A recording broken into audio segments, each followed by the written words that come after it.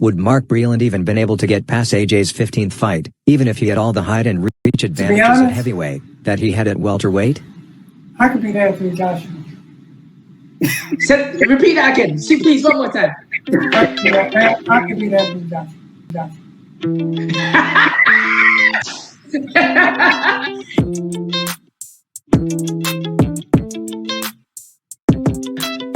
Going back to another question with regards to the Fury and AJ fight. Someone that says, I said,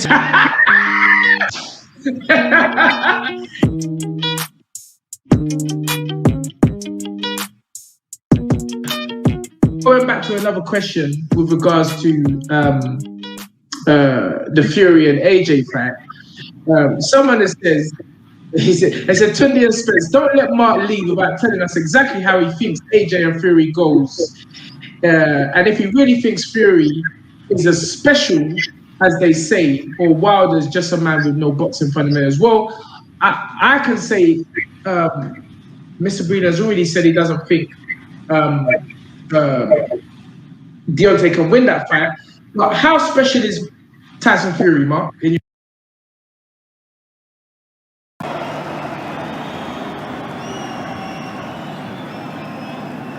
Introducing first, fighting out of the red corner, wearing black and purple, official weight 17 stone 9 pounds. He holds the WBC International Silver Belt and has a perfect professional record consisting of 16 fights, 16 victories, including 13 big wins by knockout, and his last 12 fights, all wins by KO. From Brixton, the undefeated Julian, the body snatcher.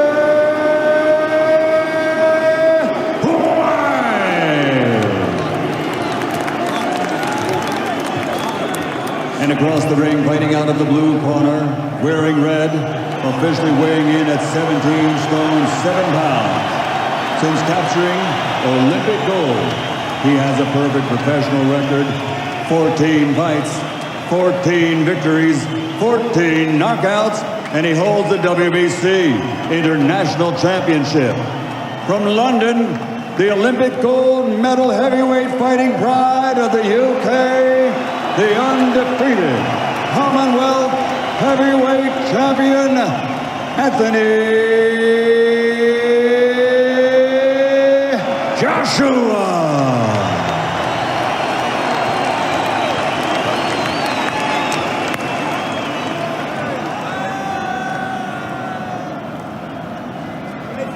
Spoke to you both in the dressing room, you both know what I expect. Keep it clean, break straight away when told. Both you watch your heads in close, good luck to you both. Touch clubs.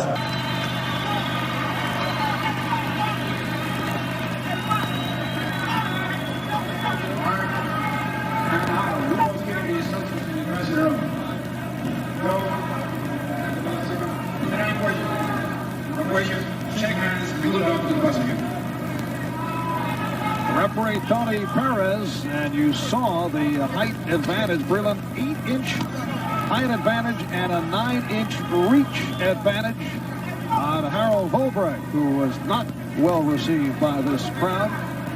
This is scheduled for 15 for the vacated WBA Welterweight Championship. Marv Albert with the fight doctor, Freddie Pacheco from Atlantic City, New Jersey.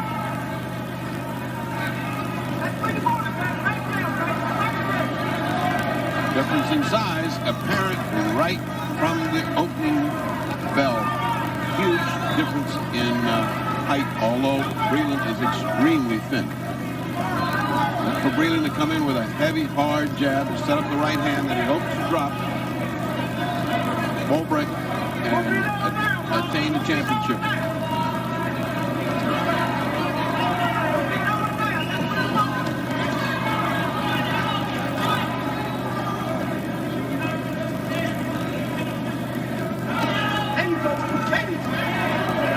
Earlier, Harold Volbrecht not noted for punching power, only 5 knockouts in his 43 professional bouts. Well, he claims he has improved his punching power since Carlos Giacomo began working with him. have improved by working in that garage. It's printed on his trunks there. And never saw a fighter fight to the title that had a garage ad on his trunks.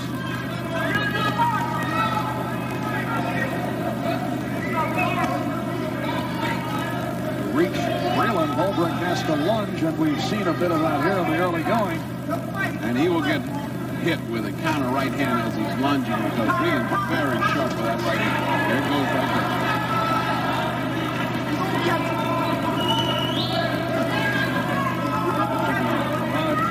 Advertisement on the trunks of Holbrook. He does work freelance as a machinist. Is that why they call him the Hammer? Certainly not because of his boxing record. In Pittsburgh. Absolutely. I buy it.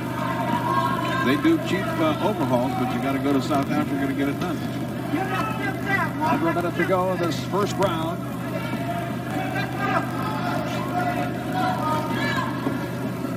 Breland, whose career has been marked by a great deal of patience, just waiting for that opening. He seems confident that he'll land it when it comes, and on Holbrook's part, he seems content to just survive the first round. He's shown very little offensive spirit. Breland's last fight last November, second round knockout of Orlando Orozco. Biggest win last June, stopping previously unbeaten John Maduga in the sixth round, and there Holbrook with the lunge. Missing wildly, but at least showing a little anger and a little desire to mix it up. And grazing the nose of Holbrook. In the style in which he told him, very patiently, very quietly. Breland is not the kind of man you can holler at. He will not stand for a lot of noise in the corner. So Fariello has calmed down and tells him very patiently what he wants him to do. A jab is going to be the key to this opening up for the right hand. That was the problem earlier when Fariello was involved with Breland, and there was too much shouting in the corner, and as you say, he has calmed down considerably. Well, when you have a man of Breland's skill and he tells you don't holler at me, you tend to listen. Short left hand caught Holbrook. If this does go to the scorecard, scoring is on a 10-point must. Handled by 3 judges. Referee Tony Perez does not take part in the scoring. 3 knockdown rule in effect. Standing 8 count in effect. And a fighter that can be saved by the bell only in the final round. You should have noticed Breland's footwork. He's being extremely deliberate as he comes in. He's not dancing, he's not bouncing, he's being very deliberate. Watch his feet, because he is really placing himself to punch hard.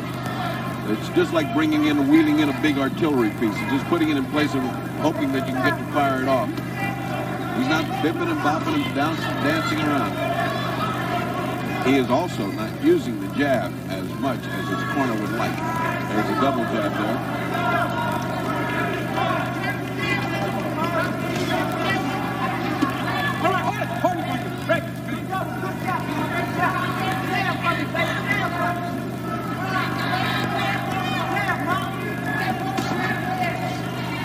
Breland caught Holbrook with the counter.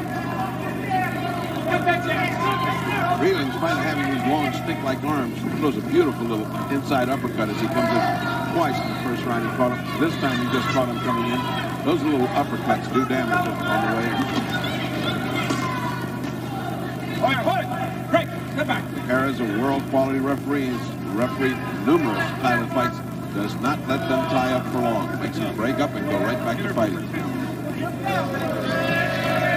Breland also pointed out that he's been working on pacing himself for 10 and 15-round bouts, but get the feeling that is not his plan tonight. He would like to take care of Holbrook as soon as possible. But it is certainly not an all-out abandoned attack on the part of Breland. It's a really cautious, deliberate attack. Now that's to Holbrook's favor. He wants to rough him up. He wants to get in, get his head under his chin, and of course, that's where Tony Perez does his job well.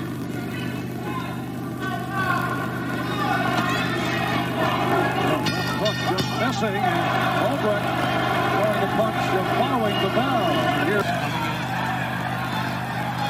I don't think he he has listened to the press or read the press. He's just trying to win the championship the best way he knows how. And this way is to come in and try to nail Bobrecht, who is certainly beginning to make a fight of it.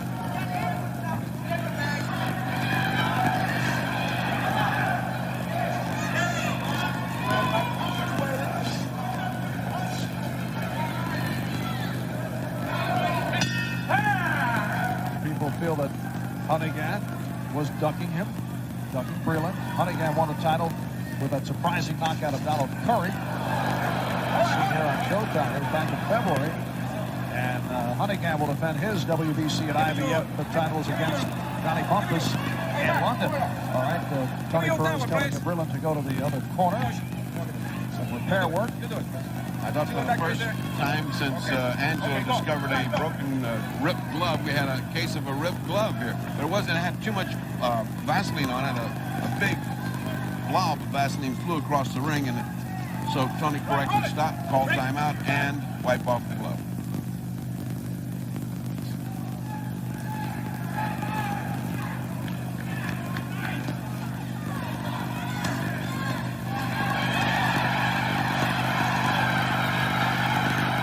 Crowd coming to life as Breland looks to heat it up.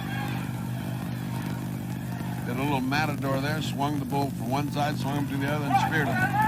But that head of Bobrecht is beginning to get the public to scream, watch that head.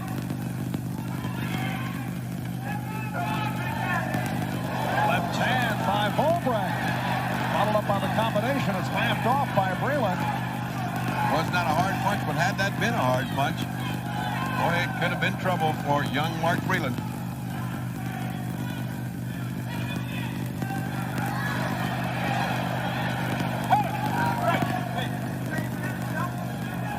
Can't shake that feeling somehow that we're on Showtime that's had so many upsets, and it's almost miraculous what's happened.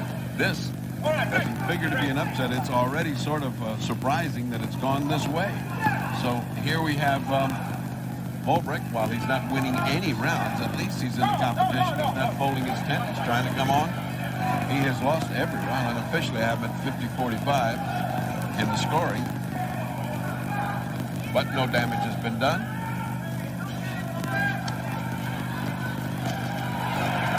And that counter left by Bobrecht.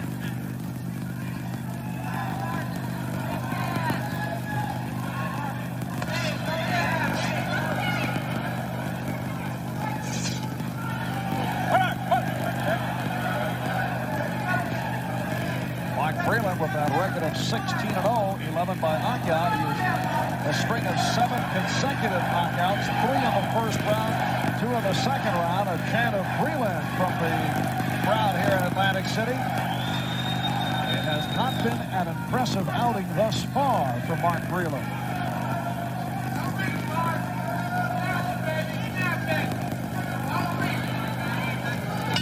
Actually, take it easy with that grease, huh? Tony, watch his head. Tony, right on the inside. He's doing that. That's it. Come on, Mark. You will never hit this guy with one shot the way you're trying to hit him.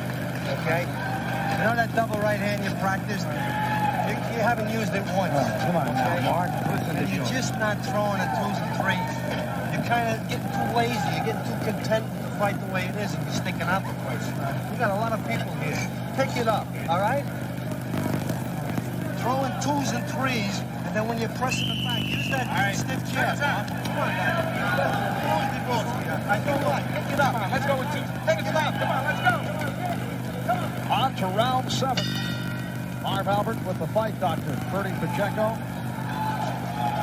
And same instructions in the corner of Breland. Mark Breland continues to launch, continues to reach, and not throwing combinations. The weather is something physically wrong with Breland.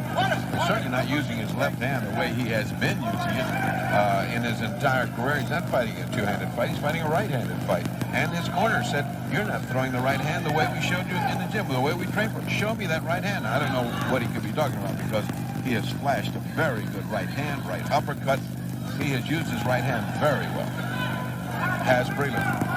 Bobrecht getting a little braver as it goes on, and Breland seeming to lose interest in it in the last round. I had to give the round as an even round, although I really dislike even round, but it was sort of a blah kind of round. As mentioned earlier, Breland has not had trouble with southpaws as an amateur. And as a pro, he did face only one southpaw, and he knocked him out of the first round. It was Robin White. I don't think the left-hand style is bothering him. He's too... Oh, he got hit with a nice little right hand over his left. He left that jab out there too long.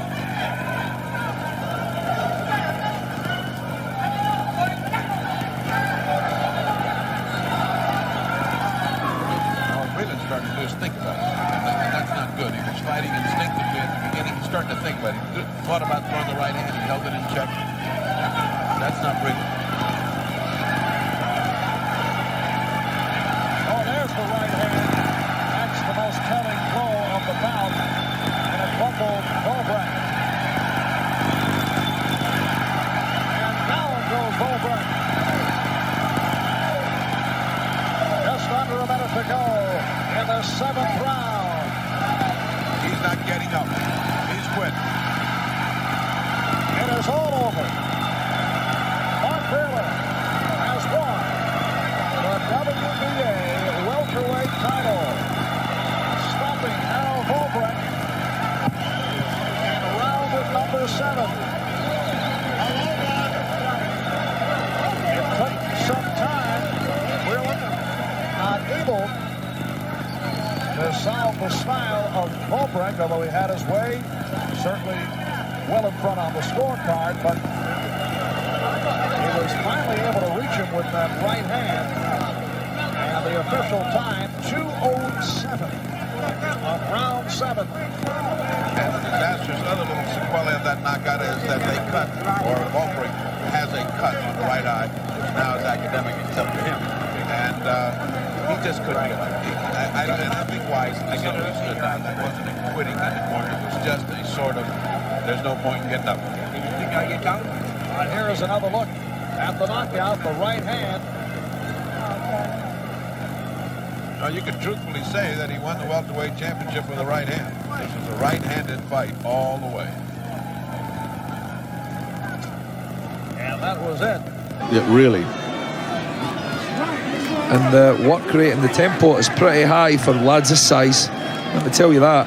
This is almost a middleweight pace. Yeah, and they were down to business right from the first round. And yep. It's a good point you make. You just wonder if one of these guys might blow up in the middle rounds here, because it is a fast pace. Sure is. They've gone deeper than they've ever gone before. And White in particular is burning up a lot of energy.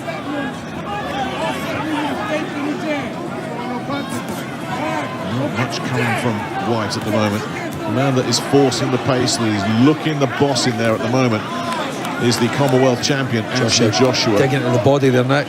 Twice over.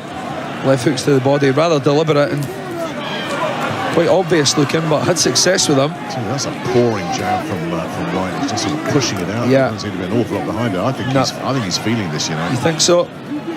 Yeah, maybe so. Has been a frantic pace. He's completely being outworked and bossed at the moment, White. And looking to grab on there as well. Now Foster's not having any of that. It's been a while since he's had any success. That moment in that second round already seems a distant memory. There's another solid, if not exactly spectacular round from Anthony Joshua, and I don't think Tony Sims will mind that at all. That's two back-to-back very dominant rounds that have been risk-free as well.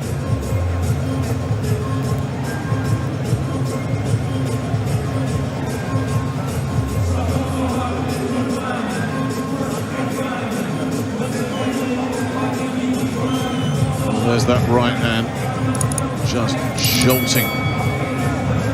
The effect it has on Dillian White. He's taken a lot of those over the course of this fight. When the right hand lands of White, that doesn't seem to bother Joshua one little bit. taking account of his pace. As you said earlier, though, he's been peppering the body as well, Joshua. It's been quite intelligent and a well-planned assault. This. Yeah, no, so far, you know, you can't say that it's been a rather, you know, straightforward, typical heavyweight assault from Joshua. He has been quite cagey about what he's doing. Yeah. But in my opinion, so is Dillian Whyte. They're both trying to be tactically smart. Whose tactics will prevail, Nick? That's the question. We've seen some good counter punching. We've seen good inside work. We've seen some heavy shots. We've seen both men wobbled. You know, we've got a bit of everything here tonight. And we've seen both men missing as well. Yeah, we should have conversations going on. Punching after the bell. Yeah. It's not been dull for a second. I feared the whole thing might get scrapped at the end of that first round when all those big guys were charging around the place. White lands a right to the body there, but Joshua was backing up to just neutralise it. And yeah, everyone looked like they were having a lot of fun. Leave them alone, Nick. That's your idea of fun. That's a Scottish night out if ever I saw one.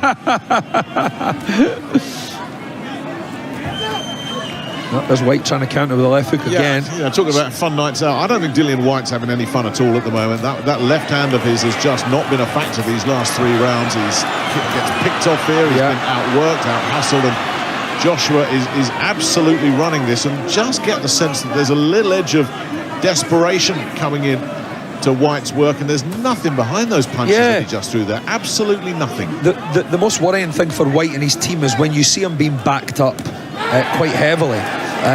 You know, he's just landed a good shot there, though, trying to get a little bit of ground back. Really? That's your right hand. Yeah, he's playing Joshua's playing a psychological game here with Whyte, and he has been, Nick, since the first round. He's been chatting to him and, you know, really winding him up all the way through this. And some great punch picking there. Whyte's trying to come back again, though. He's got big heart, Whyte. Oh, he has. He's not going to back up for nothing. You're going to have to knock this man spark out, Nick, to keep him down there. Otherwise, he's going to be right there in front of you all night, looking for that left hook. Yeah, and trying to get himself on the front foot here in this 6th round as well. Now, whether he can stay there, if he can start backing Joshua up, it gets interesting again. But I'm just looking at the snap in those punches from Whyte, and it's not there, you know. It's not there. No, it's not. Almost rubber-armed, isn't he? Yeah. It's like the elastic bands that have been stretched too much. His arms are just a little bit spaghetti-like almost. He doesn't seem to be getting any weight on those shots at all, where when Joshua lets his hands go, they look sharp, precise, authoritative. They're really, really powerful. It's a good counter punch as well, well timed there from Joshua. Took another really loose lead, and there's been a few of those in this spell. Took a little step back, knew Whyte would go for it. Landed a lovely counter right hand there. I'll tell you what, there was a bit of inside work there, and Joshua was on top of that one, and a good long look at each other, almost a smirk of contempt there for Anthony Joshua, who's had 3 very, very good rounds now after that shaky second.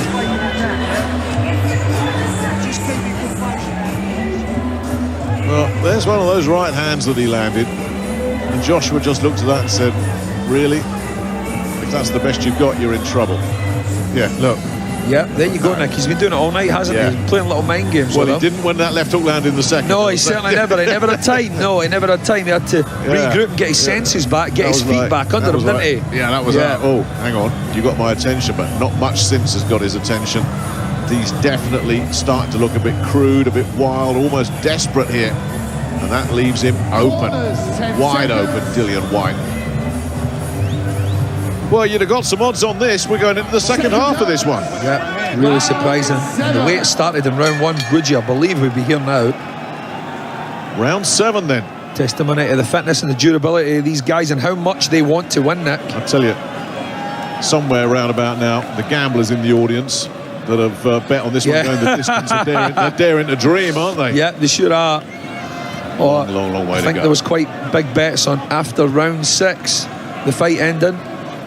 So let's see what happens. But this looks like we're maybe in it for the long haul here, Nick, because both guys are still, in my opinion, trying to assert their dominance. Who is the dominant guy? Who's landing the bigger shots? Both have showed good chins. Both are showing good stamina up to now. Oh, Lovely. it's a big Wobbled shot, him, Nick. rocked him early out of nowhere. Another right hand as he left himself wide open again there, White, and has paid for it. Now, Joshua's got him in trouble. White backing up. Now, can he ride this out? Yeah, he can't look for one big shot, though. He's got to put them together.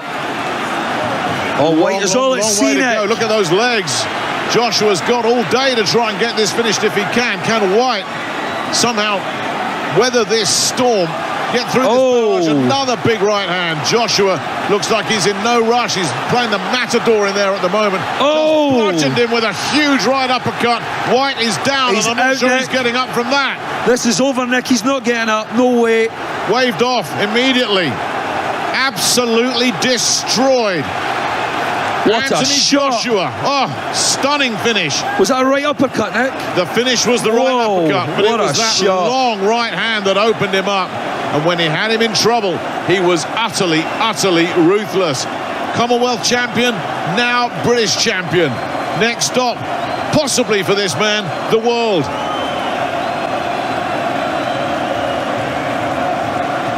That was a ruthless finish, absolutely stunning.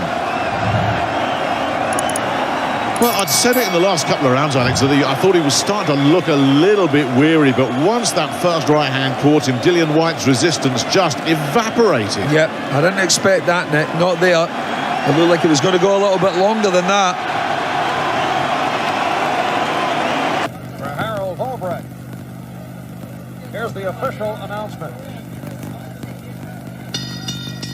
Ladies and gentlemen, the time of this round, 2 minutes and 7 seconds of the 7th round, and a winner by knockout, and the new World Boxing Association Welterweight Champion, Mark Breland.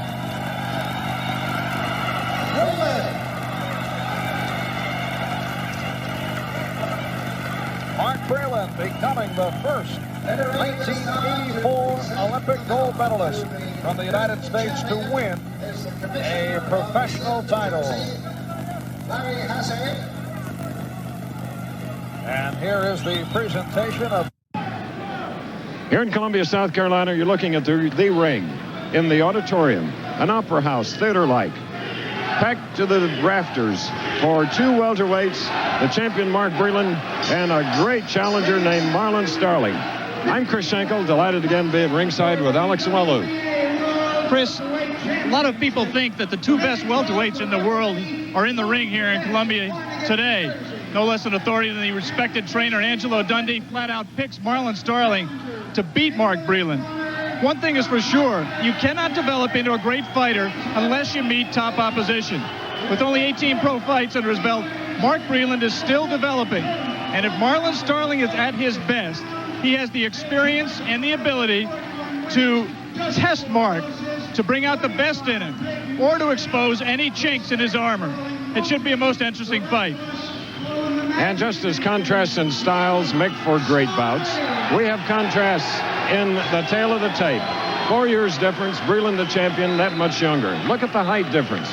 Wow. And then the weight is the same. 1 pound under the welterweight limit of 147. Mark Breland noted at that 6'2.5" frame for a long reach 77.5. They have never met before. Remember, Marlon Starling, at whom we're looking, from Hartford, Connecticut. 4 losses. He has never been knocked out.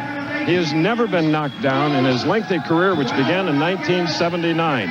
There is Breland, Golden Glove, National, World Amateur, Olympic champion who has parlayed that gold into a World Championship. Is welcome in Columbia. Tony Perez will now give the boxers their instructions. Very competent referee, Tony Perez, will handle those chores. The 3 judges, Harry Cicchini of Maryland, Carol Polis of Pennsylvania, Edward Levine of Florida. Perez sends them back to their corner along with their seconds, their trainers, their entourage, and in this 20-by-20 ring, we're ready for only the 2nd fight ever in the capital city of Columbia, South Carolina. There's Grandma Breland. That's right, watching her grandson in his 19th professional fight. Here we go.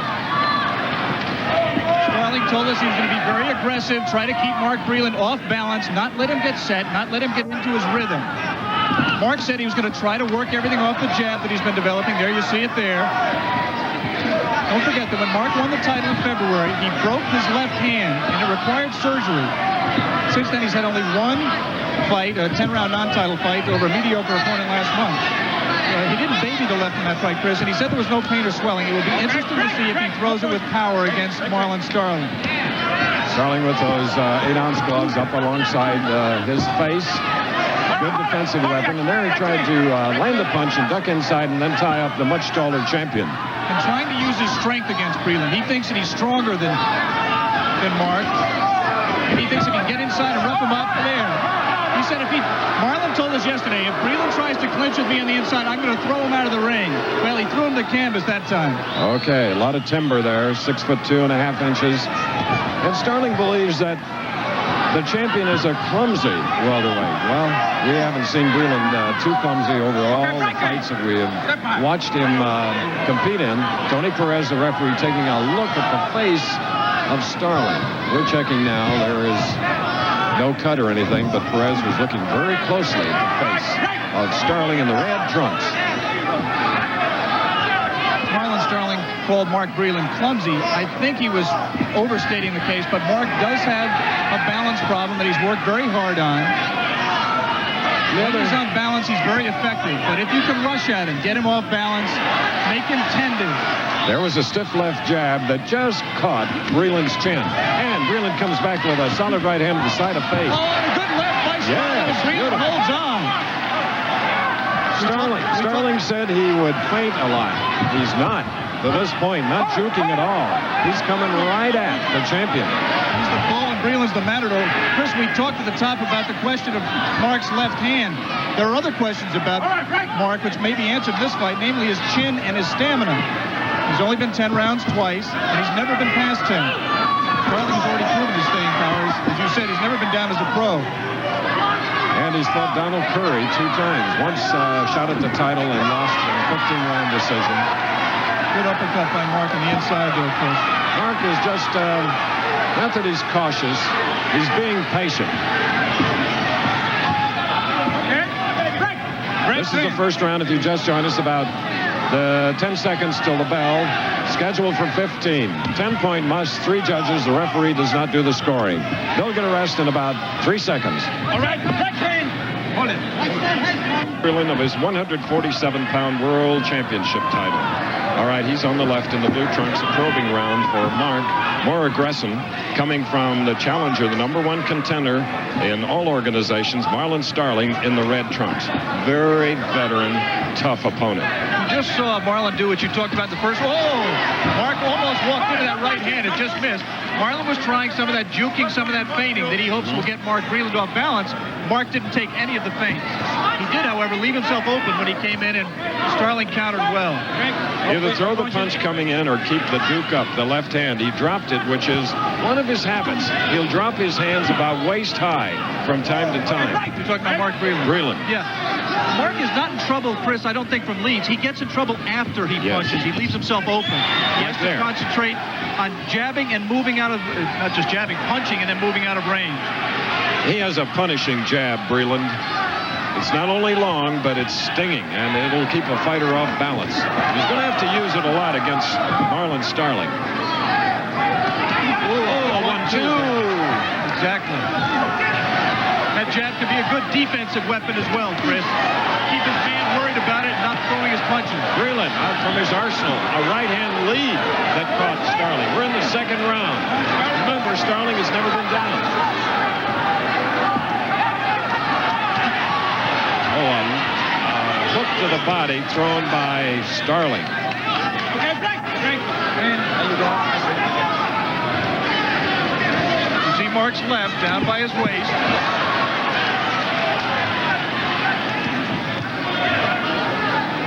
He's now waiting for Starling to come to him. Mark Breland says he likes a fighter who comes to him. But I think that fighter has to come in under control. When he comes in wildly, it gives Mark a lot of trouble. He doesn't know how to line him up. Good right hand to the body by Breland. He is putting shots to the body. Another one to the opposite side by Breland. Shoving him off, showing he has strength too.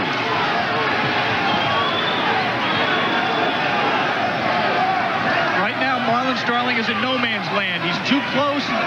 He's close enough to get hit, but not close enough to land his own punches. He has to lunge in with right hands like that Breland got out of the way of. Alex, he saw the opportunity with that left hand down, and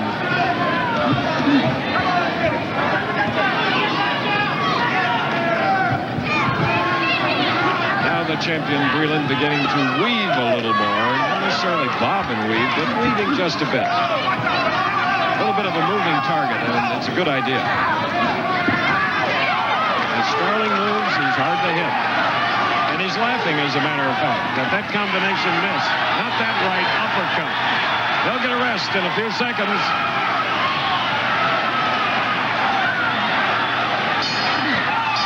This is a world championship bout. Welterweight WBA, third round, scheduled for 15. The champion, Breland in blue, much taller. Marlon Starling throws him to the deck one more time, and now gets out.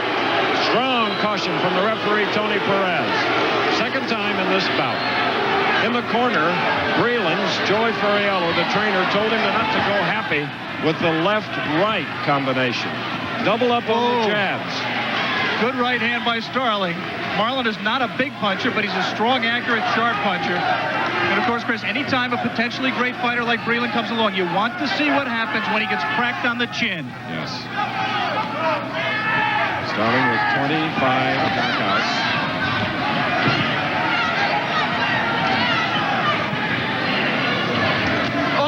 Right hand. Sucker for the right hand in this fight, the champion. Chris, it's little habits like carrying your left too low that don't show up against lesser opposition, but when you move up to a Marlon Starling, he's going to take advantage of that. You saw Breland miss with a right uppercut. It's a punch that he wants to find the range for, because with a covering up opponent like Marlon Starling, it will work. See, that left is a defensive weapon as well as an offense. Breland in the past has either been tight or loose. We think he is in between. He's not as loose as we have seen him. Not as fluid. A lot of that has to do with the pressure that's being put on by Starling. Right there, you saw Mark with 4 or 5 punches get Starling's respect. Yeah, but look at Starling pick off the punches. What a defense.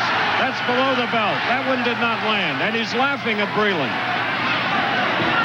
Well, I wouldn't do that if I were Starling. You're right that he did pick off a lot of the punches. That's one of the problems with scoring a Starling fight. He carries those hands up there like earmuffs, and you really have to watch which ones are landing on Marlon Starling and which ones are landing on his gloves. But Mark Breland did get home with punches in that flurry and made Starling stop.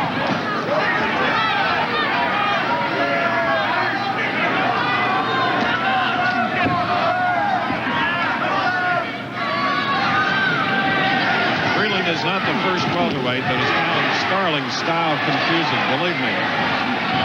But he's done something here in round 3, Chris, which was essential. I think he's gotten Starling's respect. He's cracked him a few times, and Marlon is not rushing in, is not as aggressive as he was. He has been caught with some heavy body. Good right hand.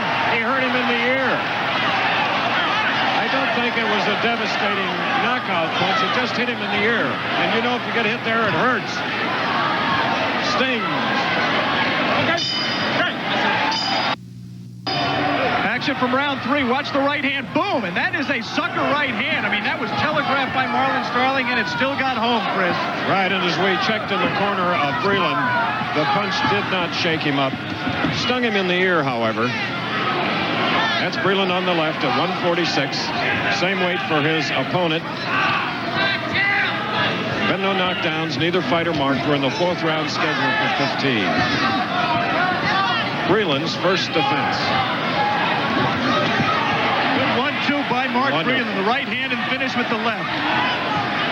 The thing that you like about that, Chris, is he's not looking for the one punch. He's not just trying to take him out with his right hand. He's putting punches together. And Joey Furiello, his trainer, during the rest period, told him not to try that one knockout punch. In fact, Breland now fighting a lot like Evander Holyfield, the junior heavyweight champion, who is in the audience, along with Mike Tyson, watching this bout. There's the jab, doubling up on it. And there's a body shot. That body shot is dangerous because it leaves Mark totally open. He has to bring his arm so far down because of his height. And again, Breland on the deck. And we'll see if Perez takes a point away. Tony Perez now cleaning the gloves as he should. Tony did not feel that was as much of a throwdown as the two previous incidents. What I was saying was when Mark throws that right to the body or the left hook, he has to bring his hand so far down because Starling is so short and he's so tall that he leaves himself wide open. Breland with the quick hands, Cobra-like, in his approach to this sport. He's coasting a little bit right here. First time he's done that.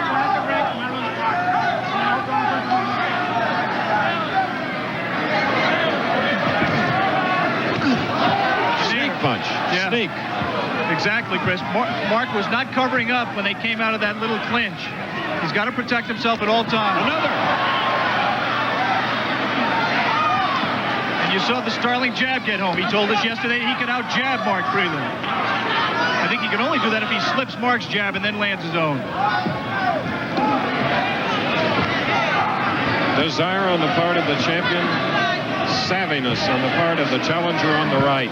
Marlon Starling, popular Hartford, Connecticut boxer. Okay, break. Last champion, as a matter of fact, in that state was the great Willie Pep. World champion.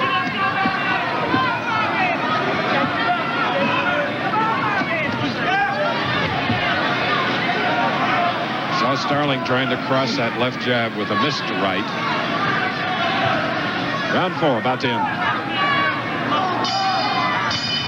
We've had no knockdowns. Neither fighter marked. Breland in the blue trunks, 6'2½". Shorter at 5'8". That is the challenger on the right and red, Marlon Starling.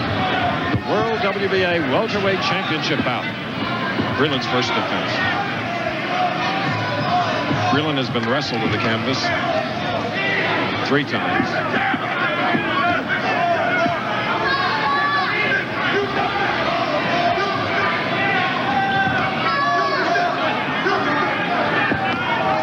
Breland's corner told him not to be too lackadaisical. Is that what they called the third round? Thought he was pretty busy, giving a good effort. You see in the first seconds of this 5th round, Chris, the strength and the weakness of Marlon Starling. He's covered well. He hasn't really been hit with anything of substance by Mark Breland, but he hasn't landed anything of his own. He's concentrating again. Mark Breland on the deck. All right, another warning. You heard Tony Perez say, next time I take a point. In between rounds, Joey Fariello went over to Tony Perez and said, Tony's thrown him down twice.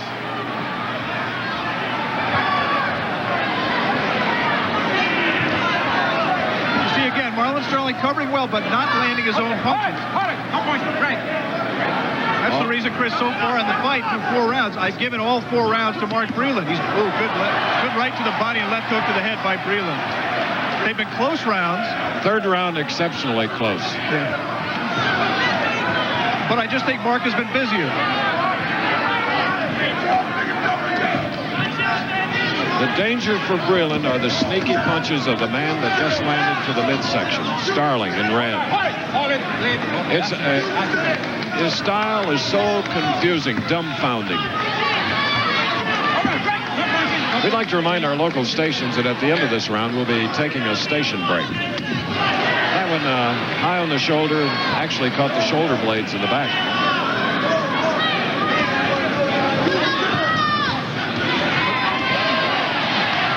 There was an uppercut just missed by Breland that would have ended it all. That uppercut is the weapon, I think, in this bout. Mark got the best of that exchange, but again, he did not cover at the end of it, and Starling scored the last punch of the exchange.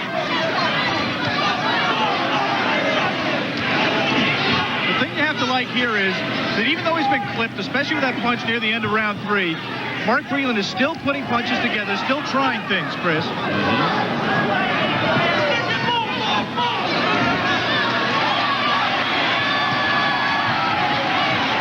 Great retaliation by Starling. ABC's Wide World of Sports featuring the WBA World Welterweight Championship. We'll continue after this word from our local stations. Grab low. Let him grab him. This World Championship fight is going now to the 6th round, scheduled for 15. The champion, Breland, in blue on the left. Marlon Starling, 45 fights, 41 wins, 25 knockouts. The challenger and a very worthy contender. Man with a frustrating career. Breland trying to cover up as he bent over there, not from the effect of a punch. Tony Perez, the referee. 3 judges scoring a 10-point must, WBA rules. You talked about the patience required of Mark Breland because of the defensive skill of Marlon Starling, Chris. Right now he's being a little bit more patient, taking his time a little bit. Now Marlon's complaining, he's holding me. He also shouldered Marlon Starling there. Starling likes to be disruptive, whether it's moving, punching, talking to his opponent, or to the referee. Now, that's a difficult one to judge. I think very difficult. He's taking the point away. Gosh. That was very borderline, Chris. Breland with the long legs. Yeah, he had his elbow up in Mark's face. He was putting it on him, but Mark had been trying to put it on him too. That, I think, was one of the least offensive of his offenses in that. But when you box, defend yourself at all times. This is what I'm trying to get to. Breland is not the most graceful guy on his fins. Again, Starling complaining to Perez.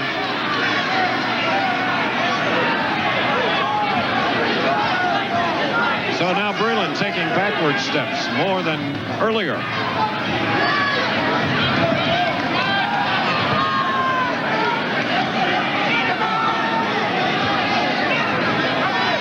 Now he's up on the toes. He's been really totally set for heavy punches earlier. Let's see him move a little bit. Move, but keep himself on balance and in a position to punch, to set himself to let his punches go. If he's moving all the time, he just has no power. Do like his fellow medal winner, Holyfield, who's watching. And his friend from Brooklyn, Mike Tyson, is also here in Columbia today.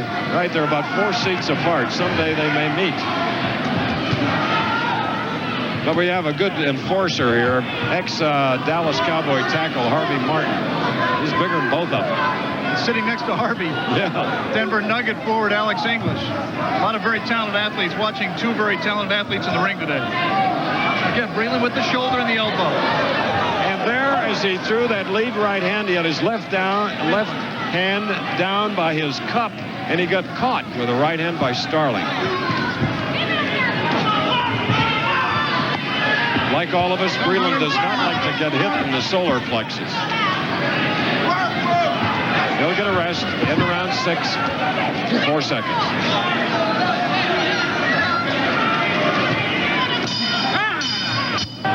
This is the incident that led to the point being deducted. Mark Breland ducking. Starling with his elbow up, and Mark really fell down. I would have to say, Chris, that I thought Mark Breland took a dive there. And he was holding as Starling's trainer came out and told the referee, Georgie Cruz, said, after all, Breland is holding. Well, matter of opinions. That's what makes boxing and horse racing so interesting. Difference of opinions. And the great Travers Stakes coming up right here on Wide World of Sports later. Breland is the champion in blue. We're in the 7th round, scheduled for 15. Looking ahead, Breland has gone 10 rounds twice. The right hand by Starling over Breland's low left again. You're seeing Mark do something here that I've never seen him do before. It's that push right there with the shoulder. It's almost like a blocking drill. He's pushing with his arms, but also getting his shoulder into Marlon Starling. Trying to keep him outside. Now there again, Breland pulled Starling on top of him, around the neck. There was one of the jabs that got through. Another one. That one blocked. Meanwhile, while Breland tries to push his opponent away, he's not in a hitting position. He is right now. There. And Breland complaining of a low blow. Double bending over. It was a low blow. What is wrong with Mark? He has no stability on his legs. He's been on the canvas, I believe that's 7 times. That now. is. And we're in round 7. It was just at the belt, the shot. Of course, they wear protective covers.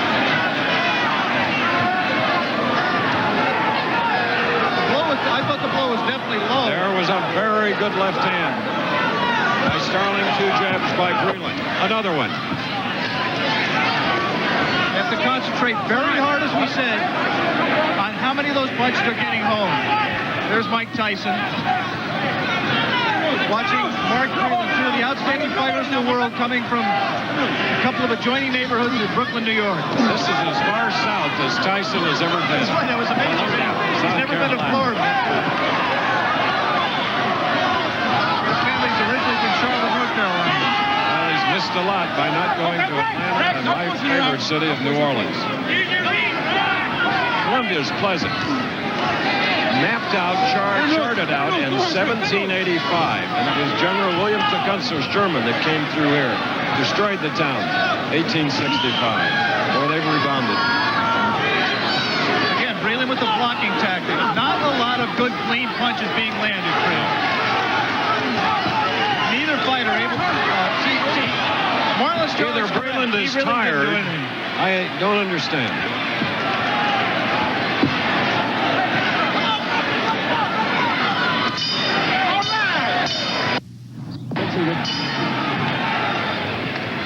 This is a replay of a low blow. There you saw it come in, and Breland bending over, indicating that it did hurt. Now we're in the 8th round. This could be a very pivotal round.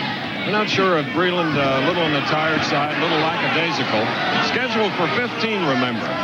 Mark has never gone that distance, only 10 rounds twice. Starling has gone 10 or more 15 times. There is a shot. And there you see Marlon Starling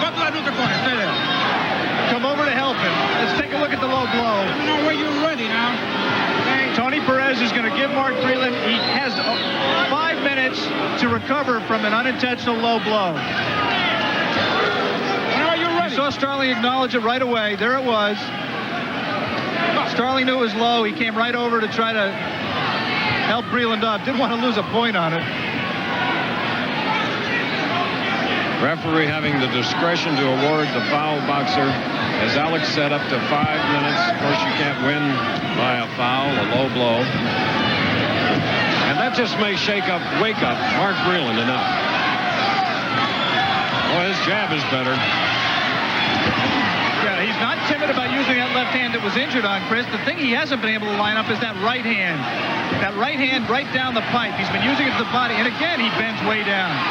The thing you're concerned about here in watching Mark Breland halfway through the fight is, does he have the physical strength? Right. You see there, he just flopped to the canvas. There was nothing there to put him down. He just flopped down. Very strange. We never question his courage. Only the willingness, I think. Perhaps a little lack of it here. Now, this is his first title defense. And he's come back to Columbia, South Carolina, where he fought a boy named Twining, and it lasted 1 round, or stopped in the first round.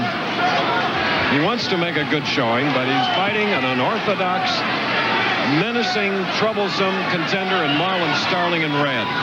Look at him. Keep peppering away. He bores in. And Mark looks a little bit tired right here. Yes. Second wind. He hasn't gotten it. His legs are a little lethargic at this point. I think Mark Breland's a very mentally tough kid, a determined kid. But when he goes down, flopping down like that, every time Starling puts any strength on him, good punches by Breland. A right and a left, and Mark tried to spin him, and you saw that's good. Starling put his left out and not let himself be spun. All right, the bell coming up, ending round 8 in about 5 seconds.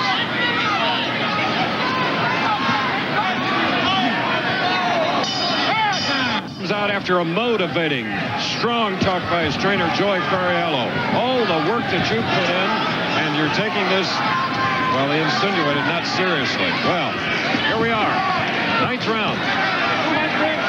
I think he's taking it very, very seriously. I think he has some questions about his own stamina. But Starling is a tough opponent. He is tough to fight. Again, Mark trying to keep Starling outside 3 straight times. He's giving him the shoulder. Okay, now he clinches.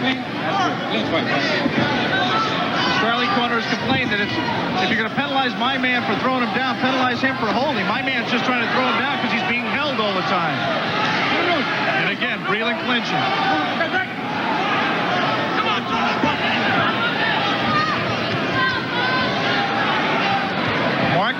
again. Starling trying to fight and Breland trying to hang on. There's Joey Fariello on the lower right of your screen. Starling in red, little puffiness around both eyes now. But it just keeps throwing punches.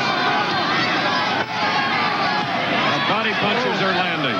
But that left by Mark to the body left himself open, as we talked about earlier, to a right-hand counter, and he caught it right on the chops. And he looks tired. Mark Breland sucking for air right now. And Starling now beginning to show effects from the body punches. Hold it. Okay, good. Come on. You know, that's a tiring tactic, leaning on your opponent. Chris, Mark Breland right now is exhausted. He is exhausted. His mouth is good by Breland. His best shot, and he didn't go down. His best right-hand shot, and Starling is standing. Joey Fariello sees that his man is tired. He's got the stool up with a minute left in the round. He's got that stool about 8 inches away from the ring, so he can get it out right away for Mark to sit down on. They'll get a rest in 50 seconds of round 9.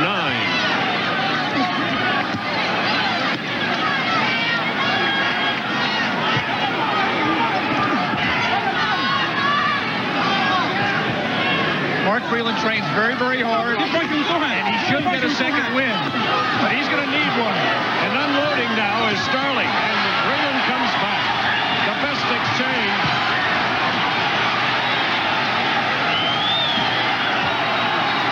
Starling's mouthpiece came out in that exchange, Chris.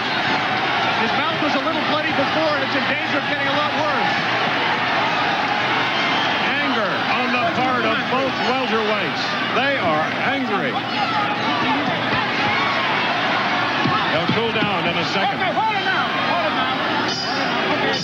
We're late in August. For both fighters, it's their third of 1987. 13 rounds of fighting for Starling, 17 rounds for the champion Breland. Inactivity may be showing up here.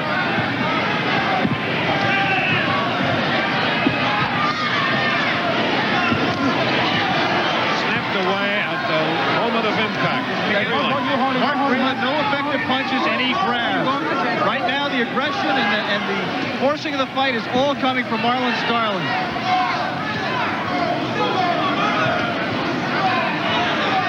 Starling fighting like he knows it's his last shot.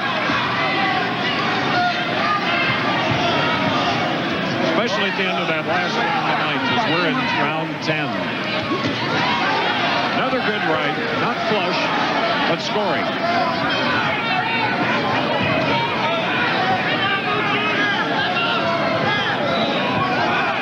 Mark Breland, the champion in blue, headhunting thus far in the 10th round. Went to the body effectively in the last round.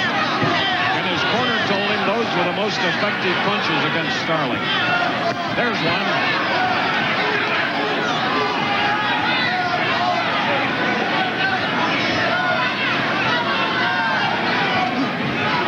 Mark looks a little bit better here. This time it's Starling that takes the dive a little bit. Breland pushing him to gamble. We've gone to halfway point of the 10th round here in Columbia, South Carolina. Only the second boxing match ever in this city, capital city. And Breland in both of them. These people from Columbia are getting spoiled with this fight, Chris. Fight is getting better. Not a lot of clean punches, but a grueling test for Mark Breland. We have the current odds on that great field at Saratoga in the Travelers Stakes. What a lovely place, and what a challenging race for all of those contenders that you'll be seeing live right here on ABC's Wide World of Sports. Good body work by Breland, especially with the left. And a lot at stake right here, both welterweights. Mark Breland out busying Marlon Starling right now. Starling coming back. Good right hand. ABC's Wide World of Sports featuring this WBA World Welterweight Championship will continue after this commercial and a word from your local station.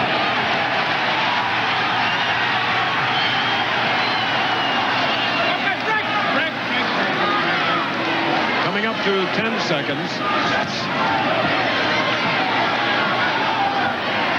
round.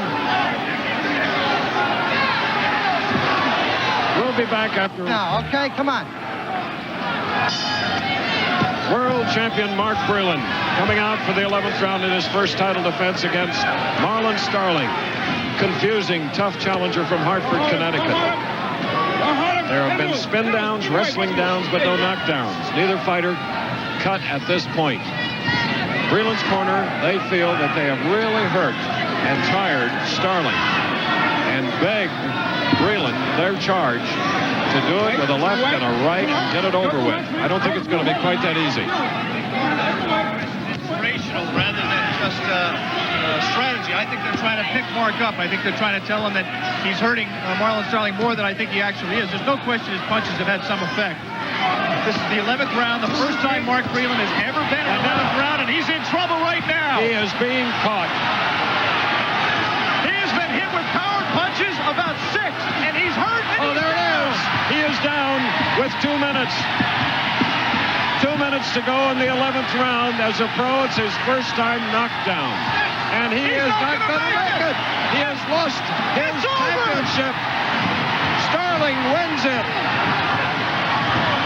After a minute and 10 seconds with the count, there's a guy that since 1979 has won the title, and he has gotten it. Marlon Starling, 28 years old. His brother Cody is over in his corner. His son Marlon Jr. is here. His mom is here. He is down on the deck now from the adulation of George Cruz, his trainer. Meanwhile, sitting on the stool, almost helpless, is Mark Breland, who won the title with a 7-round knockout in Atlantic City over Harold Albrecht in February. Chris, this crowd in Columbia, South Carolina is cheering the underdog Marlon Starling, who came in here. Everybody gave him a chance, but nobody, I don't think, really believed that he could do what he just did, which was to destroy Mark Breland with superior conditioning and coming on in the championship rounds after round 10. What a sensational performance. And it caught a tiring Mark Breland, who started to tire at about the 5th round. Marlon's trying to get through right now. Mark is totally conscious. He's tired. He's on his stool. Marlon's trying to get through the mob of people around Mark. He cannot get through. He's being pushed back. Well, he's still only going 10 rounds 3 times. The incoming at about 1:10 of the 11th round, with a flurry of combination punches from that 5'8" tiger from Hartford, Connecticut. And there you see the massage of the former champion. Watch now. There was really nothing to let us know, Chris, that this kind of an onslaught was going to be forthcoming from Marlon Starling. The right just missed, but it drove Breland back. He's trying to duck out of the way, but the uppercut caught him on the ropes. Breland with no defense, trying to hold on, not strong enough to do so. And on the judges' card, Breland way And ahead. that left hook was the punch that ended it, Chris. Yes. 97, 92, 96, 91, 99, 89. But this is the way to win a championship. We said coming in that this was the kind of the fight that was going to test Mark Breland's chin and his stamina, and I think he failed both tests, Chris. Remember, Starling, we indicated earlier, had more knockouts in his career than Breland had fights. 18 professional, this is the 19th. Watch for the left. Mark ducking way down, and Marlon will come up with a left hook that's the punch that ends it. Right there. All right, here in Columbia, South Carolina, the winner at 138 of the 11th round on a technical knockout, new champion. There he is, Marlon Starling of Hartford, Connecticut. We'll be back to talk to the new champion a little bit later on in this capital city. Heading back to Columbia, South Carolina to complete the away from Mark Breland. We'll be sending you back to Chris Schenkel and Alex Swallow. Marlon Starling of Hartford, Connecticut, in his 46th bout as the new WBA welterweight champion of the world. Coming at 138 of the 11th round, Tony Perez, the referee, stopping it. Breland holding the title for about 6 months. The 6th Connecticut boxer to hold a world title. Let's go into the ring and meet Marlon Starling with Alex Swallow. Marlon, congratulations to you. Marlon was just going over to commiserate with Mark Breland, who's still sitting on his stool. Unbelievable, Marlon. Did you, in your heart of hearts, believe that you could come up with that kind of result? I know that I was going to get him in the late rounds. I believe I was behind on all cards, but you know what? I was digging low. I was talking to him. He was breathing from probably the 6th round on. The man, his jab is a little more potent than I thought it was. But like once again, Marlon Sterling for the best fighters out there, the best undefeated fighters. And you know what? I'm the champ of the whole wide world. Marlon, when you fought Donald Curry the first time for the title, you weren't as aggressive as you were here. Didn't appear that you were ready to take the title. Do you feel now that that this proves that you have world championship caliber? I mean, obviously it proves that, but I'm just saying that what is the difference between now and when you fought Donald Curry the first time? I think I have a better team work with me. I think I trained harder. I was stronger. Take nothing away from the champion. Mark had a great jab. Marlon Sterling still didn't fight his best. I mean, I won the fight. I didn't like my performance to the utmost. My manager, I gotta thank everybody. One thing I want to do is, from the bottom of my heart, I want to thank Sam Kane. So a friend of mine who died years ago that said one day Marlon Sterling will be the champion of the world. Sam, up above, I am the champ of the whole wide world. I want to thank everybody who helped me. My other managers at home, Rick Sorensen. Well, thanks a lot for everything. You know what? The belt is coming to Hartford, Connecticut. Where do you go from here, Marlon? Who do you fight next? I don't know. I have to discuss that with my managers. You know, we'll fight anybody. We'll let you enjoy this one first. Congratulations on a sensational performance. Okay, that's the joy of victory, as we say on Wide World of Sports here at the Columbia Auditorium. And here we get a look at the beginning of the end. It was a right hook, an overhand right, a left, another right, another jab, trying to get him free. So there is the left hook that put him down. That was the most punishing punch that Breland threw today, but he caught the former champion on the chin, a very tired Mark Breland here in the 11th round. 138 of the 11th round, the new champion, Marlon Sterling of Hartford, Connecticut. Great action near the end of a lot of the rounds, but this was the telling one. And weeping uncontrollably, complaining of sore ribs and a stomach, was this 24-year-old amateur world Olympic gold medalist and world WBA welterweight champion Mark Breland. He'll learn a lot from this fight, believe me, and he'll be back. There's the champion, Marlon Sterling. We'll come back, hopefully, with an interview with about maybe 2-3 weeks in training. And in the fight, you know, I was getting hit there, and you know, there's no excuse because, you know, Marlon's a great fighter. He was in the fight. I thought I was winning the fight. Hit me with a left hook, and I dipped to my left side, and I felt the pain shoot up. So when I came back up, the right hand was coming. I believe it was the first time I pulled out in the fight. And then the punches started coming, so as I was dipping back and forth, I started feeling the pain even more, and it felt like it just started just swelling up, and I just cut my, shortened it off the breath. Stephen Espinosa, he said that sometimes when you lose, you win. And that was a great quote for him, you know. It was the classic battle of boxer versus brawler. When for 15 rounds, the undefeated Sugar Ray Leonard fought toe-to-toe with Roberto Duran. For these two proud warriors, there was more at stake than just the welterweight title. In the end, the man with the hands of stone was declared the victor, but there was no question they would meet again. 5 months later, the night would belong to Sugar Ray Leonard when he embarrassed one of boxing's greatest fighters. In the 7th round, the Panamanian legend spoke the infamous words, "No mas, no mas." Alexis Arguello sought a record 4th title when he met the undefeated Aaron Pryor. But on that night, history would not be made. In the 14th round, one of boxing's fiercest title fights came to an end.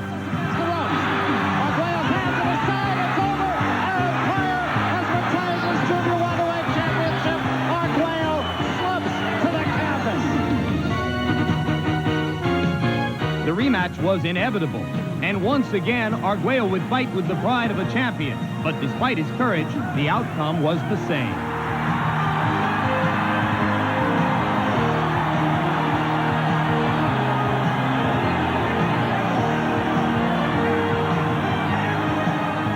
Ray Mancini was the small-town hero, but in a 14-round mauling, Livingstone Bramble put the gutsy champion's dream to an end.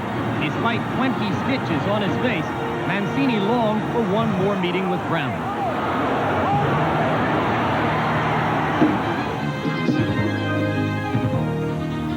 It would be labeled the Reno Rumble, and that was it for 15 rounds. This time around, there would be no knockout, but no new champion either. For Bramble, a successful title defense. For Mancini, the end of a storybook career.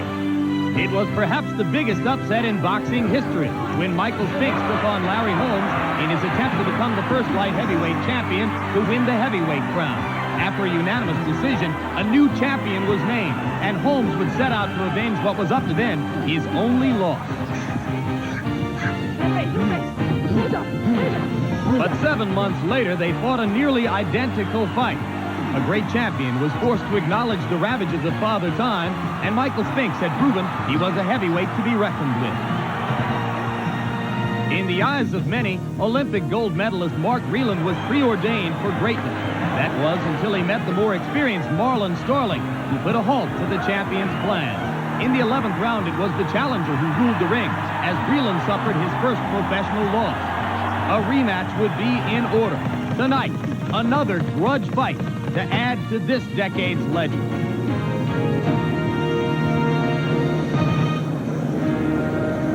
So coming up right now, a bout which has been widely anticipated for 7 months and 3 weeks, ever since August 22 of last year. WBA welterweight champion Marlon Starling defends his title against the former champion he upset 8 months ago, Mark Breland.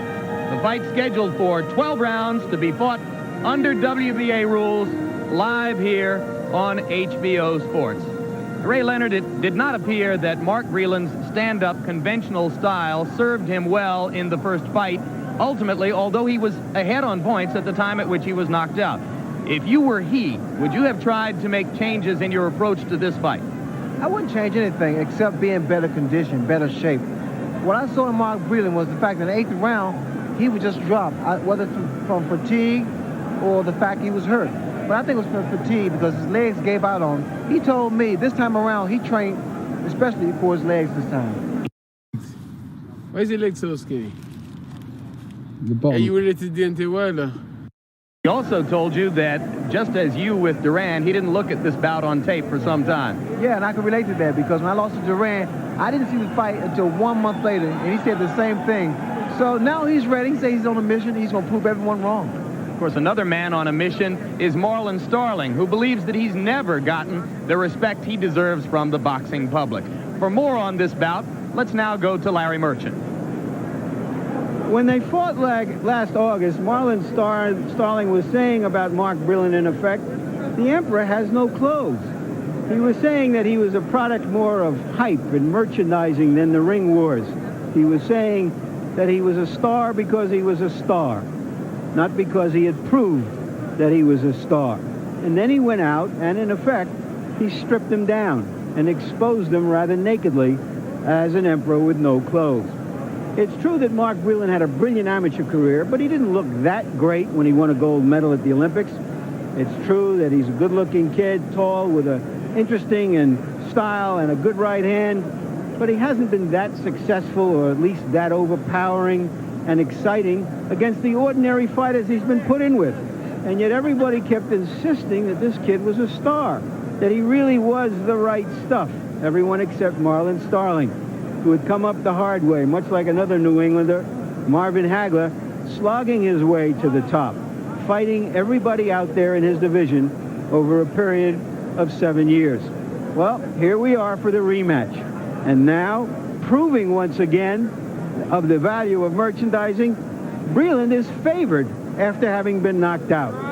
And Starling keeps insisting he has no clothes. Starling, you know I don't like you. In fact, I hate you with a passion because you talk too much. Tonight I'm going to break your face. Punish me?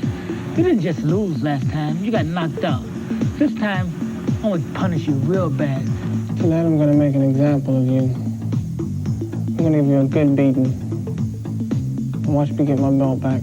If anyone's going to make an example, I'll make an example out of you. Nobody, no other welterweight in the world is going to get in the ring and take my belt. Mark Breland and Marlon Starling, each can be seen as a fighter on a mission, but their only real common denominator is their dislike for one another. In many fights, that's a contrivance. In this fight, it's a fact. In every boxing match, there's gonna be a time where you have to fight. In every boxing match, you got to fight. One time or another, you got to fight. Mark can't fight. Deontay the Bronze Bomber Wilder. He can't fight. And his resume stinks. That is right on target. His resume stinks because he can't fight. I'm used to hearing that. But as far as Marlon Stallings, you know, I just...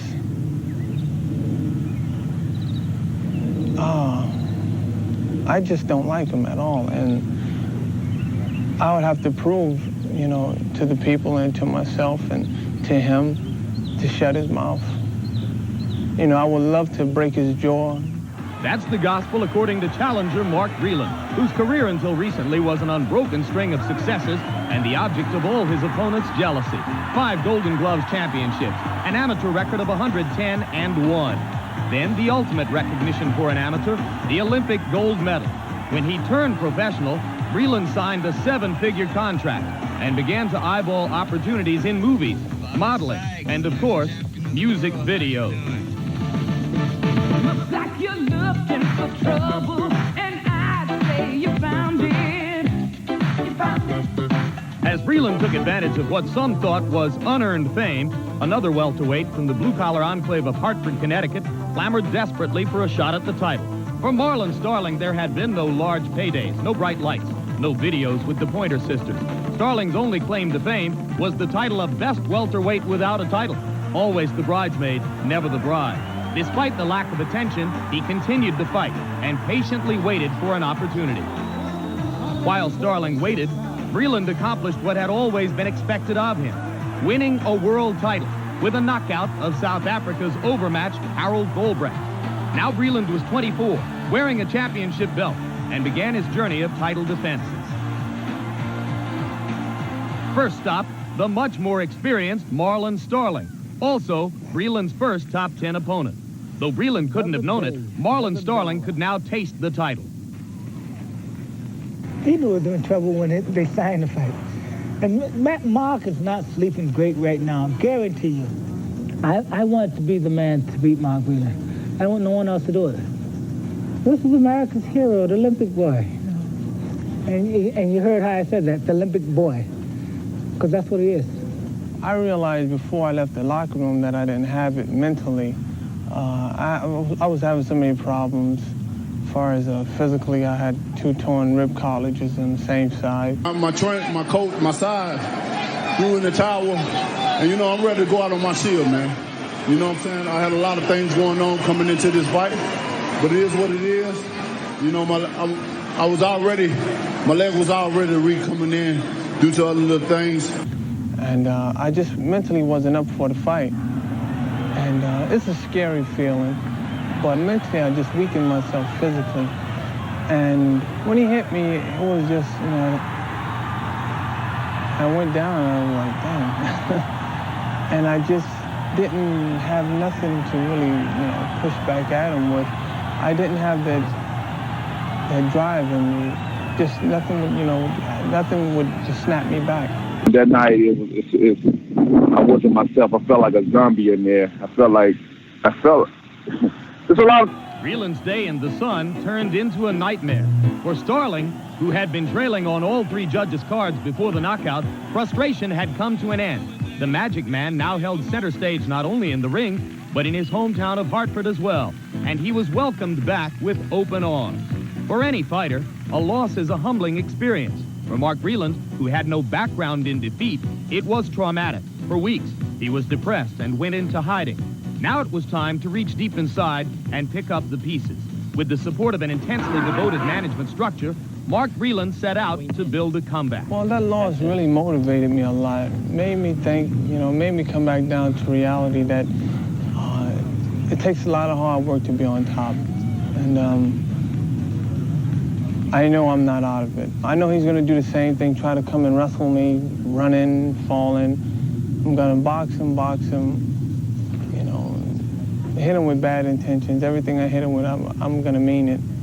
And show him who's the better fighter. Now the verbal attacks have been placed on the back burner. It's time to fight again. Starling's been given a taste of what it's like to be on top and claims he will refuse to be dethroned. As for Mark Breland, he's discovered how quickly fortunes fall in the world of boxing. You're only as good as your last fight. Mark Breland hopes to be a lot better tomorrow than he was yesterday. Losing my title hurts. But I remember back in the amateurs when Ray Leonard and Muhammad Ali told me, if you feel like a champion, you'll be a champion. And now I feel like a champion. Mark, I don't care what Ali or Ray told you. If you think you're going to be a champion tonight, you got another thought. I whooped you the first time, and I'll whoop you again tonight. So now in live response to that tape challenge from Marlon Starling, Mark Breland exits his dressing room and makes his way toward the ring. The man next to him with the sunglasses on, Joey Fariello, who serves as his trainer along with Lou Duba, familiar face in front of Breland. It's often said in this sport that it's put up or shut up time, but the curse of great potential is that at some point along the way you have to fulfill it. And Larry, I have to wonder if Mark can't do it tonight, how many other chances he'll get. Well, he's 20-1. If he's a serious man about prize fighting, he can lose tonight and come back and really be a fighter and someday do it. I think he was cruised through the easiest part of the welterweight schedule, and that's why he was shocked by Starling. The question is whether the shock awoke him enough. Indeed, Breland won a world championship in his 17th bout. Some said that was too early. Quickly, Ray Leonard, your tips of the night with regard to Breland and Starling. We should see the same fight as we saw last time. For Marlon Starling, he needs to start a little faster because he gave the earlier rounds away to Breland because he become somewhat of a showboat, somewhat of an actor. He has to trap Breland against the ropes and be a little more aggressive, throw more combinations like he did the last time. And I think in doing that, he should be very, very effective. He makes mistakes sometimes. He has a tendency to lead it with his head. And in doing so, Breland was able to land with some pretty good jabs and pretty good combinations. What I've seen in Mark Breland is the fact he throws good combinations, but he needs to throw more left hooks. You see that left hook there was a very good and clean punch. He has to use his legs a lot more and keep moving. Double his jab up, keep starting off balance like he's doing here. But he needs to move. He can't afford to get against the ropes because if he should get against the ropes, we may possibly see a replay of the last fight. And now here comes one of boxing's most impetuous, impulsive, and entertaining characters. Welterweight champion Marlon Starling. Only 4 losses in his career, and the big edge that he holds over Breland is inexperience. There have been no fewer than 10 fights in Starling's career in which he has gone farther than 10 rounds. Breland only once, and that's the 11th round knockout at the hands of Starling. And the fascinating thing about a kid like this is the belief in himself that made him go on, and that he's a self-made fighter. He never had a full-time professional trainer until he won the title. Now he has Eddie Futch in his corner. He's just pushed himself onward, and that's a very admirable quality in a fighter as well as anyone else. And there is the record: 43 wins, 4 losses, 26 knockouts. 2 of the losses at the hands of Donald Curry, who was, like Breland, a conventional stand-up fighter with power in the right hand. Starling believes he gave one of those 2 fights away to Curry by clowning. Tail of the tape, and you will see the height and reach advantage that Breland will enjoy throughout his career as a welterweight. There is no other welterweight in the class who is as tall or as long-armed as Mark Breland. Yeah. Well, we saw in the first fight that the wrecking ball finally caved in the telephone pole. Let's see if we have the same situation or a reverse one here. Here are punch stat numbers in that first fight, and these numbers sort of reflect the fact that Breland was ahead when he got knocked out, although a lot of people thought it was much closer than the officials had it. Here you see the jabs. Now Breland throws a lot more jabs, obviously, with his size. Rules for this bout, the same as those which obtained in the first fight between Chavez and Aguilar. Again, no standing 8 count, 3 judges scoring the bout on a 10-point must, and the 3 knockdown rule is in effect. And let's go back to ring announcer Chuck Hall. Ladies and gentlemen, the officials assigned by the Nevada State Athletic Commission and the WBA for the next bout of the evening. The judges will be Jerry Roth of Nevada, Elias Quintana of New Mexico, and Dave Moretti of Nevada. Your referee is Mills Lane of Reno. The next bout of the evening, ladies and gentlemen, features 12 rounds of boxing for the WBA Welterweight Championship of the World. Introducing, in the blue corner, fighting out of Brooklyn, New York, weighing in at 146 pounds even, with a professional record of 20 wins, 1 defeat with 13 KOs. He was a gold medalist in the 23rd Olympiad in Los Angeles and a former WBA welterweight champion. Ladies and gentlemen, here is Mark Breland. And in the red corner, from Hartford, Connecticut, weighing 146 1/2 pounds. His professional record consists of 43 wins, 4 defeats, 26 KOs.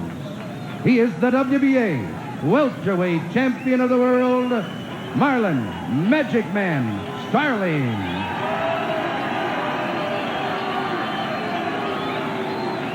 Now referee Mills Lane will issue the final instructions. Instruction in the dressing room.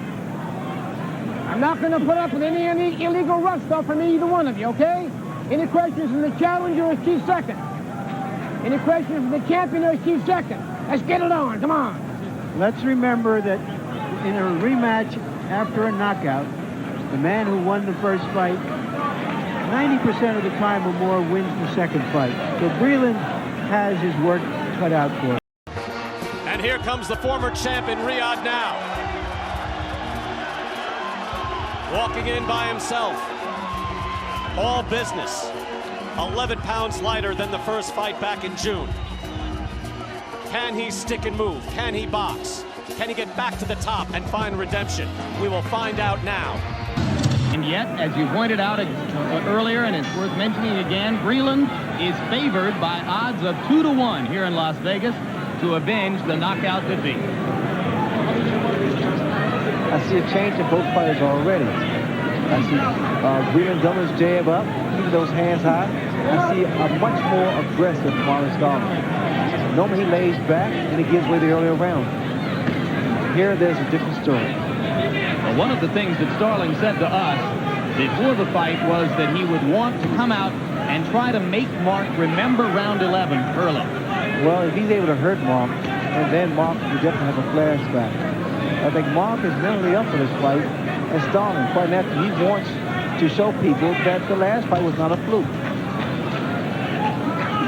Breland contends that he was not mentally sharp for the fight last August. For some, it is mystifying how a world title holder could not be mentally prepared for a defense of that title in his adopted hometown before his family and friends. Well, sometimes there's so many distractions to a young fighter, a young celebrated fighter, and I think that was the case with Mark Breland. But here he knows this is definitely reality. First minute of the fight has been dominated by Breland's efforts to land the long jab.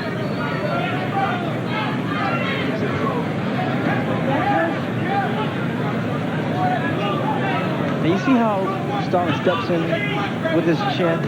What Breland should be doing is throw some uppercuts. Keeping his hands high, though, but throw some uppercuts. Starling right under the jaw of Breland. There's the reminder, Ray. Exactly, Larry. And here what we have is the fact that we see a much more aggressive and very physical Marlon Starling. And he is brawling already, grabbing and holding and throwing Breland around the ring. Mark doesn't like that.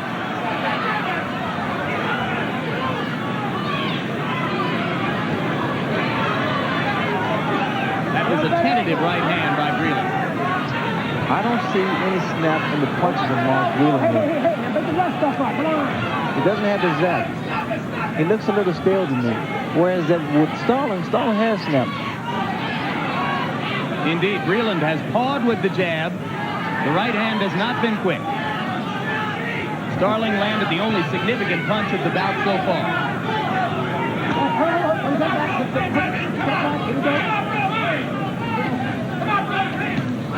Right hand solid to the face of Breland by Starling.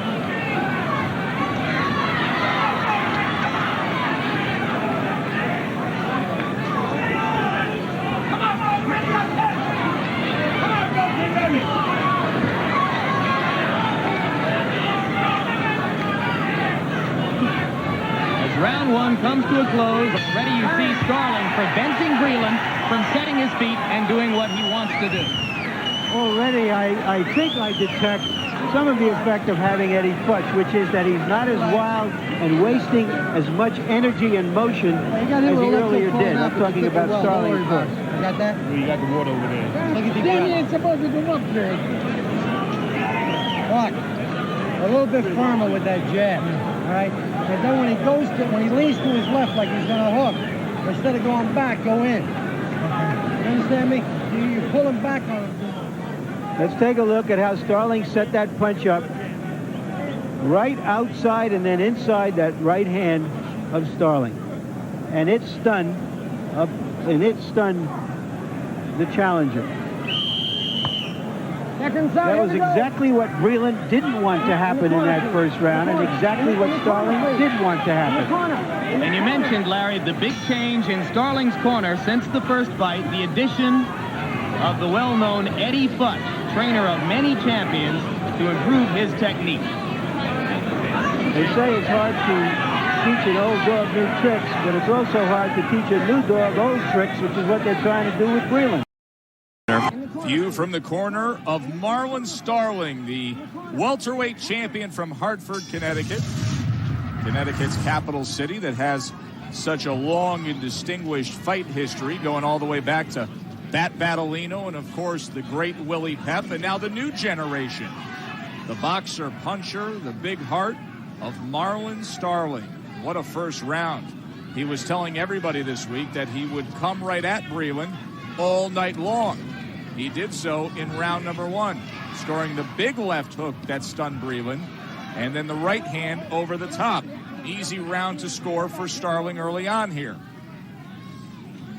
Now, he's got to be careful, though. Mark, one thing about Mark as a pro and as an amateur, especially as an amateur, his right hand was like it had knockout drops in it. Like he would just hit guys, good fighters. He knocked out some of the best amateur fighters in the world. Russians and Cubans and top Americans, and he knocked them out with one shot, just dropped them, just with wicked right hands, like a Tommy Hearns type of right hand. And he definitely gets leverage on it. Marlon, can't be too overconfident and rush into that because Mark is still dangerous. I don't care what happens. He's still Mark Breland. I always say these guys have to be perfect. They have to be perfect. For 12 rounds, I only have to be perfect for 2 seconds.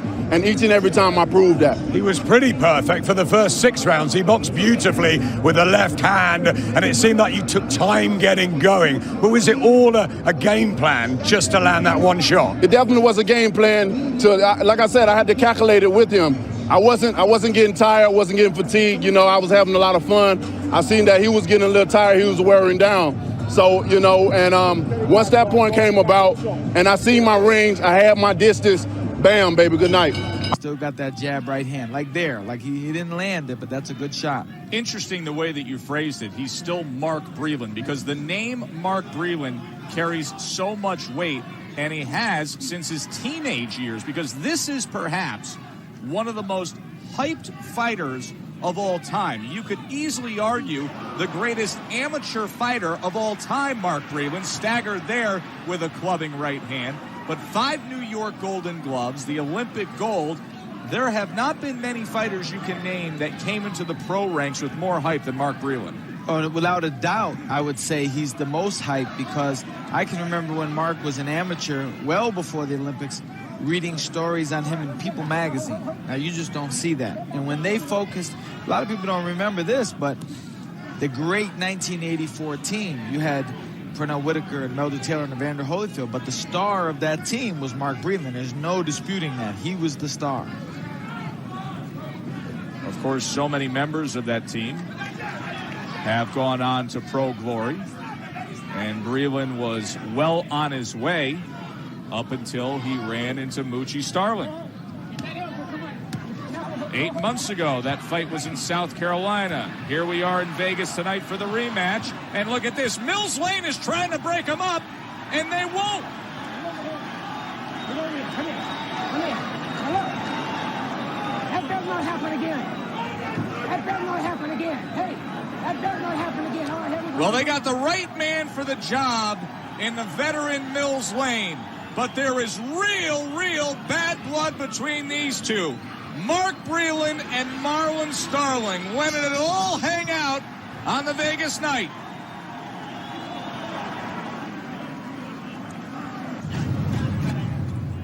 And here comes Mucci working his way in. Counter right hand. They both missed their punches. They both missed every punch they threw, actually. So that was that clubbing right hand when Breland was a little off balance, but now looking at a replay, it looked like it was to the back of the head. Right. They missed. They both tried. Marlon tried to counter him. A good textbook move. He tried to counter his right hand with his own, but he missed it. So round number 3, scheduled for 12, WBA welterweight title fight.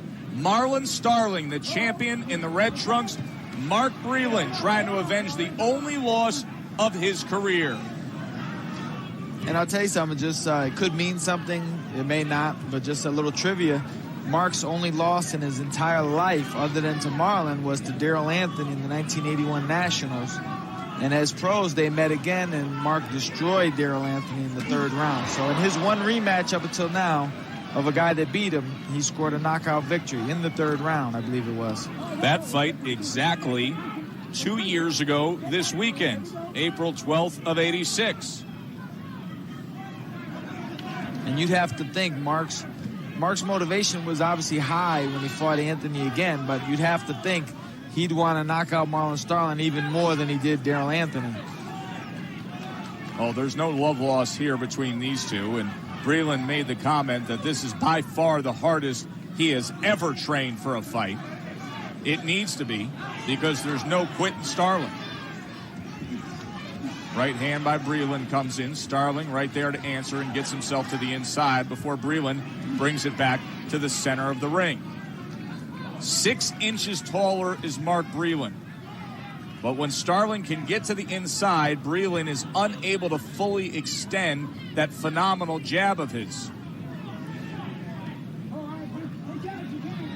One thing you see, Breland is standing up to the physical pressure much better. The first fight, you know, he claimed there was a problem with, I believe it was his cartilage in his rib, and it was obvious something was wrong. He just couldn't withstand the pushing and the shoving. It was almost as if he had his legs drained of energy. He would literally drop to the floor, I think, like 10 or 12 times in the fight. What do you think happened? I mean, you knew that he was going to come forward and come at you.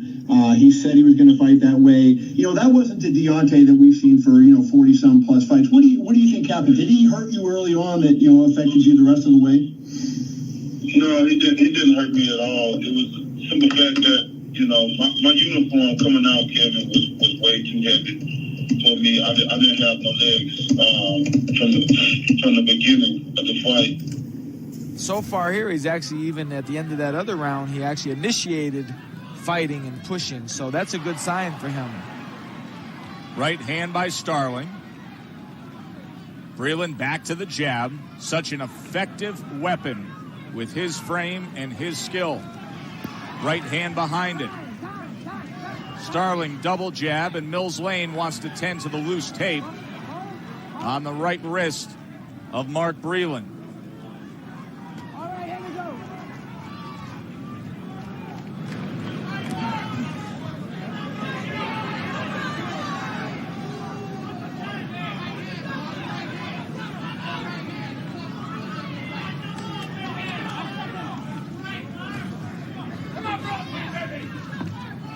Both men utilizing the jab. Starling tries to get to the inside with the left hook again.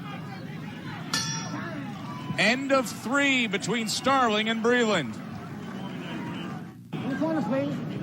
Come on, Dan. Second sound. Marlon Starling preparing himself for round number 4.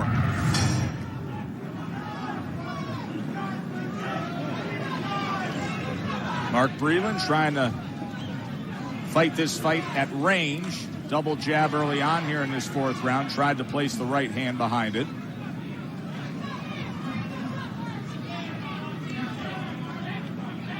Marlon is definitely fighting with better technique than he did in the first fight.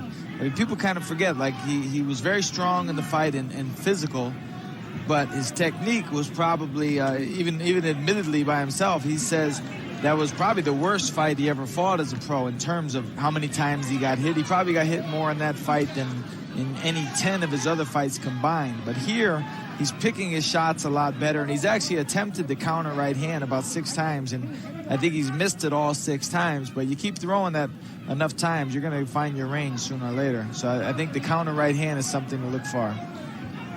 So fundamentally, he's scoring well tonight in your eyes and doing the right things, but maybe that rugged sloppiness and just muscling effect of that first fight was, in a way, the perfect game plan to defeat Breland. Mouthpiece comes out now. Well, there's a way to beat guys, and Mark does, even though there's a difference between punching power and strength, and Mark, I think, is a good puncher, but I don't necessarily think he's a physically strong guy. I don't think he could battle Marlon for 12 rounds of pushing and shoving.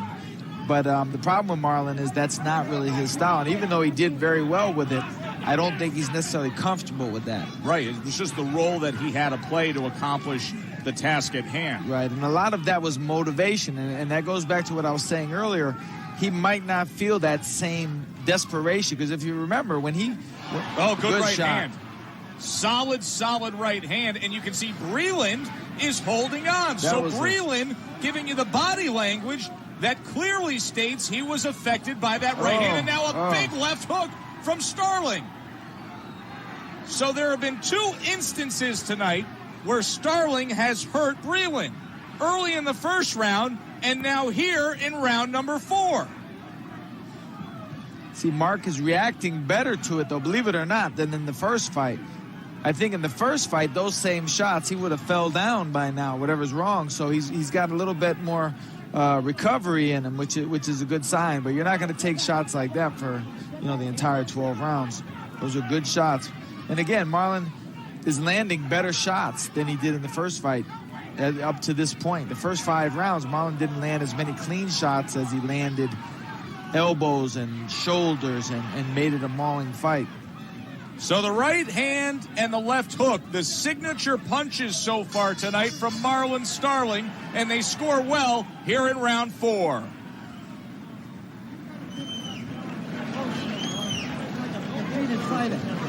Come on. Spit in here. Come on. Can't go. You work the body more. When you get inside, work both hands to the body, and then shift to the head, okay? The combinations get Moose. Come on. Okay. Like you know how.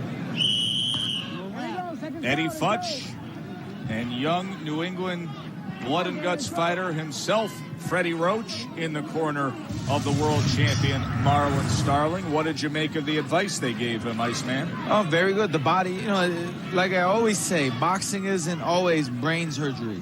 And a guy like Breland, anybody in boxing with a little bit of knowledge could know you have to go to his body. You have to rough him up.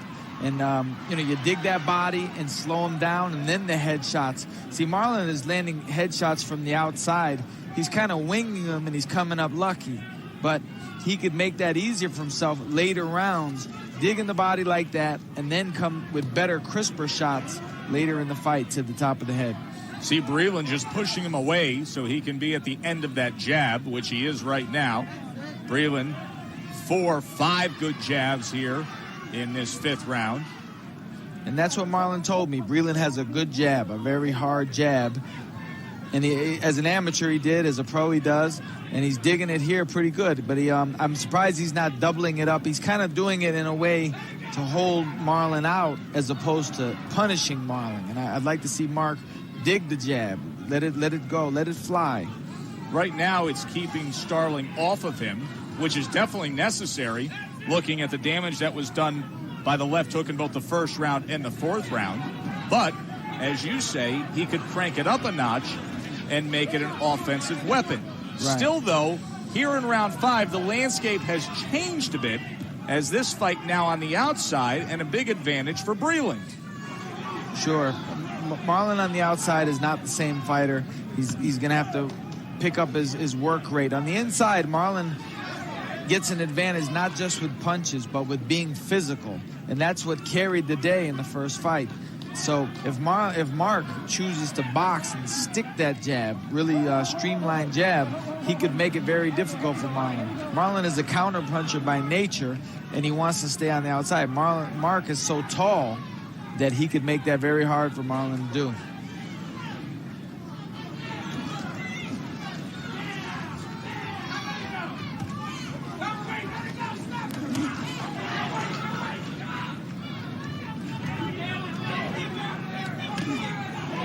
that was a good right hand to the body. He needs more of that. He's got to sink those shots in there every chance he gets, because Mark is starting to get up on his toes.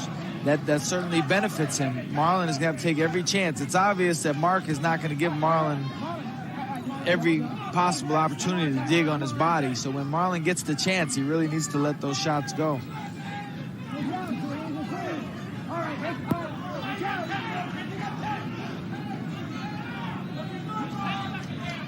A much better round for the former world champ against the current world champ. Coming to the end of round 5 in Vegas. Okay, but when you throw punches, man, let those things go. Don't throw one punch, throw 2 or 3. Just don't stand in front of him. Look, his left eye is closed and you haven't done any one yet. You got to get busy. Okay? All right, come on. Pick it up. Come on. Duva and Fariello in the corner of Mark Breland. They want to see the work rate increase here at the Las Vegas Hilton, the rematch for the WBA welterweight title. Alongside the Iceman, John Scully, I'm Joe Tessitore. Mark Starling, welterweight champion of the world in the red trunks, gives up 6 inches to Mark Breland. Breland in that 5th round utilized the jab very well, kept Starling off of him. Starling quick to go to the inside here in round number 6. This has developed into a very heated rivalry in the course of the last 8 months. It was last summer, August 22nd of '87, when Starling scored an 11th round TKO victory to take this WBA title. Comes over the top with a right hand against the bigger Breland.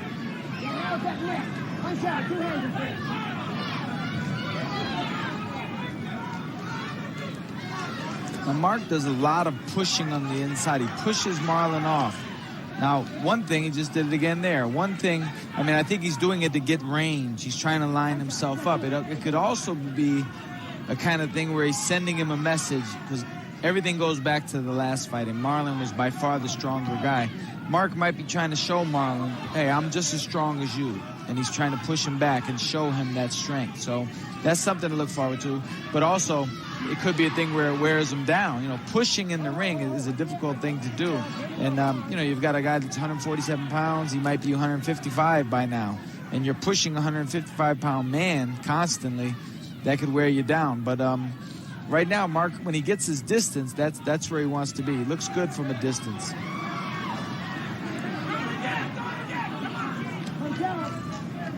Get your hands can open up.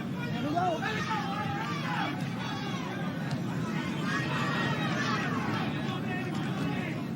we go. Breland jab right hand, but Starling covered up well. All right, one step back. Come on. Get your hands on the Here we go. Comes in, left hook, and then the right hand. Breland tying up on the inside. That's where Starling has had his success tonight. And I think Mark is very conscious of that. He wants to hold Marlon. As soon as Marlon gets in there, like there, he grabs him as soon as he gets there. He doesn't want a repeat of last time where he gets manhandled and bullied. But that's really what happened in the first fight. Oh, exactly. He was manhandled. Exactly. By the end of the fight, he was like a rag doll being thrown around the ring. Right. When he finally fell, it was a great left hook. But when he was on the ground, I honestly believe fatigue played as much of a factor as not him not getting up as anything. And that's the tone that Starling set. Halfway point of this welterweight title fight. 6 rounds in the books. You gotta believe your arms down. This guy's more tired than you are. Right now, he understand me? His left eye is swollen. Come on. Watch what you're doing. Las Vegas Hilton, home to the rematch. You heard Mark Breland getting a heavy dose of targeting that left eye of Marlon Starling. It is starting to swell. We start round number 7. Do you buy into what Breland is being told about the fact that Starling is more tired than he is? Well, it's funny you say that, because I was thinking of that as they were saying it. And the corner is a very, it's like a doctor's office, a psychiatrist's office. And that's where you want to hear something good from the corner. You want that, you hope your opponent is tired. Having your trainers tell you that is a huge boost. Even if you're not sure of it, having them tell you that is a big boost. So I think more than anything, they may not necessarily believe that wholeheartedly, but they're telling Mark that to keep Mark's confidence level up. Like, they certainly can't say, hey, your opponent looks great, you know, he's full of energy. You know what I mean? So you have to look for anything that the fighter can grasp onto to keep going.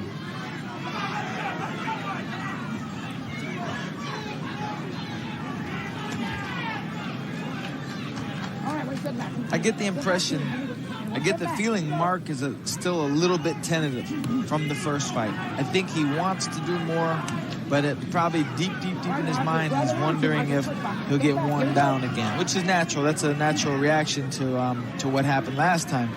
You're fighting the same guy that did that to you, so you have those questions.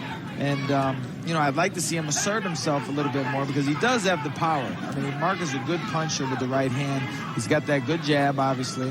So, I mean, I'd like to see him establish himself more because Marlon is only going to get more confident if Mark continues to show signs of apprehension. And Starling doesn't lack for confidence to begin with. Oh, not at all. Marlon is a fighter. He's a very tough guy. He's no nonsense in the ring. And he, you know, now as a champion, his confidence is sky high. He's waited for this his entire life. And so he doesn't want to lose this position. And so I'd like to see Mark stand his ground a little bit more.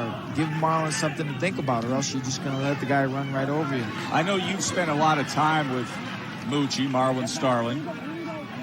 Why is it, and what effect does it have on him that through these years and all the glory he's had, he's been so disrespected in a way, such an underrated fighter with the mainstream sports fans? Well, because he didn't have the gold medal. He kind of likens himself to a Marvin Hagler. He's not flashy. He doesn't have the model looks to him. He, you know, he's not, you know, super slick in the ring. He's a workman-like blue-collar type of fighter. He's not a guy you could say, hey, this guy is very good, but he's not a superstar. How affected is he by that? I think that's what motivates him. That's what brought him to victory. I believe if you could point to one single thing, it was that brought him to victory over Breland the first time. And it has him in good position here at the end of 7 rounds. Starling out in front. WBA welterweight title up for grabs here in Vegas. The rematch between Marlon Starling in the red trunks and Mark Breland, the 6'2" welterweight sensation who is trying to avenge the only loss of his career when Starling took the title away from him last summer by way of 11th round TKO. Round 8, I'm Joe Tessitore alongside John Scully. Double jab, right hand to the body for Breland. Would you agree that Breland needs to pick up the pace here, Ice? Definitely. Like I said last round, I think he needs to assert himself a little bit more. He's not fighting a bad fight necessarily, but I just think he needs to establish himself. I don't feel like he's done that up to this point. And Marlon maybe hasn't really either, but Marlon is certainly trying to. And he appears to be trying to. And I think that's why at this point he probably has the upper hand.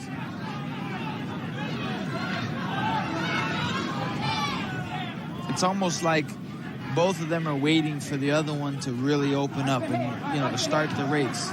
And, you know, on the inside, Marlon is doing well on the inside, but he doesn't have that same, you know, zip to him that he did the last time. And to touch on what we finished up the last round with, I think Mark represented in the first fight everything that Marlon thinks held him back. You know, the gold medal and the big-time promoter behind him and all those things. Starling now just covering up. He has the earmuffs on, leaning against the ropes, his own version of the rope-a-dope, and Breland almost questioning it for a moment. What should I do? And now Starling pushing back under the chin, and he stays there. Doesn't come off the ropes. Breland trying to pick his spots, attempting to split the guard, doesn't want to get suckered into something, but Starling not returning fire yet. What do you make of this, Ice?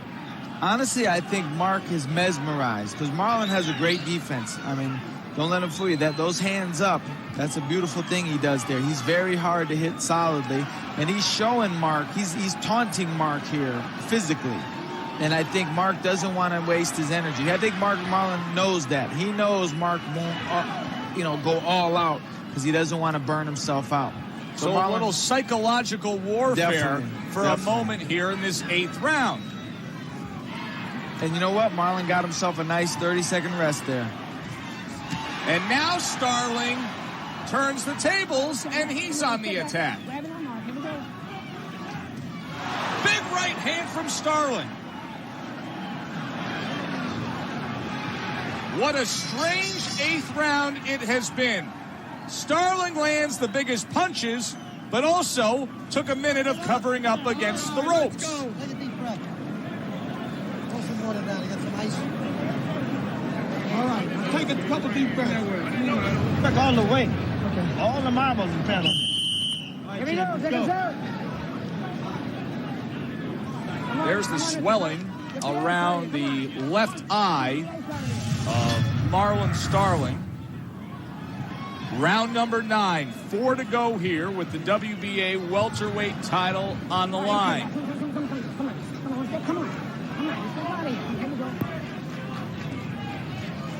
Now Mark is going for the title now. He's not defending it. He's going for it. So these last 4 rounds are crucial. He's got to establish himself. And I think that sequence against the ropes in the last round epitomized the whole fight for him.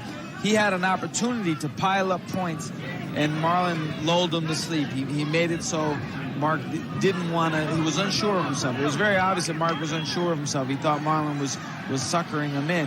And I think that tells the story of the fight right there.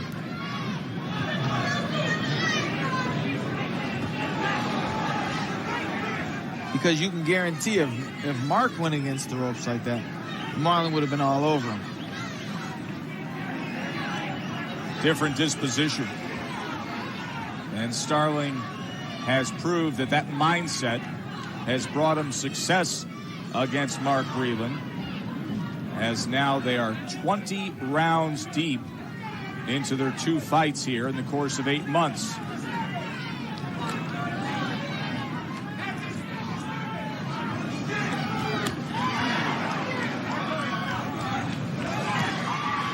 Starling on the inside. Breland needs to get back to that active jab when he's at this range. His corner has been pleading with him to work more throughout the fight, to let the hands go. He's got that pawing, flicking type of jab. He has to get some of his back leg into it. He's got to pump it. He has to hit Marlon with it where Marlon has flashbacks to the first fight. Because right now, I think Marlon is more worried about the right hand that might be coming behind the jab than anything. I think that's the only thing that's really holding him back from rushing Mark.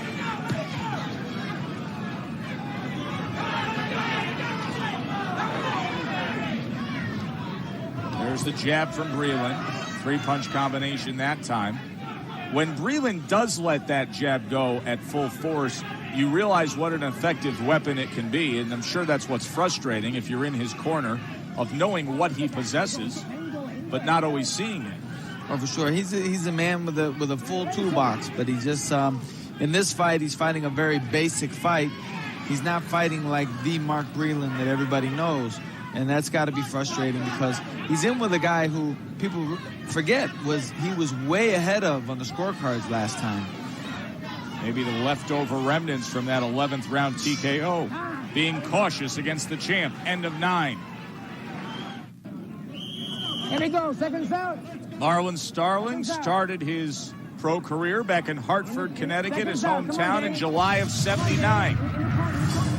Here he is 9 years later, 9 minutes away from potentially retaining his world championship.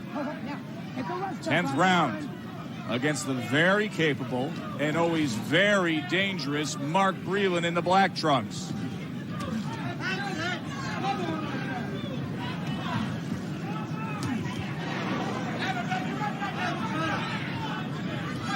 Breland circling, jabbing.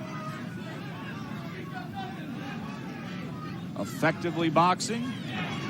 Jab of his own is Starling.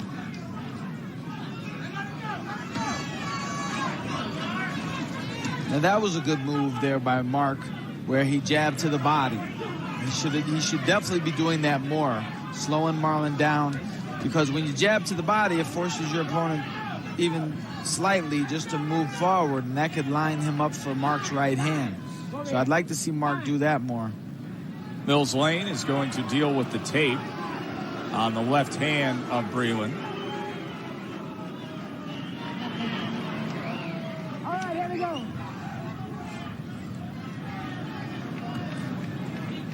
24 years old, 5-time New York Golden Gloves champ, Olympic gold medalist, but that one loss on the record of Mark Breland. That's what's been bothering him for 8 months. Can he do enough in these last 3 rounds to avenge it against the veteran Marlon Starling? And a big factor in this fight, I don't think Mark has landed his best right hand yet, but he's landed a few solid right hands on Marlon, and Marlon shows no effect. And that, that could have a big effect on Mark psychologically, because Mark is used to hitting guys with that right hand in Tommy Hearns fashion, and they just drop. So he's in with a rough and tough, rugged guy who beat him last time and who walked through fire to do it. Yeah, so, as you said very well, if you were to pinpoint one thing and say this is the trait and characteristic and the difference in their first fight, it was basically the refuse-to-lose attitude of Starling. Right, exactly. I mean, that was what carried him, because he took abuse in that fight. I mean, I know for a fact his nose was broken, and he, like I tell you, he told me himself that Mark's jab was like other people's right hands, and he included that with sparring with Tommy Hearns and Virgil Hill and guys like that. He said Mark's jab was harder than theirs was. Breland ducks under, missed with the right hand. Mills Lane has had himself a busy night. There was a point in this fight where both fighters refused to break. They were fighting over Mills Lane as he was in between them. Starling back to the inside. See if they can free up that right hand. Lane has to separate them. Championship rounds coming. 11 coming? This is 11. This is the round you stopped in them before. Okay. You got to keep the pressure on. Work the body. Yeah. That's how close you are, baby. Come on, you're not close to winning. Come on now. Hey, get those combinations going, baby. Come on. You hit him with the right hand. You hurt him. Come on, do it again. Come on now. Come on, do it again. Come on, baby. Come on, let's go now. There you go. Lou Duva telling Mark Breland, you're so close to winning this. Meanwhile, Eddie Futch reminding Marlon Starling, it's the 11th round. This is the round you stopped him the first time. All right. And I thought it was kind of interesting that Marlon asked Eddie Futch, he said, I'm winning, in a question form, like he didn't know. And it's funny because I think most people would think that he is winning watching it, but when you're in there, you just don't know. Some of the middle and later rounds have been tough to judge, tough to score. I will say this, the rounds that Marlon Starling has won, he has clearly won. Exactly. The first and fourth round, Mark Breland was flat out hurt, stunned and staggered back a couple times with right hands and left hooks. Yes, there were some nondescript rounds that could go either way, but if you're to look at the ledger and say these are solid rounds for one fighter, Starling has those rounds on his side of the piece of paper. For sure, and that's what's memorable. You know, if I win a round and clobber you with 16 different type of punches, and then the next round you edge me by boxing me in a nondescript round, even though it's 1-1, everybody's going to remember my round. So, and I think that's the story of this fight. Now here, Starling is showboating, lowers his guard, makes a face at Breland, and takes 5 or 6 steps back, reminiscent of what he was doing a couple of rounds ago when he rope-a-doped him, and Breland didn't know what to do. And Mark was too hesitant. Mark is showing, in my opinion, a little bit too much respect. If Marlon did that with the welterweight Tommy Hearns, I don't think that would happen. I think Tommy would step in and get a little angry, a little excited, and let his right hand go with conviction.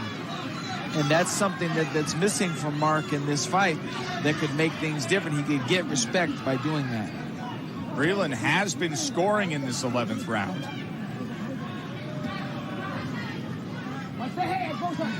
Right hand from Starling. When Mark lets his hands go, he's a very fluid combination puncher. He does nice things in there. He just, he needs to do it more, obviously. Sweeping right hand from Breland. That's a very inviting target, that swollen left eye of Mucci.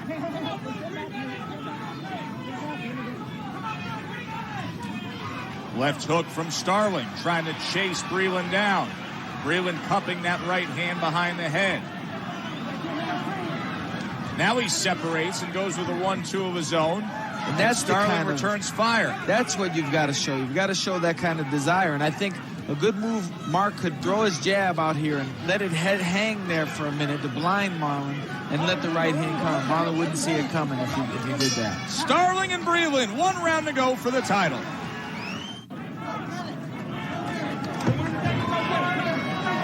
Last round.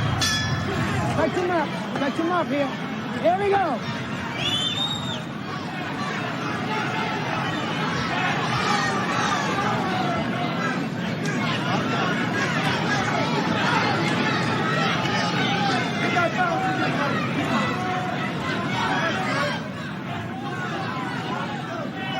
Twelfth and final round underway. Marlon Starling and Mark Breland.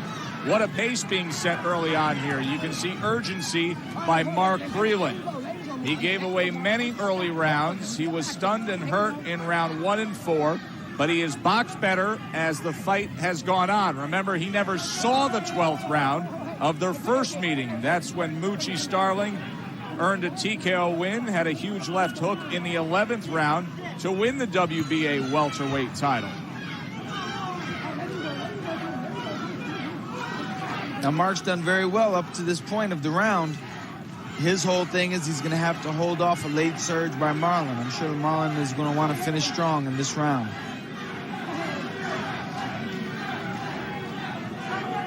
I think there's a pattern that's always kind of set with these two type of styles. Breland will always start out trying to establish himself. A guy like Marlon will let him do that for a while until Mark settles, and then Marlon will try and push to finish the round strong. I think you bring up a really good point, because when these two styles meet, basically what it comes down to is whose kind of fight will it be? Who will allow the other one to set the tone of the fight? Right, exactly. And have the fight on their terms. Exactly. There's a way that each of these guys can beat each other. So one of them has to implement that plan. And they've both shown capabilities of doing that. Mark has boxed very well at times in this fight. He's really nullified Marlon. And then, when he settles, Marlon comes back like gangbusters and makes some of these rounds hard to score because Mark does a lot of good things, and then Marlon finishes strong. And now Breland through a 5-punch combination before they tied up. Pushes Starling back into the corner. That right hand is free.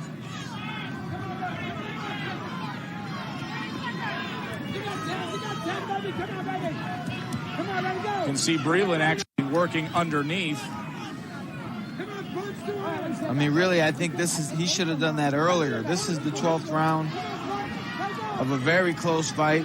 One I think Marlon has probably done better in as a whole. So I think Mark needs to dig down and land some good headshots to draw the attention of the judges.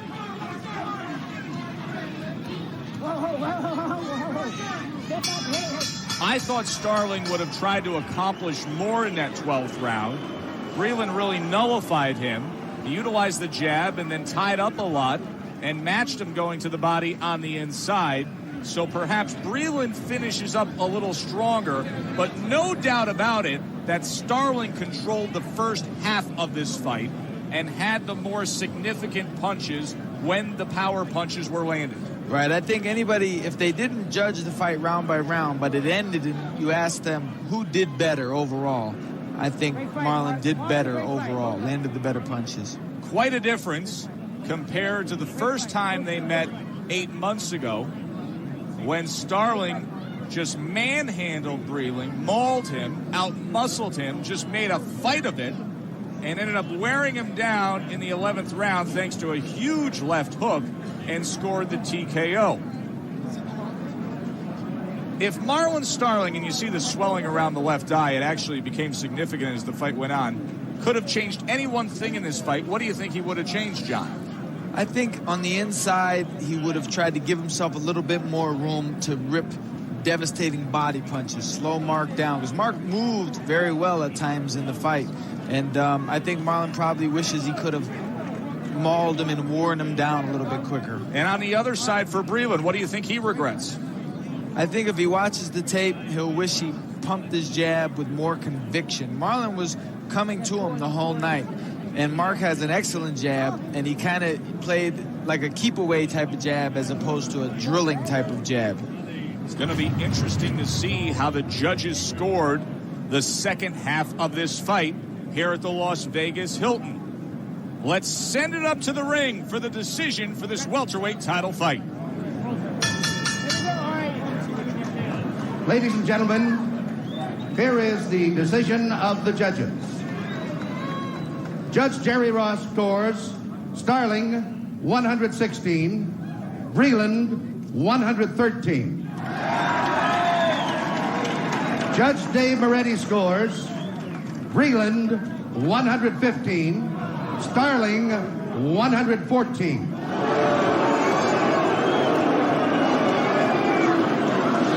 Judge Elias Quintana scores Starling 114, Breland 114. The decision is a draw. A draw. Bottom line is Marlon Starling retains his welterweight champion. The crowd here believes Starling won this fight. You heard them applauding on the 116, 113 for Mucci, and then booing the 115, 114 for Breland. Marlon Starling is still the WBA welterweight champion of the world. For John Scully, I'm Joe Tessitore. Thanks for being with us.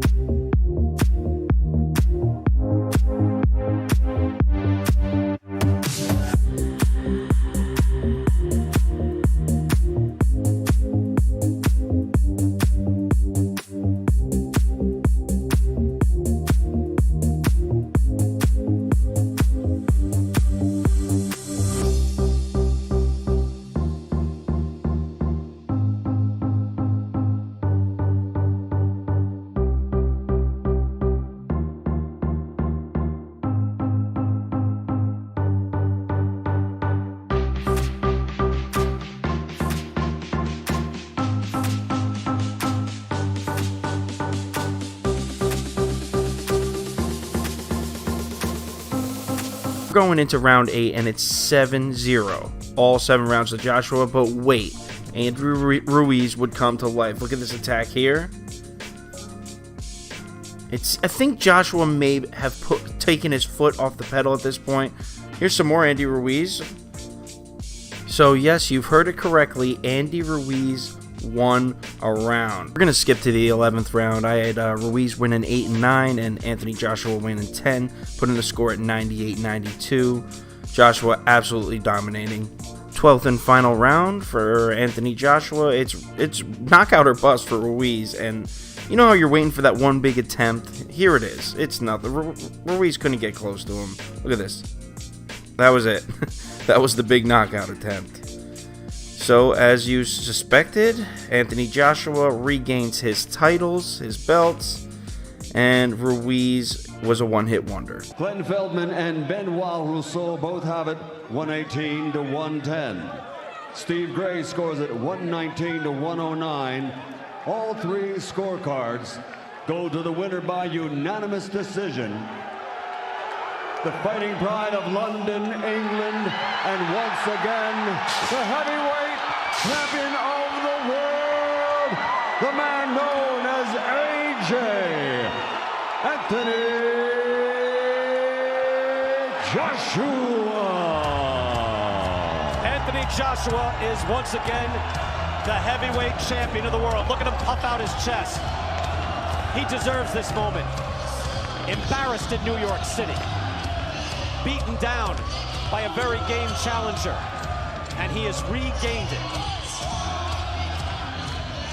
Erasing the sting of the embarrassment and the defeat, and showed complete boxing class in the ring tonight. Now for the vacant WBA title between Mark Breland of the United States, the former holder of that title, and the South Korean Seung-Soon Lee. This is the co-main event of the evening. 12 rounds of boxing for the WBA Welterweight Championship of the World. Introducing, in the blue corner, fighting out of Seoul, South Korea, weighing in at 146 pounds, with a professional record of 32 wins, 2 defeats, with 24 KOs. He is ranked number 2 in the world by the WBA. Ladies and gentlemen, here is Seung-Soon Lee.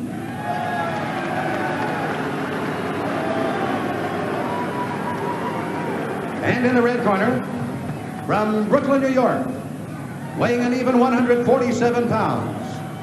His professional record consists of 22 wins, 1 defeat, 1 draw, with 15 KOs.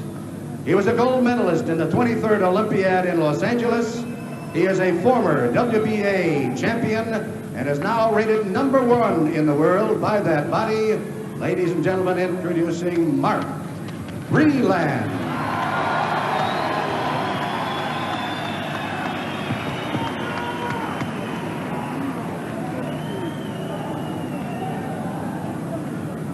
Okay, I gave both fighters the instruction in the dressing room. I want you corners to remind them at all times, obey my command. Any questions? Shake hands, good luck.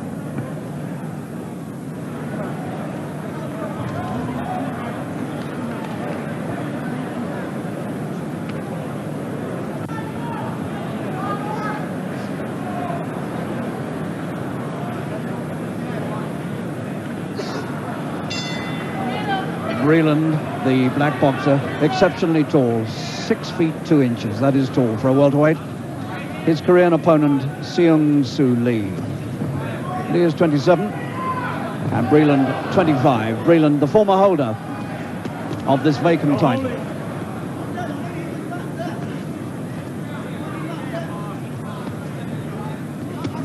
Lee conceding 8 inches in reach and 4 inches in height. And Breland's got him in the opening 30 seconds. Right hand finished it. And he's all over the place. The legs have gone. This is the number 2 contender for this WBA title. And he's almost gone in the first few seconds.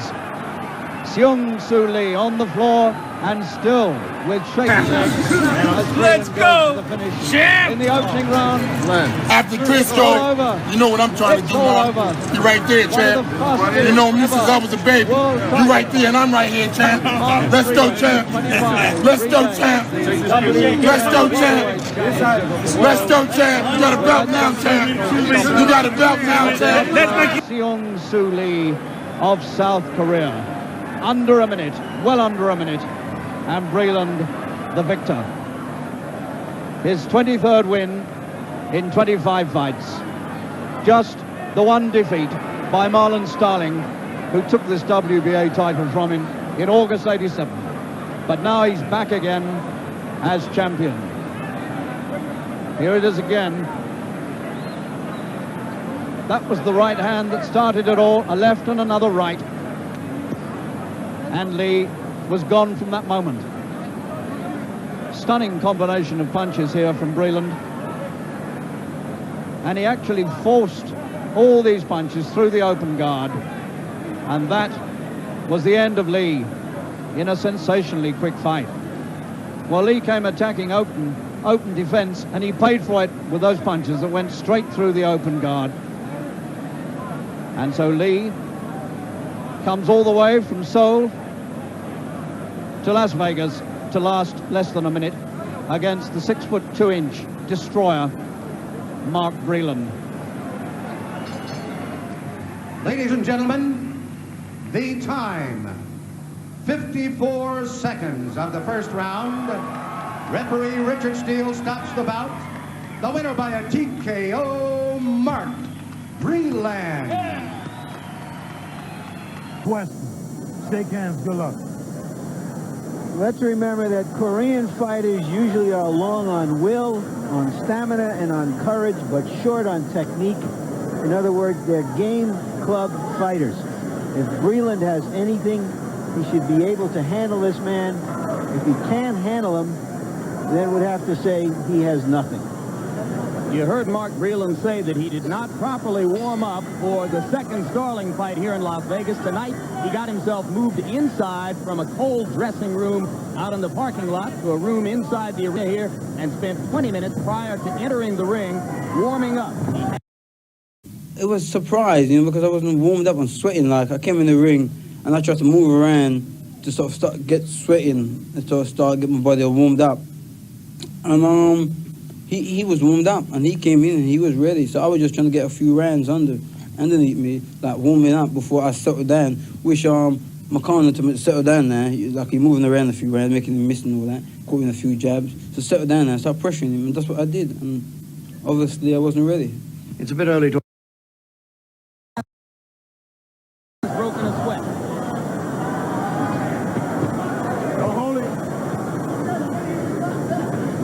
And the Korean immediately shows that he's willing to step inside and exchange with Mark Breland.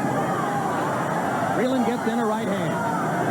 Mark should just take his time and see, exchange punches. Good shot. Jeez. A straight right hand and the left with Seong Soo Lee down. I was about to say Mark should take his time, but apparently he wanted to get this over. He may have some sort of a record here for a short fight. Well, Lloyd Huntington knocked out Dale Hatcher in 39 seconds. Breland's got a shot at that, and that's it. And so, on a warm and sticky night, and 24 hours after it was scheduled, this fight takes place in this Spanish bull ring, under the stars. And Huntington comes to work to defend his world title for the third time against Gene Mad Dog Hatcher of the United States, a man who only knows how to come forward. And Hatcher does indeed come forward, and they clash head on as we thought they would.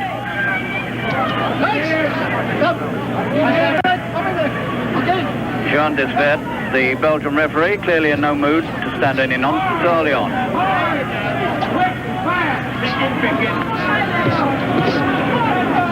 Well, everybody knows that Hatcher is the sort of fighter who comes to fight, but he's over. The first punch, Huntington's thrown, and Hatcher's all over the shop, and he may not get much further. What an amazing start. This man, Huntington, is really turning on the works as world champion. And if Hatcher survives this, it's a miracle. He's gone. He's absolutely out on the rope. It's finished. There is no further fight. It's all over in about half a minute. And Hatcher isn't up yet. Hannigan, in the Spanish bull ring, has applied the sword in the most dramatic way to Gene Hatcher. And that is not a good sign. Hatcher is not up yet. That is the most astonishing World Championship win in years. And it's been done by a British champion. Lloyd Hannigan, 27 years old, in his 31st fight, and that's his 31st win. And there haven't been many more dramatic world title wins than that. Full marks to Hannigan for one. Well, he didn't get a shot at that. It was about a minute, but Richard Steele stops the bout. Well, as we were saying, a quick knockout. Very impressive display of punches. I don't know what this fight proves, other than the fact that the Koreans have been very loyal to the World Boxing Association, so that they ranked this man number 2 in the world and gave him this fight. When we call Pineda a blown-up lightweight, Dan, you can see that he's not carrying a lot of excess weight. He is a stockily well-built kid. He's probably a natural right now, about a natural 141-pounder. Well, he may have gained a pound at weigh-in if he wore his shorts. It's been a while since we've seen anything quite the likes of Rafael Pineda's shorts. Looked like he signed an advertising contract with jammed shorts or something. All the way down to his knees. I wonder if he thinks that makes him look taller. If anything, it makes him look shorter. Those are advertisements for a Colombian product that you see on Pineda's trunks. This fight goes the way it's supposed to. They might have been smarter to buy advertisements on the soles of his shoes. Oh, it was a good, solid right. Come on, this job's tough enough without you saying that. A good right by Pineda landed on Breland. Mark Breland coming back, though, with a combination. How to get past that stiff, flicking jab of Mark Breland. That'll be Rafael Pineda's. And a solid right counterpunch. He hurt Breland with that punch. And now Mark Breland is backpedaling. And shades of Marlon Starling, too, where Breland got tagged in the early rounds. Exactly right. His chin is suspect off the 2 Starling fights. His stamina is suspect. And what happened, I believe, in the second Starling fight, after Mark had a sensational training camp, he came into that Starling fight and he got hurt by Marlon very early. And he started to fight not to get knocked out instead of fighting to win. Oh, and that was a good right by Mark Breland. You can see it land on the forehead of Pineda. And Rafael Pineda is going to have to be careful now, Alex, not to get reckless. He's landed a couple good blows, but he can't get over eager. I hear you see something from Mark that I know Joey Fariello is happy to see. Pineda still coming in, but Breland throwing punches back at him. The end of round 1.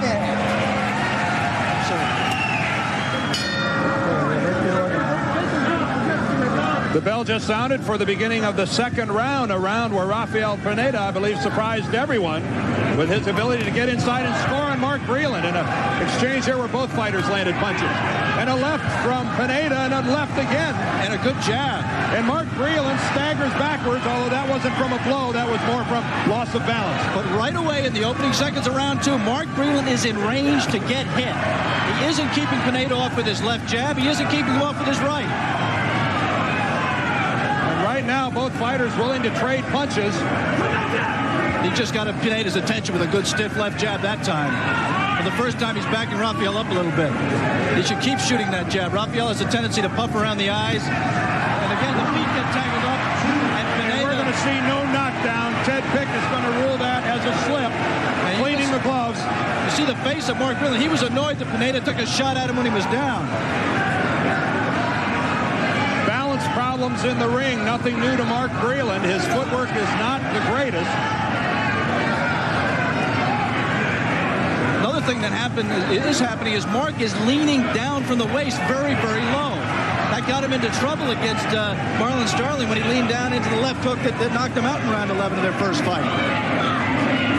You'd think that this would be the time that Mark Breland would resort back to what serves him best, that stiff flicking jab, follow up with the big right, and there's a good look at it right there. It missed. Dan, we already see Pineda puffing around the eyes. He is very swollen. Mark Breland has landed very few punches, but already Pineda, both of Pineda's eyes look half closed. The crowd's roaring, but those punches by Breland were blocked by Pineda's gloves. We should also point out that Breland is cut in the mouth, probably from that first round right hand. What do you think about Breland's movement? He's really not moving much. Content to just stand and trade punches with Pineda. Well, it's good that he's not backing up as he did in the backpedal totally, constantly in the second Starling fight, because I think he was afraid to get knocked out. Here he's willing to stand and fight. Lou Dubin, Breland's corner. Where's that jab? Where's that jab? Joey Fariello said at the top of the show, he's got to keep him away with it.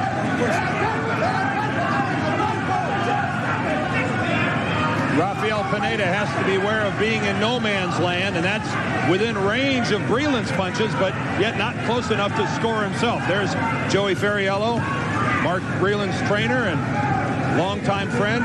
Told us yesterday that after the second Starling fight, he told Mark to quit boxing because he just felt he wasn't motivated, nor did he feel he had the desire. But in his 3 fights since then, and especially in the gym, because those 3 fights since Starling 2, there's a good wrestling hold by Rafael, have really been against challengers that provided no competition. Marcus, again a slip. Another slip, not a knockdown. He lunged with the right, overextended, and went down. Just to finish the point, Dan, Mark has proved to Joey Fariello that he does have the desire. I've got Breland winning the second and third round on my card, but I gave the first round to Pineda. Yeah, I agree. And there's a good right counter by Breland that scores.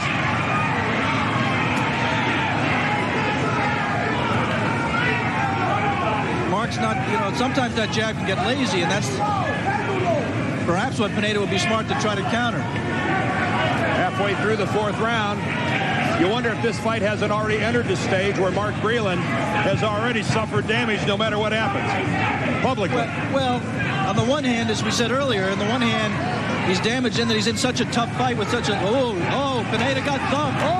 Pineda walked away. And Pineda swings back, and he tags the referee, Ted Pick. And he's saying he got thumbed, and he had enough of it. He's claiming that he was thumbed, walked away. What, you quit? Teddy Pick just said, what, do you quit? Rafael Pineda doesn't speak English, so... Well, Ted Pick says, let's get this fight started again. Pineda just turned and walked away, and Mark Breland, nobody stopped the fight. The fight was still going, came in and hit Pineda. Which he has every right to do. Absolutely. The fight was still underway. I would assume a mistake that Rafael Pineda won't make again. Now Pineda just trying to pull his way. I don't want none of that. I don't want a clean fight. And now Ted Pick warning both fighters.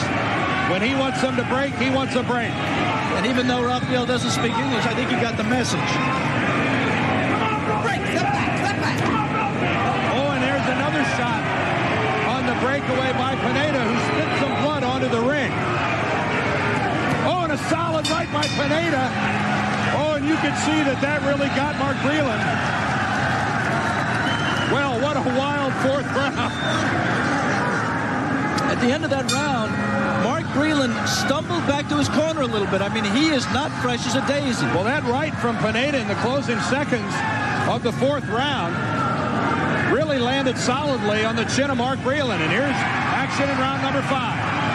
And for the first time, a Breland right uppercut landed. Did a little bit of damage. And Ted Pick, you can see, really trying to assert himself and remain in control of this bout. This is Teddy Pick's third world professional fight that he's refereed. And 2 good body shots by Breland. First a right and then a left. I thought the left was low, Dan. Good uppercut inside by Pineda.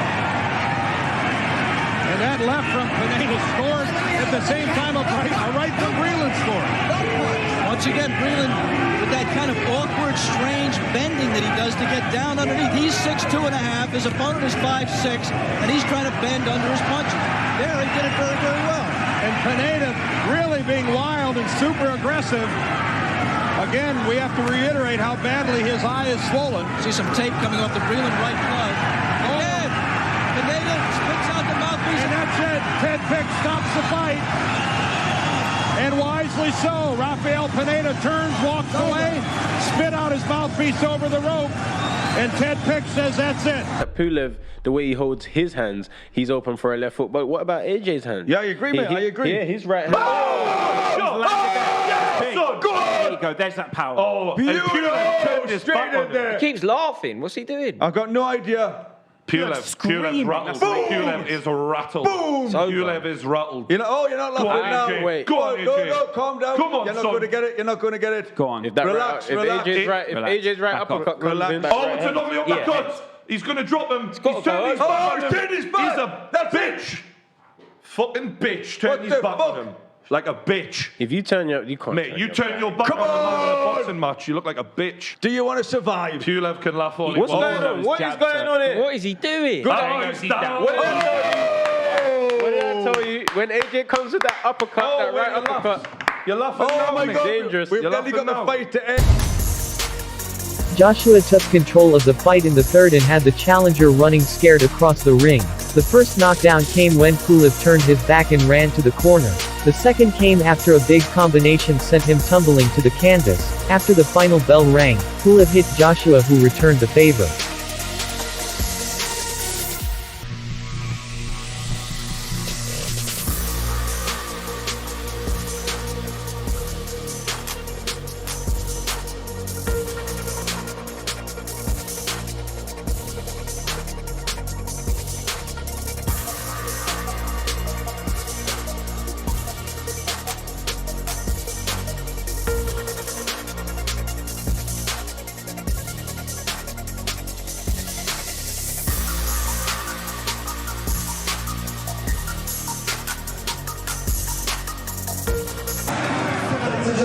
Referee Ted Pick stops this bout. The official time, 1 minute, 14 seconds, the fifth round. The winner by technical knockout and still WBA welterweight champion of the world, Mark Breland. We're back here in Atlantic City.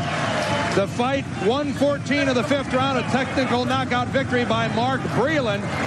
Yeah, Dan, you see Dr. Frank Doga of the New Jersey State Athletic Commission treating Mark Breland's left leg, which he says he injured in round 2. We'll be talking with him about that in a moment. First, let's take a look at the replays. This is the end of the fight in round 5.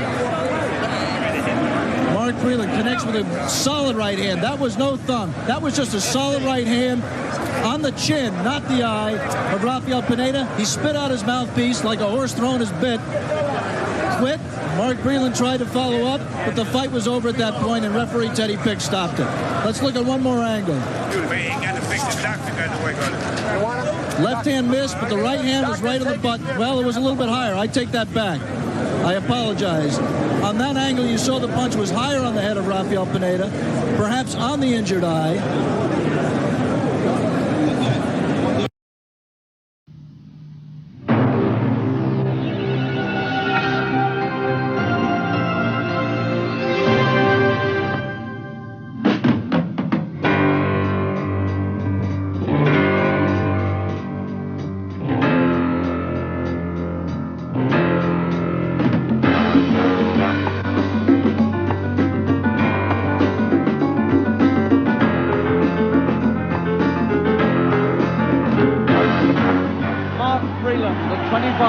Regains the WBA welterweight championship.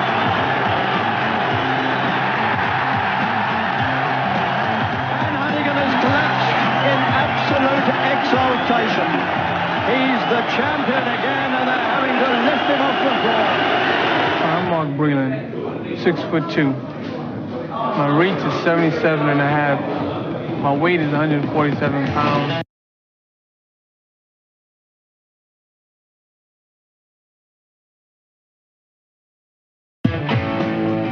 My name is Lloyd Hannigan, 29 years old, 5'9", and I weigh 10 stone 7 pounds.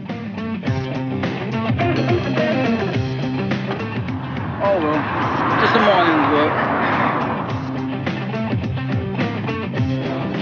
28 fights, 26-1-1. I lost to Marlon Starling. I drew with Marlon Starling. I had 7 world title fights within 3 years, 2 mandatory defenses within this year.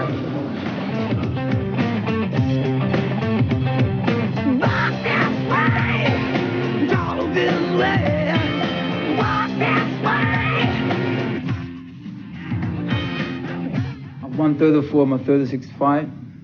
And it's March the 3rd. I should be WBA champion.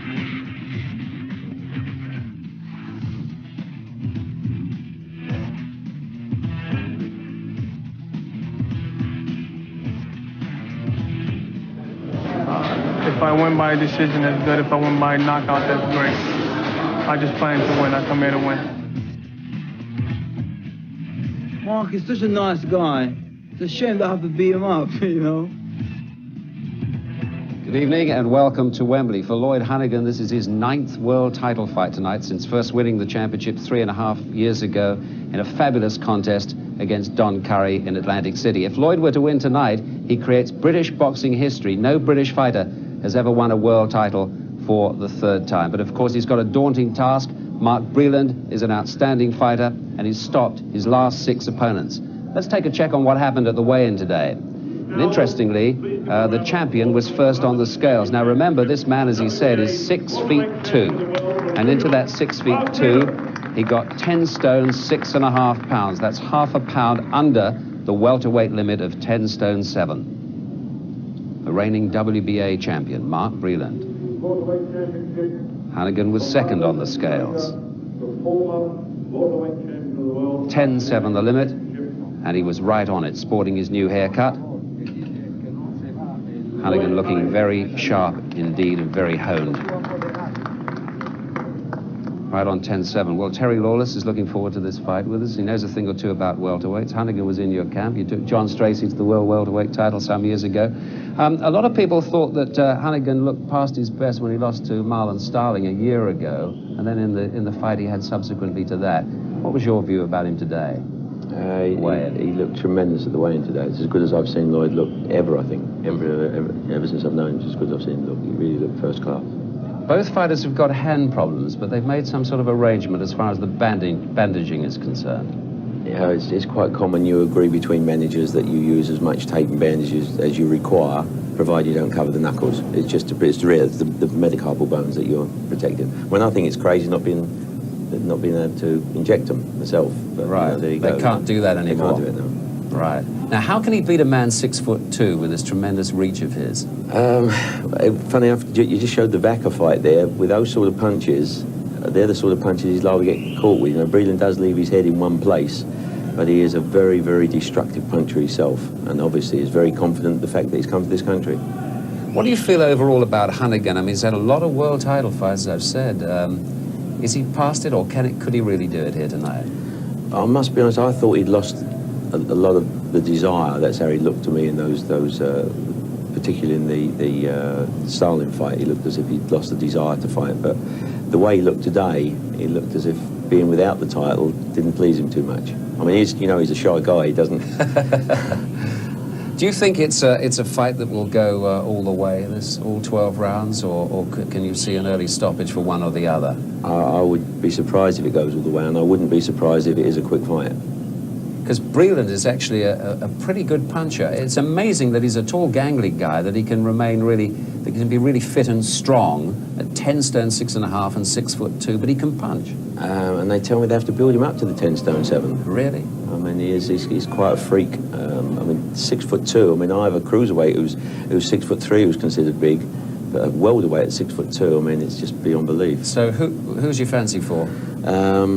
I've got a hope for Honeyghan and a sneak for Breland. Okay, Terry, thanks very much. We'll hear from you during the contest, but the fighters are about to enter the arena here, so let's hand over now to Harry Carpenter.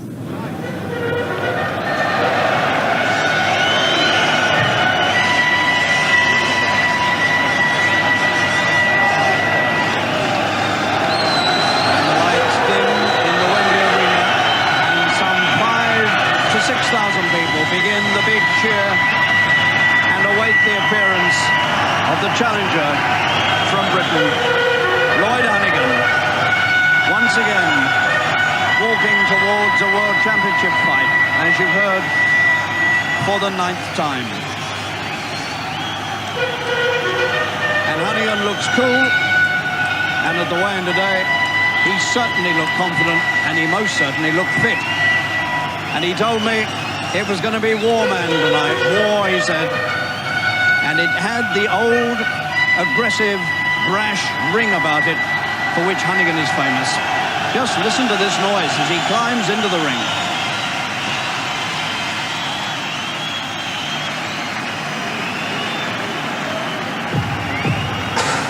And now, the rap music begins for the appearance of the WBA champion from the Bedford-Stuyvesant area of New York, Mark Breland.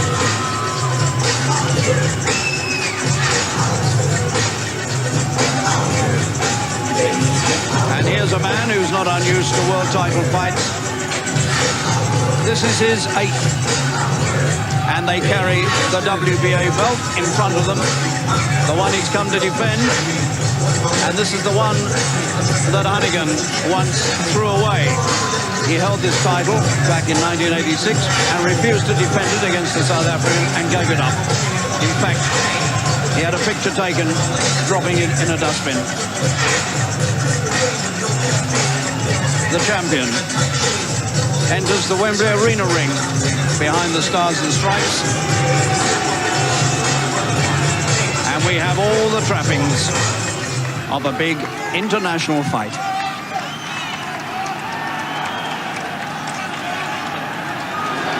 Now, gentlemen, please. This, ladies and gentlemen, is the main event of the evening. National Promotions present the welterweight contest of 12 3-minute rounds at 10 stone, 7 pounds for the WBA Welterweight Championship of the World. Presenting in this corner, ladies and gentlemen, from London, the former undisputed welterweight champion of the world, the challenger, Lloyd Hannigan.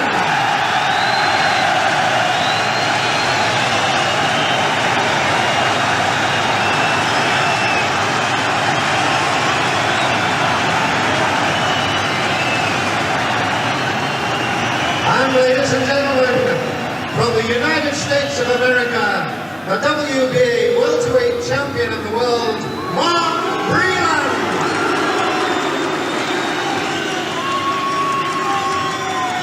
And the weigh-in today at 11 o'clock at the Odeon West End, Hannigan scale, 10 stone 7 pounds, Breland 10 stone 6.5 pounds.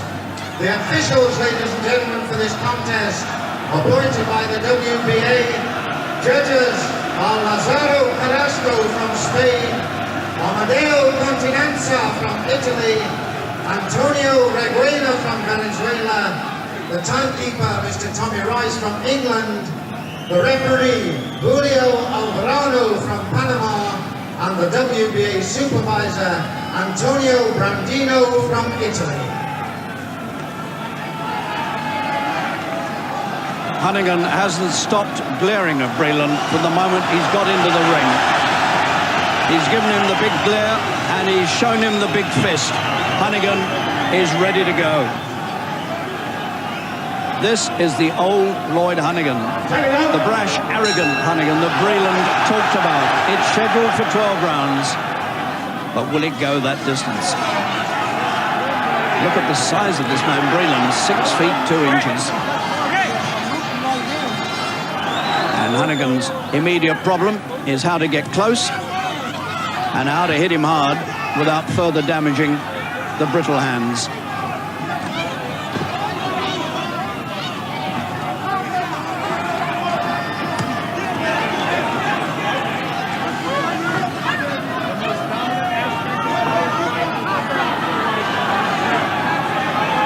The 77-inch reach of Breland already beginning to show itself as he picks Hannigan off at long range.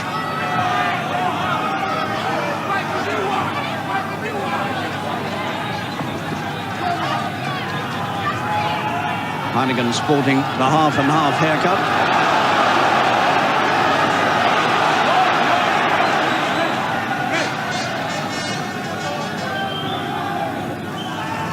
This is something he said that Red Indian Braves did when they prepared for battle.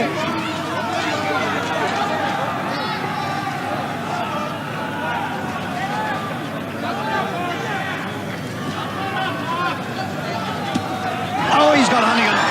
Short punch. Absolutely caught him cold, and Hannigan's legs have gone in the first round already. Disaster for the former champion in the opening round, and suddenly the Wembley Arena has gone very quiet indeed. Just one short little punch. Found its way right through the defences, and Hannigan had a real shock, and Breland now is the one who's taunting, and he's saying to Hannigan, come on, come to me. See how you like it. And Hannigan is wide open.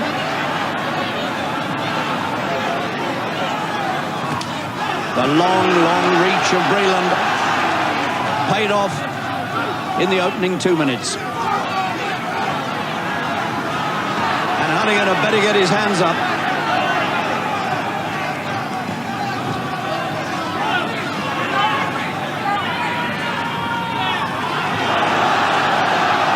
And if Hannigan ever needed a big punch, he needs it now. I don't think he's fully recovered from the knockdown yet. Ragamuffin on the front of his trunks, Hannigan. And at the moment, looking fairly ragged.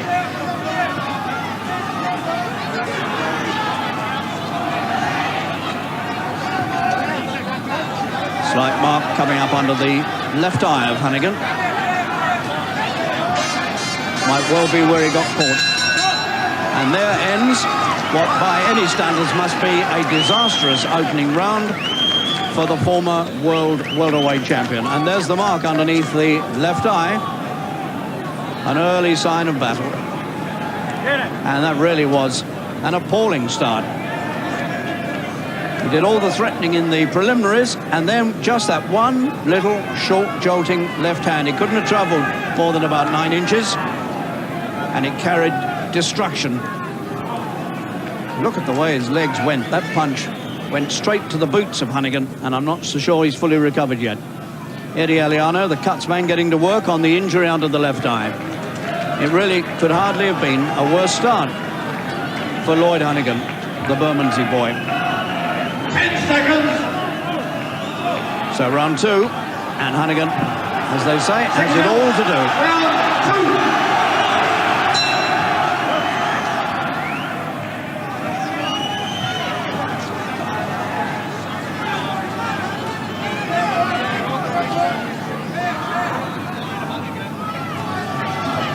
Well, Mickey Duff told me earlier in the week that he never liked the idea of Hannigan fighting Breland.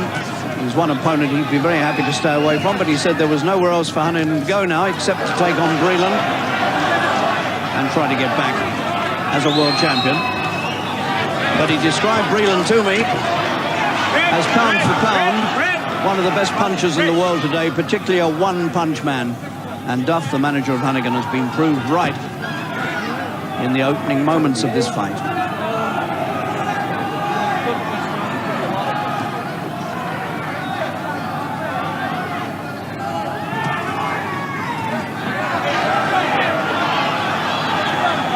Hannigan now really does need something quite drastic here to give himself confidence and to sow a seed of doubt in the champion's mind.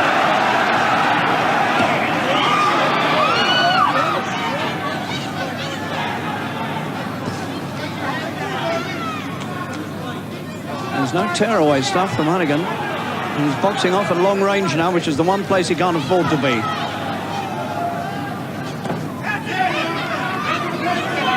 He has to be in close if he's going to do anything.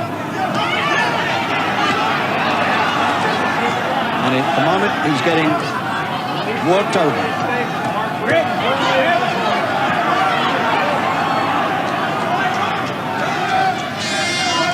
Close to 30 now. And maybe it is true that the glory days are gone. We shall see. Pushed. He was pushed over. Oh, that's the same punch. The short, jolting left hand, and it's had the same effect possibly worse. Up at 9. So, in each of the first 2 rounds, the short, jolting left hand of Breland has found the mark. And now it's crisis time for Hannigan. Stumble. Still, I think, dazed. The legs still weak. And Hannigan is in for a desperate night unless something extraordinary happens. Humiliation staring him in the face. Trying to get out of the way. A right hand this time. He couldn't. The third knockdown. And only the second round. Bell coming up. There it is, and that may have saved Hannigan. And his legs have gone, and he looked down here. He didn't quite know where he had to go, Hannigan. And that is an appalling start by the former world champion. Can he save anything from this fight now? It's beginning to look totally hopeless. Here's the first of the knockdowns in the second round. It was the same punch that did him in the first, that short, beautiful, straight jolting punch, which only travels a few inches. Another look at it from a different angle. He's walked onto that twice now. And he really wasn't too good when he got up from that. So 3 times now, he's been knocked down in 2 rounds. What can Hannigan do?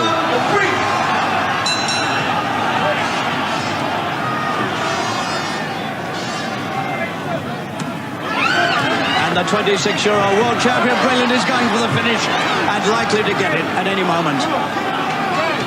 4th time on the floor for Hannigan. Start of the 3rd. And Breland now will be looking for the finish. And Hannigan has got nowhere to go. He doesn't know where he is, and he has no defense whatever against the punches coming at him. This is the worst night of Hannigan's life. Unless he can come back.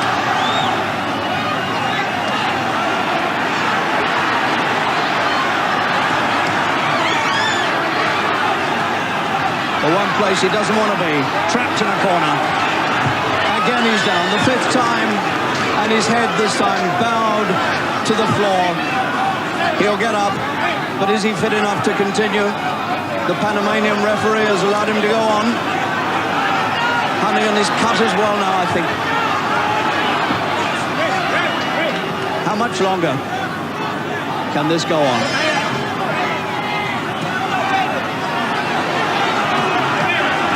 Breland's got him again. It'll have to be stopped in a moment.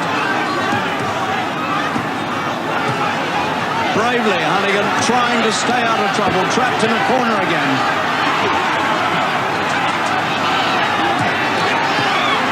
But Breland is there to destroy him.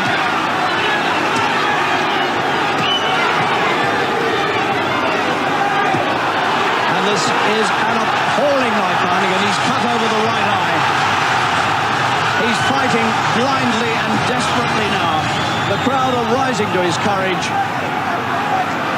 But these are ghastly moments for the British fighter. His legs seem to have gone from under him. He's down again. The 6th time, and it's waved all over. It's all over in the 3rd round. And in fact, if the referee hadn't stopped it, Mickey Duff was going to, because he'd thrown the towel in at that point. Hannigan absolutely and abysmally beaten, and that must surely be the end of what had been a great career for this man. I suspect has put paid to it tonight. 26-year-old Mark Breland, making his 4th defence since winning the vacant title just 13 months ago in Vegas, the night that Hannigan lost the WBC title to Marlon Starling. Hannigan on his feet, not looking too bad, but all the signs of the disaster written on his face, not only in the injuries, the marks, but in that look of total humiliation in defeat. Well, if ever you've seen a job done on a fighter, Breland did it on Hannigan tonight. From the moment he threw that first short, jolting left hand, it was virtually all over.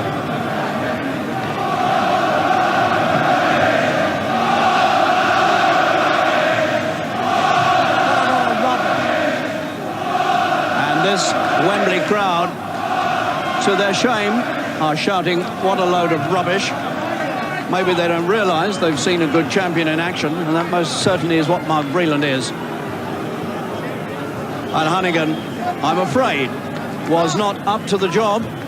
His best days have gone, and indeed, his whole career now seems to be in total ruin.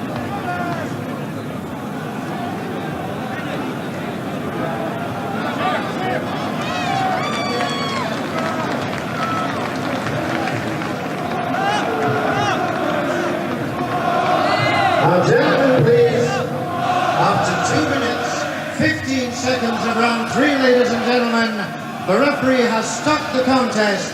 The winner and still WBA welterweight champion of the world, Mark Breland.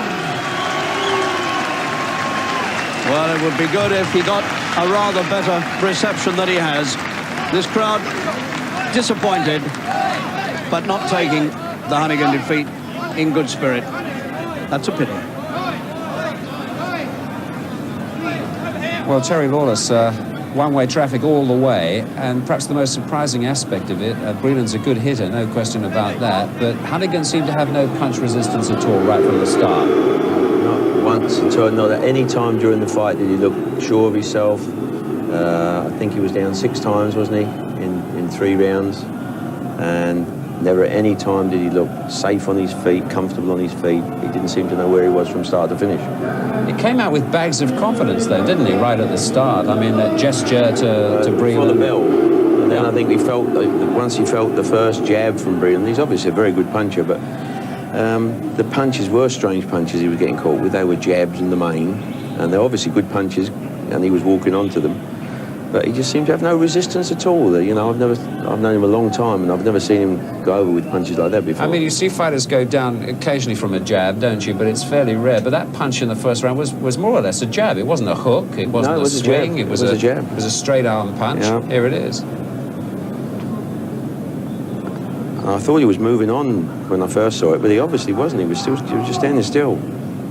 Which makes the point really about punch resistance. I mean, he was clearly fit, but is it just over the top? Just simply too many hard fights and... who knows when the time comes, you know. You did say before he's not looked too good in his last 2 fights, but he's not shown that sort of performance. I mean, that looked like a guy that just couldn't stand on his own feet.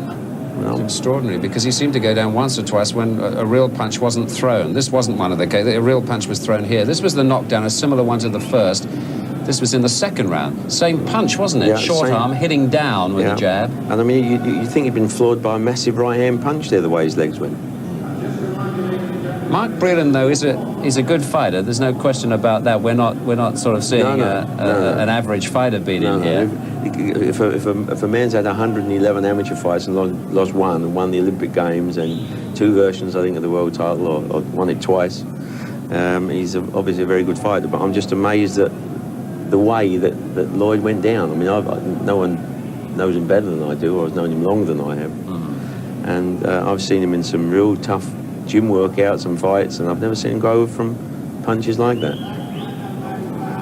Well, I suppose that when a fighter's got the kind of hand trouble that he has, you can't go into the ring with a great deal of confidence. But there we are. I suppose his career's over now, isn't it, Hannigan? He will announce his retirement, I suspect. I would think so, but I don't think that was his hand trouble tonight. I think it was probably Breland's hand trouble. The way up, but a disastrous night for Lloyd Hannigan, stopped in 3 rounds by Mark Breland. He was down in every round. Let's hear from both the fighters now, starting with Mark Breland. Mark, congratulations. There was some job you did on Lloyd there from that first left hand in the opening round. Oh yeah, I have a very strong left jab, and I knew the key to the fight was to use the jab effectively, because I knew either he was going to come in. Well, we trained for him to come in, being that he was at home in his home crowd. We figured he would run in. but he did the opposite. He ran. When I hit him with a good stiff jab, his whole facial expression, had changed during the fight. And when I dropped him with the jab, that was it. We had the impression that he wasn't taking your punches too well. His resistance to punches seems to have diminished. Did you get that impression? Y'all forget that I can punch. Y'all let him tell you I can't punch. I showed it tonight that I can punch. Did it surprise you how quickly it was all ended? No, not at all. Did you think it would be 3 rounds? I told the people if he stands there to take a shot, I'll knock him out. And that's exactly what he did. I get the impression we may have seen the last of Lloyd Honeyghan tonight. Would you agree with that? Maybe so, depending on if I knocked everything out of him. What are your plans now? To go on and fight the next opponent, which I don't know who it is right now, but just to keep on going. Okay, you did a tremendous job tonight. Congratulations. Thank you very much. But we have important things at hand now because we have the WBA welterweight championship coming up between Mark Breland and Aaron Davis. It is a welterweight bout, so let's take this opportunity, go ahead and take a look at the welterweight division and how it stands today. The big man in the welterweight division is Marlon Starling. Marlon Starling beat both Simon Brown and Mark Breland, and Marlon Starling rules in the WBC. Simon Brown's the IBF champ. There's Breland in the WBA, and of course, the number 6 WBA contender is Aaron Davis.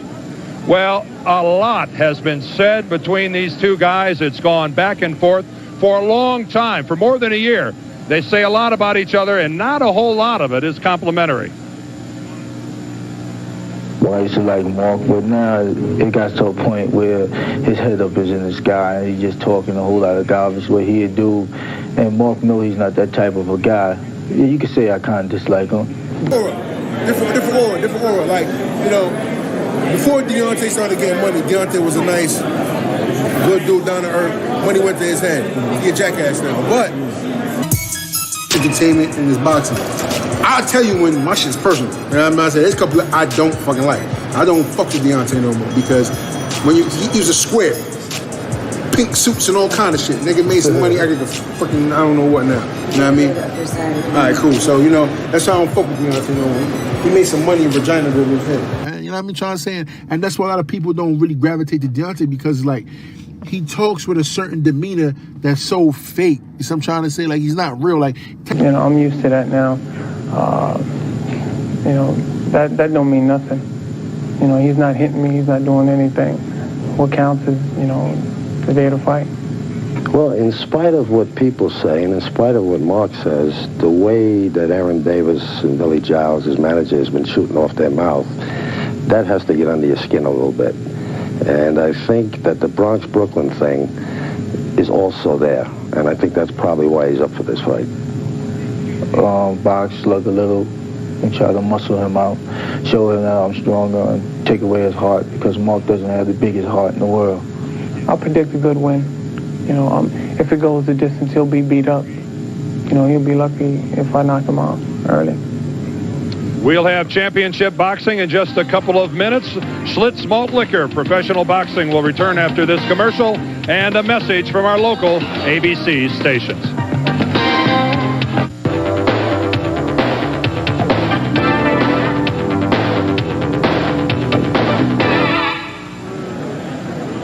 Hello, everyone. Welcome back to Reno. A reminder that Carl Daniels won his bout against Kakundu of Uganda in the 4th round with a TKO. We're getting ready for Mark Breland to defend his welterweight title against Aaron Davis. Well, Mark Breland's career has been extremely well documented here on ABC. Aaron Davis, even with a 29-0 record, someone you don't know a whole lot about. Let's meet Aaron Davis. It's been 5 years since Aaron Davis has been defeated in a boxing ring. He capped his amateur career by capturing the 1986 New York Golden Gloves welterweight title and quickly turned pro. He combined quickness, punching power, and decent boxing ability to ring up a string of victories and, in a unique move, shuttle back and forth between New York and Paris to become a crowd favorite both here and abroad in the City of Light. Guided by Billy Giles and promoted by Madison Square Garden, 2 of the forces behind Hector Camacho's early rise, he scored his most important victory to date when he battered veteran Luis Santana over 12 rounds. That put him in line for a title shot, And after quickly disposing of his next foe in the first round, he shouted to one interested spectator, "You're next, Mark." Crosstown rival and WBA welterweight champ Mark Breland. Aaron stopped Russell Mitchell last November to capture the North American Boxing Federation crown. But then in his last fight, a supposed tune-up against journeyman Curtis Summit, he was the recipient of what many considered to be a gift decision.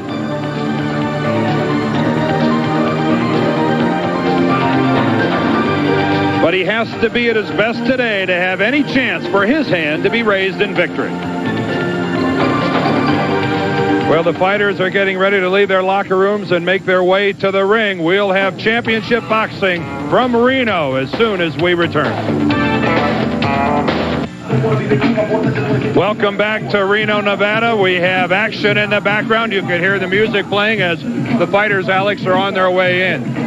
Your thoughts? You have seen Mark Breland fight probably more than any television journalist. Your thoughts on what he faces today in Aaron Davis? Well, Dan, we know from talks with Mark that he really resents the fact that we people in the media criticize him for never having beaten a world-class opponent. That's what happened. But he jumped into the pros, and his pro resume is still stinks. Now, I don't care about what people say. Like I said, it falls on deaf ears with me. But I am gonna prove you wrong, though. Coming up in this sport, I never had skill, but I had will. I had heart. I had determination. You weren't gonna beat me. The possession of power is real. You know, it's very real. Sometimes scares me, and I'm the one possesses it. And he says that that's unfair. Everybody just thinks about my 2 fights with Marlon Starling when I lost and drew, but everybody ignores all the other fights in which I've won, in which I've done the job. And that's correct, he has. And that may be a little bit unfair. And in fact, Marlon Starling may be for Mark Breland what Kenny Norton was for Muhammad Ali, a guy who, because of his defensive skills, was able to give Ali trouble every time he fought him. And I think Marlon Starling would too, every time he fought Mark. The fact of the matter is, if Mark Breland can hit you, he can beat you. And Aaron Davis, despite his very good record, there's Mark getting ready to come into the ring. You see that record, the 27 wins, 1 loss, 1 draw, and the 20 knockouts. He is on a 7 knockout string since his draw with Marlon Starling. The point I'm trying to make is, if Mark can hit you, he can knock you out. And Aaron Davis, who's in the ring, has not shown the defensive skills to be able to avoid the punches of Mark Breland. I think if Aaron comes out with respect for Mark's power and fights a conservative fight, we could see some rounds. But if Aaron comes out, gets caught up in that neighborhood rivalry, and he goes out to fight Mark Breland, we could have a very, very short fight indeed.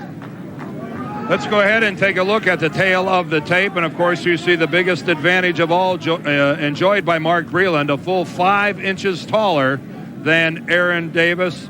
Breland, 4 years the senior. The WBA rules are in effect. Scoring will be on our 10-point must system. As it was in the last fight, the 3 knockdown rule is in effect. The standing 8 is not.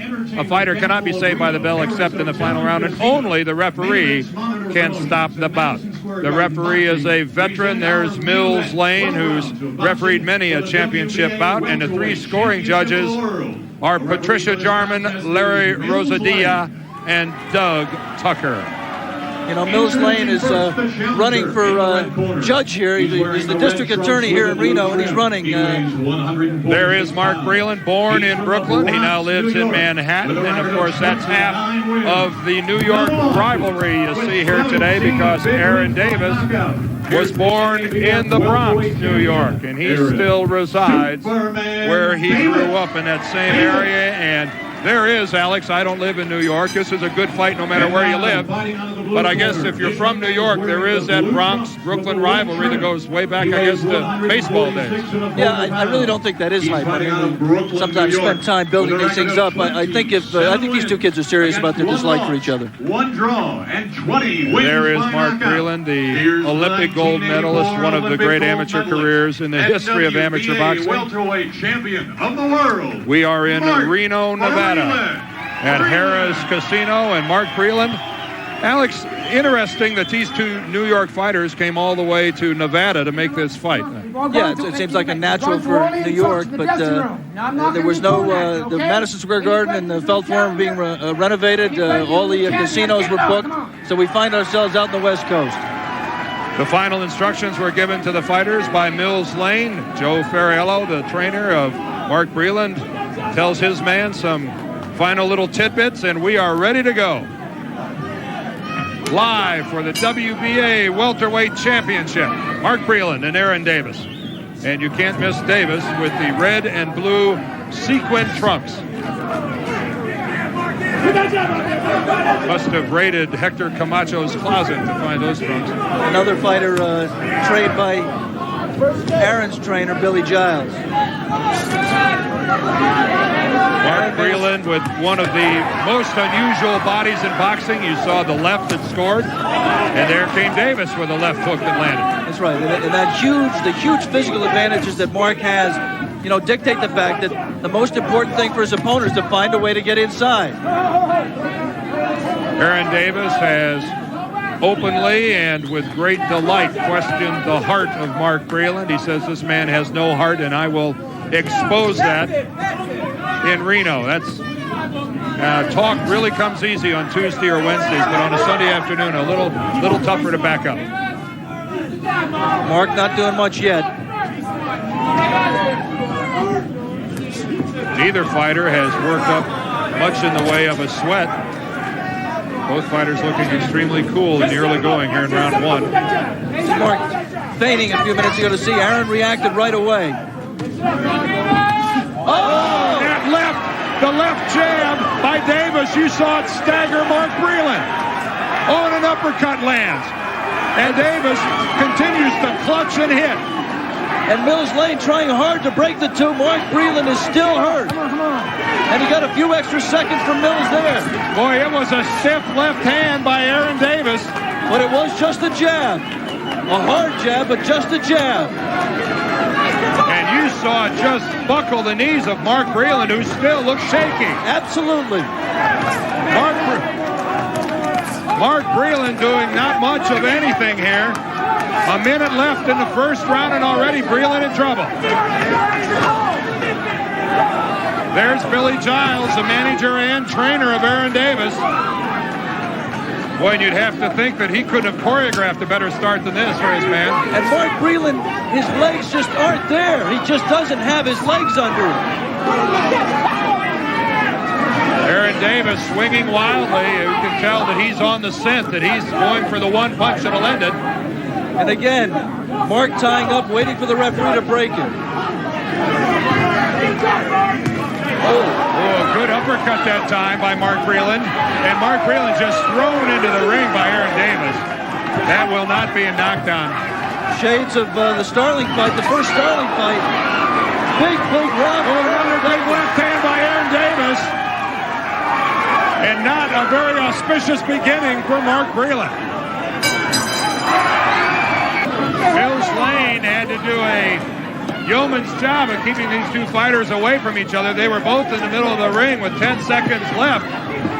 During their break, he had to separate them 3 times. Boy, another good jab by Aaron Davis scores. And again, Mark Breland takes a left right on the chin, and you saw it buckle his leg. And again, Alex shades of Marlon Starling. He's hanging on. But he just does not recover from that first jab. Well, the legs went again here, and we are only in the beginning of the second round. Mark Breland with a dazed look on his face. Oh, and there's the best flurry of the fight by Mark Breland. Aaron Davis looks a little bit tired right now. And Joe Ferriello looks concerned beyond belief. Really should be. Dan, I want to be honest about one thing quickly. When I said if Aaron Davis comes out to fight, we could have a very short fight indeed, I never thought it would be Aaron Davis being the winner. I knew what you meant. You're an honest man, though, Alex. I might take credit for it if it would end. Aaron Davis is tired right now. Oh, there was a wild right that missed by Breland, but he followed it up with the left that scored. Mark Breland can get his legs back under him and stick some hard punches, especially to the body of Aaron Davis. He could inflict some of that damage that he's already taken from Aaron. If you're a Breland follower and rooter, though, Alex, it wasn't much of a left here in the second round that buckled his knees again. Didn't take much of a shot to the chin to wobble him again. No, and Mark has to be aware of that left hook. Can't get careless, but Aaron Davis is really tired. I mean, his legs are gone. Mark Breland came in that time, but Davis effectively blocked the punches. Ooh, another good stiff jab by Davis. It looks like the left eye of Mark Breland is starting to swell. Boy, there's a wild right by Davis that lands. We'll have to watch the left eye of Mark Breland. And that left jab of Breland's, Alex, is nothing but a pawing jab at best. Yeah, Mark's legs do seem to be back a little bit. His head seems a little bit clearer, Dan. The problem is that it just doesn't take that much to get him in trouble, as we've already seen on 2 occasions. Oh, and Mark Breland is bleeding from the mouth. That jab of Davis exposed some blood. Mark Breland bleeding a bit from the mouth. A lot has happened, and this just the end of the second round. Wow. Let's get it on in round number 3. That's what both fighters said, is again, they were out early. Joe Ferriello told Mark Breland in between rounds, much better, Mark, much better. That's the way to get it back under control. Again, though, the best punch of the second round was another jab to the chin of Breland that buckled his legs again.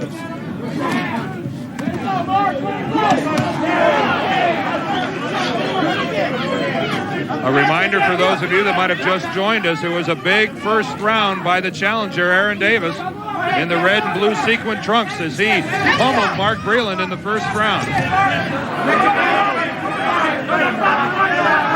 Mark trying to line up the right hand.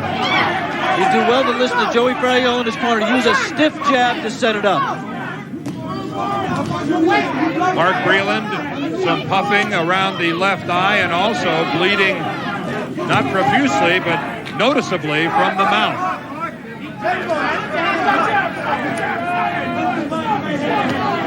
So there's the jab of Breland, and Aaron Davis not as busy as he was in the early going. No, he's just tired. He does not look like he's in condition to keep up the pace that he set the first 2 rounds. Or through the first minute of the second round. We also have to let everyone know, Alex, how poorly Aaron Davis looked in his last bout against Curtis Summit. Yeah, we saw that fight, and he really did look terrible. He said he was looking ahead, but there's Larry Tumbler Davis, a fighter some people from the New York area might remember as being a solid 10-round club fighter. And people in New York always said that Aaron needs a little bit of his father's heart, determination, and dedication. They felt that Aaron had more skill and more natural talent, but didn't apply himself. There, good right hand by Aaron. Just a little bit out of range. Well, speaking of heart, Alex, here's an excellent opportunity to find out about Mark Breland and his heart. Question before the fight by Aaron Davis, and a real check now for Mark Breland. I think, Mark's heart is good combination by Breland. I think his heart is fine. I think the question, win or lose out of this fight about Mark, is going to be his chin. I mean, he was just hurt by very, very ordinary punches, but punches that in no way should got him in the trouble that he was in. Oh, another good left hook. And he's hurt again. By Aaron Davis and Mark Breland hanging on. Third time in 3 rounds. We're coming to the end of the third round. And down goes Breland. 3, 5, 6, 7, 8. Mark Breland got up. There's the end of the third round. We're staying here. Mark Breland dropped by Aaron Davis. You're all right. Give me that. Listen to me, Mark. He's cutting everything, man. Come on, let's just you all right? All right. Mark, listen to me. Listen to me now, all right? He's got a bad left eye. It's swollen shut. Now stop pulling out. Stay with the jab. Stay right there with him. All right? Hands up high. Here's the knockdown of Mark Breland. Really was just a cuff, and then the left after it. The first punch was just a cuff, but the left he put behind it by Aaron Davis had Mark Breland hanging on. And then Davis followed that up with a left hook. Stop the pulling out. And that drops stiff Mark jab Breland. and right hand on the way in. Now, he might come after you fastest, but I'll be ready to go. There's the cuff, and there's the left to put him down. Or, I'm sorry, had him hurt and hanging on. Well, the bell sounded to end the third round before Mark Breland had to get back and engage Aaron Davis. Here we go in the fourth. Schlitz Malt Liquor, professional boxing.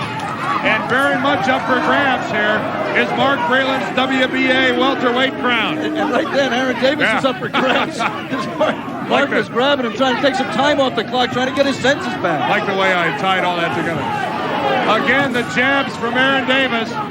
We should point out that Aaron Davis's right eye is in big trouble also from those jabs by Mark Breland. You heard Joe Ferriello tell Mark Breland, quit pulling out, quit pulling out. That's when you're getting caught. Mills Lane decides to take a look and sends Aaron Davis over to the ring doctor. We're looking at a cut along the right eye of Aaron Davis. Okay, here we go. Underneath the eye, look at the swelling. The doctor asked Aaron if he could see. Aaron said, yeah. I think I might be tempted to lie about it, even if I couldn't, Dan, if I had a chance to win a world championship. No, but if my eye was starting to swell like that, I'd shift gears. I wouldn't plan on winning a 12-round decision. Now, wait a minute, Mark Breland's touch. Mark Breland's face is a mess right now. His nose is busted up. He's bleeding from the mouth. This is by far the worst beating that Mark has ever taken, including the two fights with Starling. And Aaron Davis isn't looking so hot himself. No, he's in danger because his right eye is almost gone. But you can see the gloves of Breland are coming down.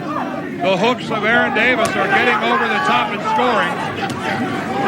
Dan, you know, a lot was made of the fact that this could be just a neighborhood street fight. I honestly never expected. I thought it would just be the precision punching and power of Mark Breland that would dominate. It had turned into a street fight.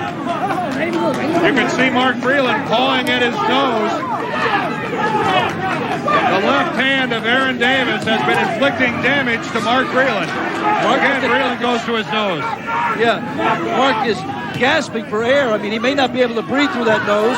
He's got trouble breathing through his mouth because he's swallowing blood undoubtedly from the cut in his mouth. Just desperation for Mark. I mean, and there goes Aaron Davis back into the ropes, although, boy, I didn't see a punch from Breland that could have caused that. Desperation for both men. One guy's got his eye closing, the other guy's all beat up, and neither of them look like they have enough left to go the distance. 30 seconds left here in the fourth round. Oh, there's a little showboating by Aaron Davis, and Mark Breland hanging onto the ropes. Trying to showboat, but that was really dumb by Mark. I mean, he was just totally naked for a punch. Mark Breland was hanging on the ropes with his right hand. The jab of Breland has nothing on it. Aaron Davis has to be feeling pretty good about where he is right now.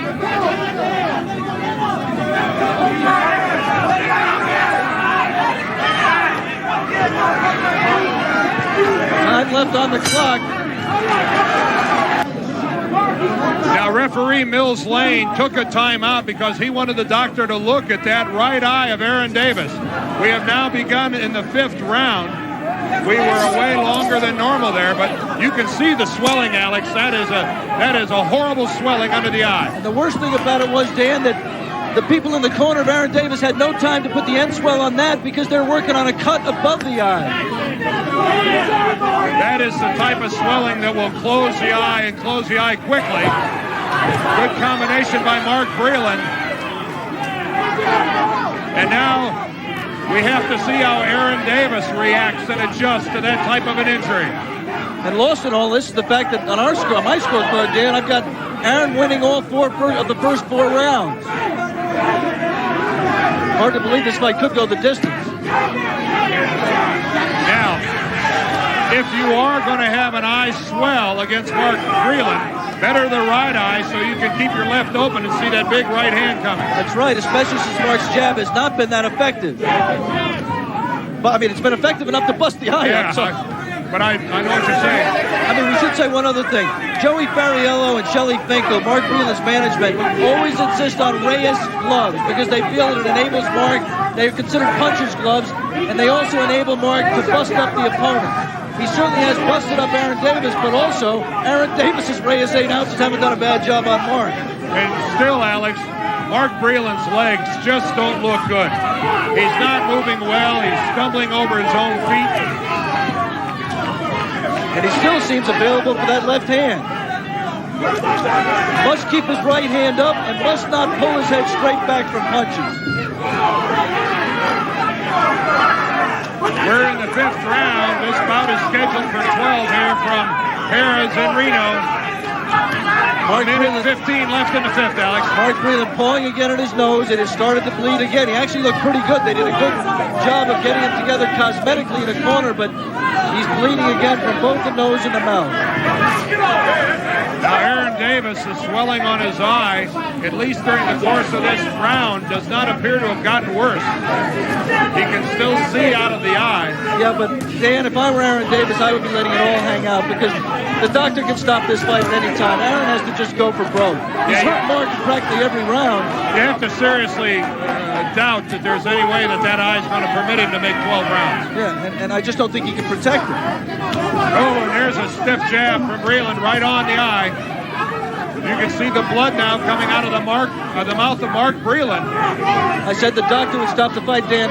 Under WBA rules, only the referee can stop it, but under the advice of the doctor, and as you saw, Mills has consulted the doctor a couple of times. I mean, Mills Lane is the type of referee. If the doctor tells him to stop the fight, it's over. There aren't too many referees who do overrule the doctor.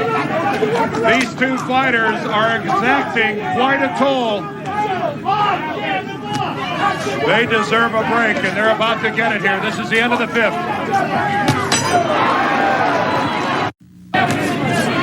Busy in the corner of Aaron Davis with the end swell, Alex, trying to get that balloon to come down a little bit underneath the left eye. Yeah, and underneath the right eye, rather. For the first time, really, Dan, and I really have to say that end swell should have been out. I mean, he does have to work on the cut above the eye, but that end swell should have been out earlier between rounds. Well, Aaron Davis is just holding and hitting.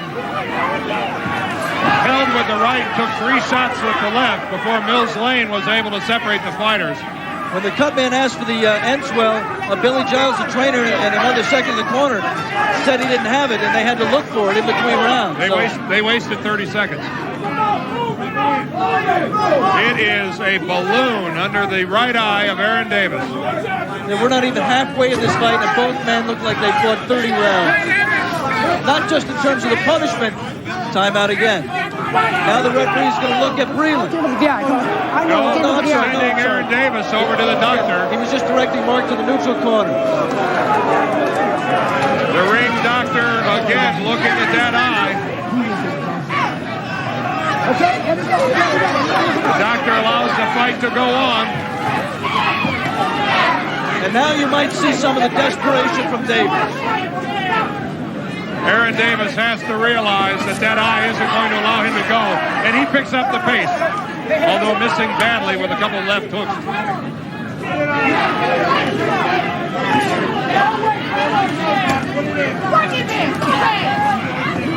Mark Breland ducking punches, came up, scored. But his chin is still available. You know, if I were Mark, I'd be thinking in 2 directions here, Dan. I'd be trying to close that eye, really trying to close that eye with the jab and the hook. But I'd also make sure I didn't get hit with a stupid left hook again. Well, Mark Breland just took a jab right in the face.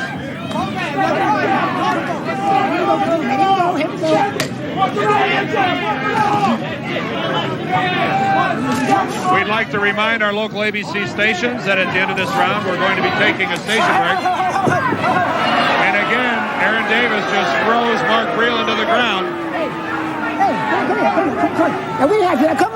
Come on, you guys. Let's go. Come on, here we go. Mills Lane, an excellent referee.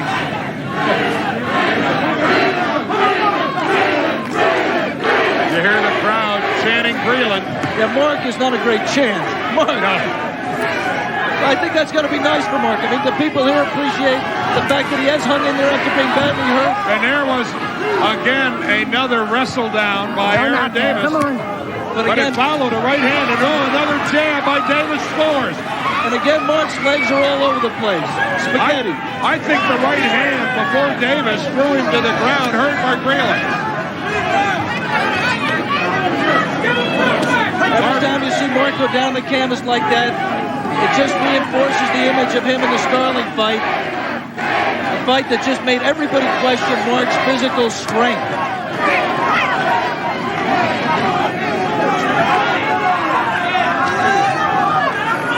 They'll be working on both of these fighters. Schlitz Malt Liquor Professional Boxing is going to continue after this word from your local ABC station.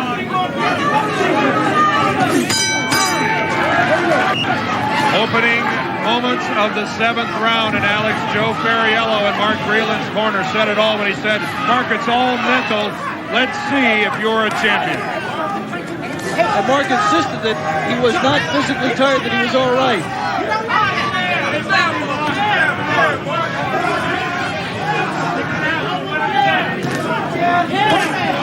There's Billy Giles, the trainer and manager of Aaron Davis. He has to have a sense of urgency here with the condition of his fighter's right eye. I mean, all through the last round, between rounds, he told Aaron they're going to stop this fight. Here we go. Have the right hand down. You just had the feeling, Dan, there was no way this fight could get into the 7th round. I mean, both guys were busted up.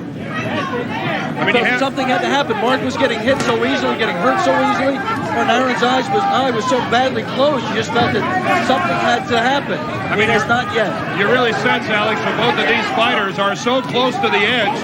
Aaron Davis so close from having that eye swell shut and stopping the fight.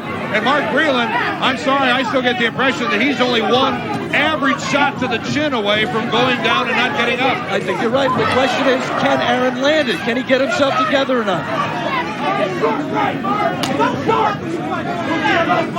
Mark Breland, the champion in the blue trunks. Aaron Davis, the challenger in the red and blue sequence. Breland from Brooklyn, Davis from the Bronx. Both Golden Glove champions in New York City. And this is one of those rare fights where as much as these two talked going into the fight's even better than the talk. You know, you wonder about the right hand of Breland. I mean, that's his power punch. He hasn't thrown it that much.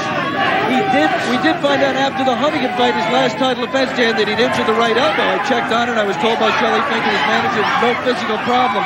But he has not drilled the right hand to the head as much as you would expect him to do. You saw one chopping right, and it looked like it slowed Aaron Davis down a bit. Aaron Davis attempting to keep that right glove up and protect that eye. Now another reason why he may not be throwing that right hand is he just wants to use the right to protect against that left hook of Aaron Davis that's had him hurt on a number of occasions. A strategy that I could hardly blame him for using.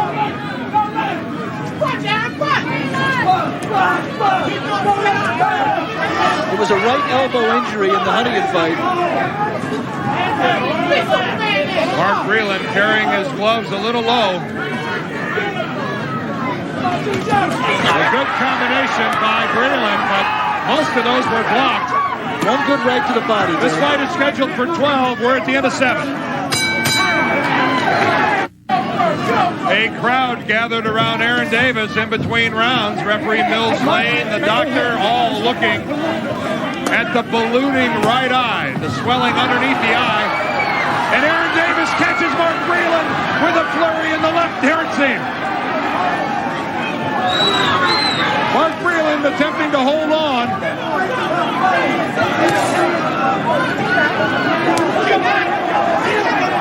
And a golden opportunity for Aaron Davis. And I think this may be his last opportunity. His eye looks horrible. It could open at any moment. The doctor could stop it at any moment. He should let everything hang out. Good uppercut, a left uppercut by Davis, a left hook. And Mark Breland throwing nothing back. Another uppercut by Davis. A chopping left hand.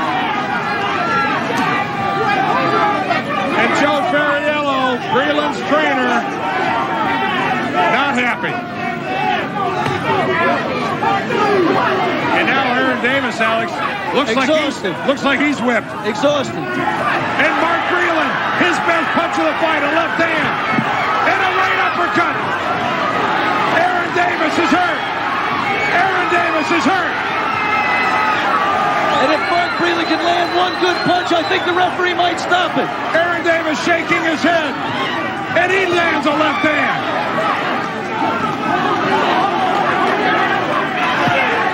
In the 8th round in Reno, Mark Breland lands a left and a right.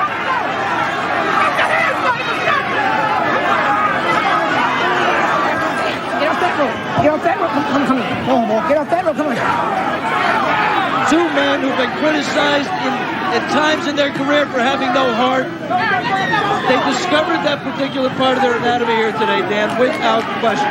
And by each other, they've been criticized for having no heart. Well, I can only assume that there's a newfound respect between Mark Breland and Aaron Davis.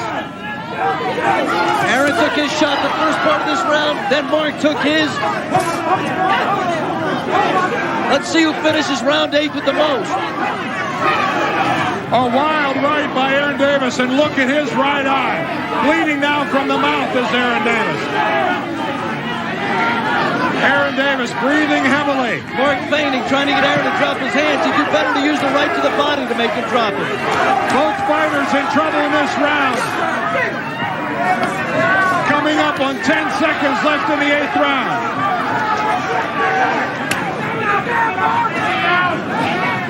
The end of the 8th. Whoa, baby!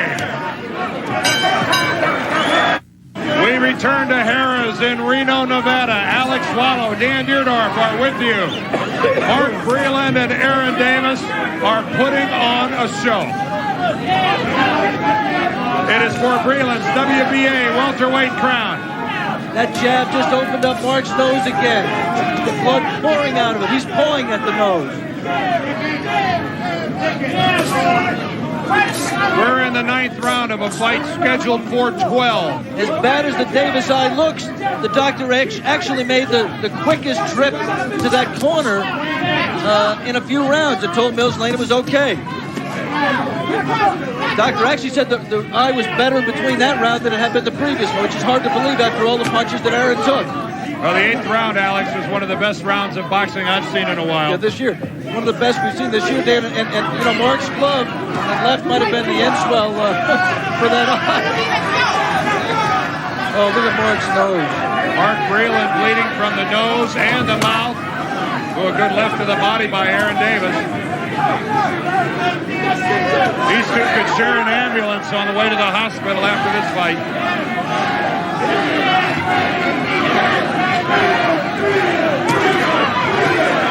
Body it's shot. Mostly left hands by Aaron Davis, yeah, as he's holding that right in reserve. Look at the blood from Breland. He's doing something smart there. Aaron came in with a body punch.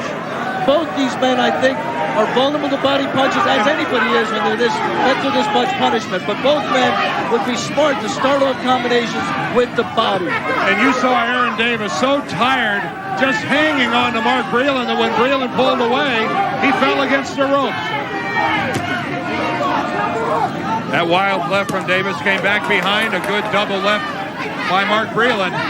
Bleeding from the right nostril and bleeding from the mouth.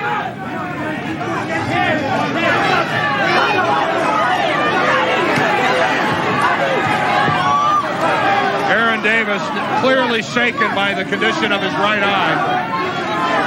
Look at that right hand come up almost right in front of his eye. There's that solid right, that chopping right by Breland, who now begins to head on. And it's almost exclusively a left-handed fight now by Aaron Davis. I don't know that he's thrown a good right hand this round, Alex. You wonder what his depth perception is out of the right eye, Dan. Oh! And there's the right hand, and Mark Breland is down. And Mark Breland is out. Mark Breland will not get up. It's over. Aaron Davis is the WBA welterweight champion. And Mark Breland is still on the deck. Aaron Davis, exhausted, jubilant, and now his legs finally appear to have given out. And when I talked about no right hand, he was saving it. Aaron Davis now moves to 30-0. And he has a title belt.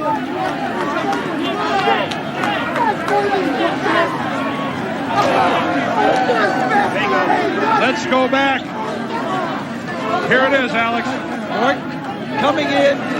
Aaron just went down, loaded up a right hand, and drilled it home, and that was it. And I guarantee you that was the first right hand that he threw with any conviction the entire round. Oh. And Mark Breland walks right into it.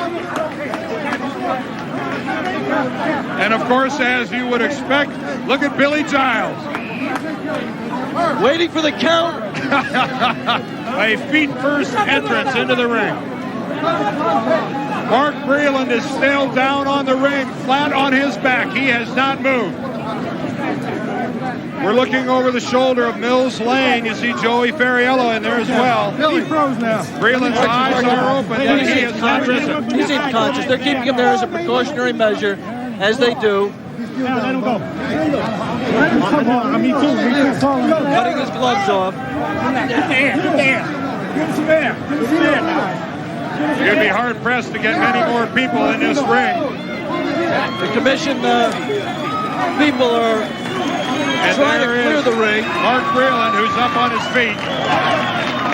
So a good sign there. Mark Breland makes his way back over to his corner. We'll be back here to Reno, Nevada for interviews. A lot still to come. Schlitz Malt Liquor, professional boxing continues. Welcome back to Reno. Let's go now up to the ring and get the official decision. Here's ring announcer Jim Hall. From Harrah's Hotel and Casino in Reno, this fight ends at 2:56 of the 9th round. Winner by knockout and new WBA welterweight champion of the world, Aaron Superman Davis.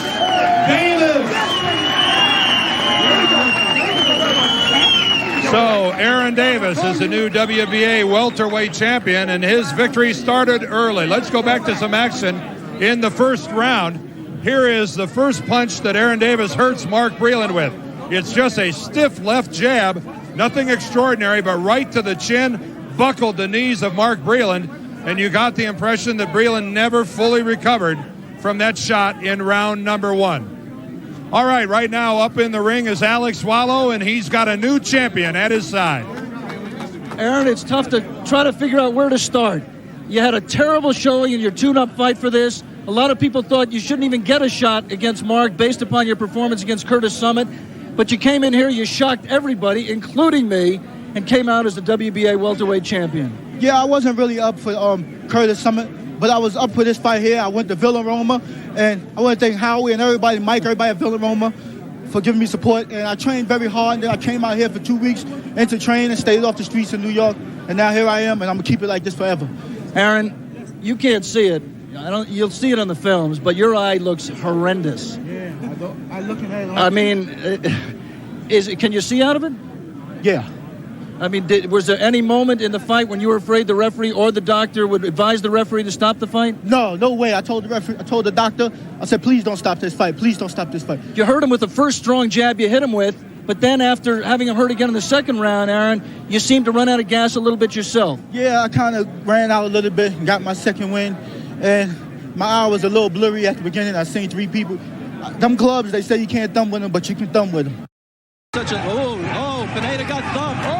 Pineda walked away. And Pineda swings back, and he tags the referee, Ted Vick. And he's saying he got thumbed, and he had enough of this. He's claiming that he was thumbed, walked away. What, do you quit? Teddy Vick just said, what, do you quit?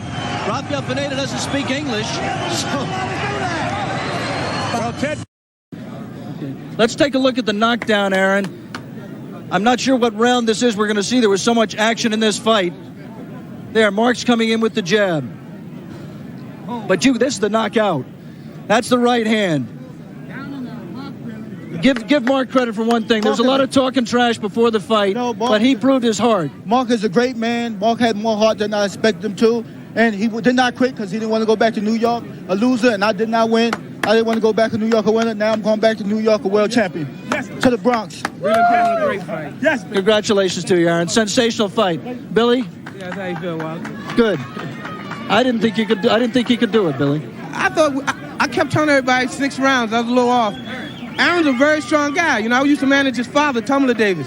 And I figured with the hype, if Tumler had it, he was the same build, but with the hype, he would take care of Mark. Mark had a lot of heart. Mark fooled me. There was a lot of garbage talk in my store, my dog store. And Mark, he fooled me. I want to thank Mark for giving us a shot first. I want to thank the Duvers and Shelley. But we do it again maybe sometime. Tremendous fight. But one thing Never again like that. One more guy I want to fight. He's a Mexican. And you know who he is. Mr. Don King. Let's get the money together. Let's talk to Bobby Goodman and Chavez. Let's get it on. Congratulations. Billy Giles. Let's go back down to Dan Dierdorf at ringside. Okay, Alex, thank you, and congratulations to Aaron Davis, the new WBA champion, and to Mark Breland as well. A great fight. This was our second day of boxing here in July. We have a lot left to come later on this month. Let us show it to you right now. As you can see, we're going to be getting our traveling shoes on. A lot of boxing to come later on here in the month of July. Let's go back up to the ring right now. Alex Wallow has some more interviews. He's got Mark Breland. Alex? A former champion, but a man who proved today something a lot of people question. He's got a tremendous, tremendous heart. Mark, it has to be, by far the toughest fight that you've ever been in, and a terrible loss for you. Oh, yeah, all losses are terrible. I take nothing away from him. He's a good fighter. He was just better than me tonight. You proved the questions about your heart, Mark, but it seemed like he did hurt you right in that first round and a couple of times later just with a jab. Were you betrayed by your chin a little bit in the fight? Were you surprised that he was able to hurt you? Oh, no, I know he could punch a little bit. He's a converted southpaw, so his power hand is his left hand. Like I said, I don't take nothing away from him. I think he was a good fighter. I know it's very tough at a time like this to talk about the future, Mark. What are your thoughts right now? Get in the gym and come back, try to get a rematch or with whoever. I'm not going to quit right now. You're talking like your nose, like you can't breathe through your nose. Do you think it may be broken, Mark? I know, it was clogged up before the fight. And, the fight was getting clogged up, so I don't use that as an excuse. Well, you're a very classy guy. We really appreciate you coming off to talk to us, Mark. Thanks very much. Reach advantages as heavyweight that he had at welterweight. He would have never gotten past AJ's 15th fight, nor could he survive a round versus AJ. He likes them if they already been knocked out before, and he likes them undersized. But hey, don't take my word for it. Are you impressed?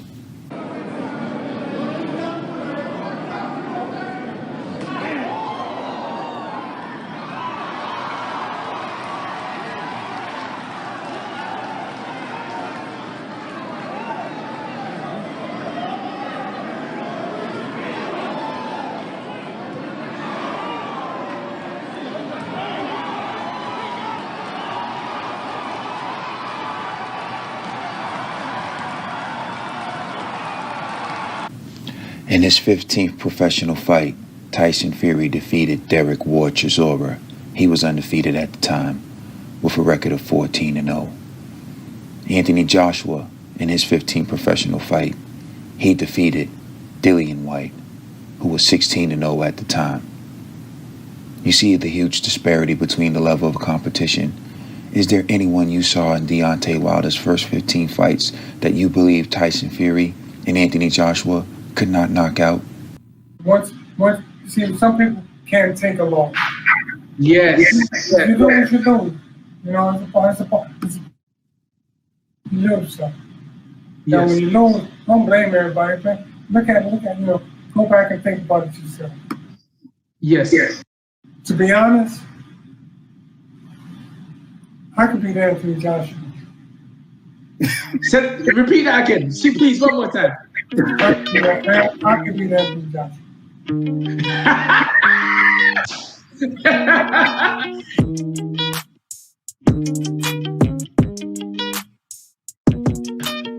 Going back to another question with regards to the Fury and AJ fight, someone says, Tunde Spence, don't let Mark leave without telling us exactly how he thinks AJ and Fury goes And if he really thinks Fury is as special as they say, or Wilder's just a man with no boxing fundamentals, well, I can say Mr. Breland has already said he doesn't think Deontay can win that fight. But how special is Tyson Fury, Mark, in your opinion? I mean, he's a very good boxer, but he's good at mind games. You know, he's good at talking good. He can talk a good game, and people not. He can get you frustrated just by talking if you're not strong. Yes. Do you think that will work with Anthony Joshua? And how do you see that fight going? To be honest, I could beat Anthony Joshua. Repeat that again. See, please, one more time. I could beat Anthony Joshua. Is that what? So, Mr. Breland, so you believe? I'm being straight honest. Here's a guy who doesn't have a jab at all at that. When he fought Ruiz, I think the second fight, he talked about his jab. That wasn't a jab. He was just doing this. Now, to fight a guy like him, I would out jab him. I would out jab him. He couldn't. I don't think he'd be able to touch me. And I think, I put him to sleep because the jab, he has no jab. And the jab, you bring it back here and put you down. So you don't feel that power would necessarily play a role in this fight with AJ against Fury? No, Fury will beat him up. Oh wow! Why do you think Fury beat up? He has a good mind game. He plays with these guys. He's playing with their head, and guys they get mad or they just get frustrated or they want to. He's so frustrated to they're trying to throw him off their game. I'm just talking from a fan's perspective and a trainer's perspective. One thing I've noticed about the Americans, Mark, and I'm not saying that you're contributing to this, but I do feel that the American boxing public do not give AJ the respect that he deserves, and I think that. Time out. I'm not on that. I'm on my side. Yes. I'm a fighter. Yes. And I watch boxing. I watch fighters, and from my eyes, from what I see, yes, I could beat him. I'm talking about now. Well, not today, but I could beat him. Wow. He has no. He's just straightforward. He's not hard to hit. When we hit him, he's not hard to hit. Don't you think that fight was maybe down to a bit of lack of complacency on AJ's part and the fact that they didn't really prepare for a short fighter? They were getting ready to box. What's this drug cheat's name? What's his name, Spence? The man who's taking drugs all the time. What's his name? What's his name, Spence? Come on. Jamel Putty Bear. Jamel, yeah. And then the change in opponent at the last time, I remember. What do you think about that? But at the same time, when I'm training for a fight, if I'm training to fight Mike Tyson, I'm gonna get somebody to spar who fights pretty much basically like Mike Tyson. But that's the point I'm making. There was a change in opponent. Really, I think it was 2 weeks or something. So he didn't really have time to change, at that point. So if you don't know boxing, don't box. Even if Mark Breland had all the height. Mark Breland would have never been able to get past AJ's 15th fight against Dillian Whyte nor his 19th fight against Vladimir Klitschko. He has never been able to avenge his losses in the pros, unlike AJ, who did it in 6 months. Every single person knows I'm the best junior lightweight in the world. I'm the best junior lightweight in the world. The first time Brian Mitchell met Tony Lopez, the result was a disappointing draw. This time, Lopez says it will be different. He's got a lot of things that I can't fight, I'm this, I'm that, and I can't do this and I can't do that. Well, you know what, Mitchell, you're right. You know, I couldn't that fight. But I'll tell you what, this fight, you're in trouble, Jack. 2 months ago, Lupe Gutierrez felt the new and improved Tiger. The IBF champion has the same medicine in store for tonight's rematch. Brian Mitchell, this is for my mom, because my mama said knock you out.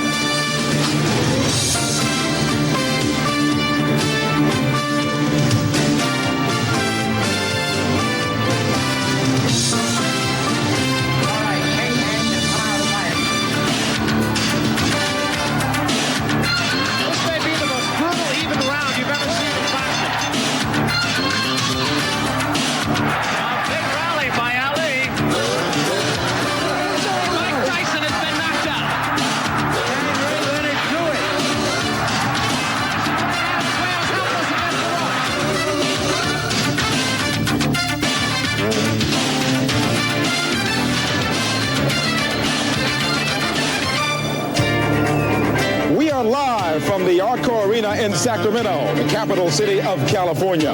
Tonight, TVKO proudly presents the September Fight of the Month, Toe-to-Toe 2, a triple header. It begins with junior middleweight action. Olympic gold medalist and former world champion Mark Breland continues his comeback against top-ranked contender Jorge Vaca. Then, another gold medalist and the WBA welterweight champion Meldrick Taylor takes on Ernie Chavez in a bout scheduled for 10 rounds. And in our main event, IBF junior lightweight champion Tony Lopez puts his title on the line to avenge the draw he received against former WBA champion Brian Mitchell. Lopez says this time it's personal. Tonight's Tony Lopez fight night in Sacramento. The fans come out in droves to the Arco Arena. Tony the Tiger continues to be Mr. Excitement, and he is the main event of this TVKO triple header. Hello, everyone. I'm Cambrell Marshall. Welcome once again to TVKO's Fight of the Month, a triple header featuring world champions Tony Lopez and Meldrick Taylor. But first, a former world champion, Mark Breland, continues his quest for recognition in the heavier weight classification, that of junior middleweight. His opponent tonight, Jorge Vaca, also a former champion, a WBC welterweight champion, looking for new life in the junior middleweight ranks. For Mark Breland, it's another chapter in a renewed enthusiasm for his sport.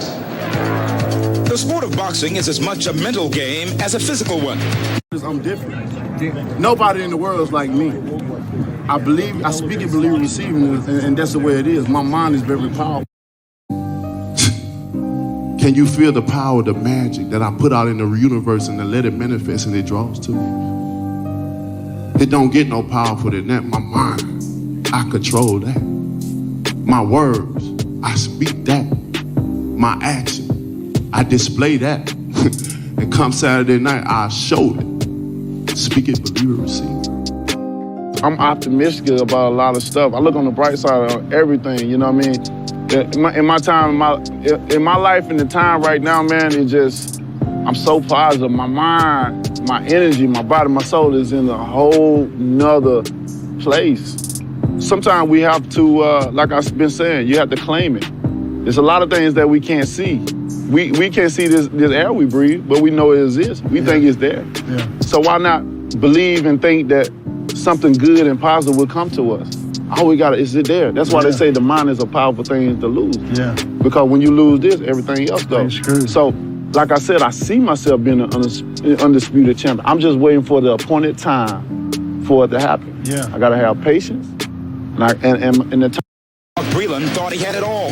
His road to the top seemed smoothly paved. His resume included 5 Golden Glove championships and a gold medal in the '84 Olympics. He was indeed headed for greatness. After disposing of his first 16 professional opponents, he won the vacant WBA title.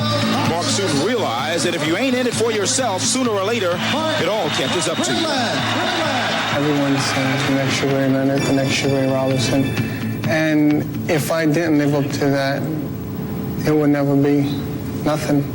So I just wasn't doing it for me, I was doing it for everyone else. Sometimes you can get it together, sometimes you can't. You know, boxing is a mental game, you know, I mean, physically you can be in great shape, but mentally if you're not there, Just nothing's going to happen. His reign as champion was to be short-lived. After being KO'd in the 11th by Marlon Starling, his ability and his heart were questioned. It would get worse. 8 months later, he squared off once again with Starling, hoping to prove that the first fight was a fluke.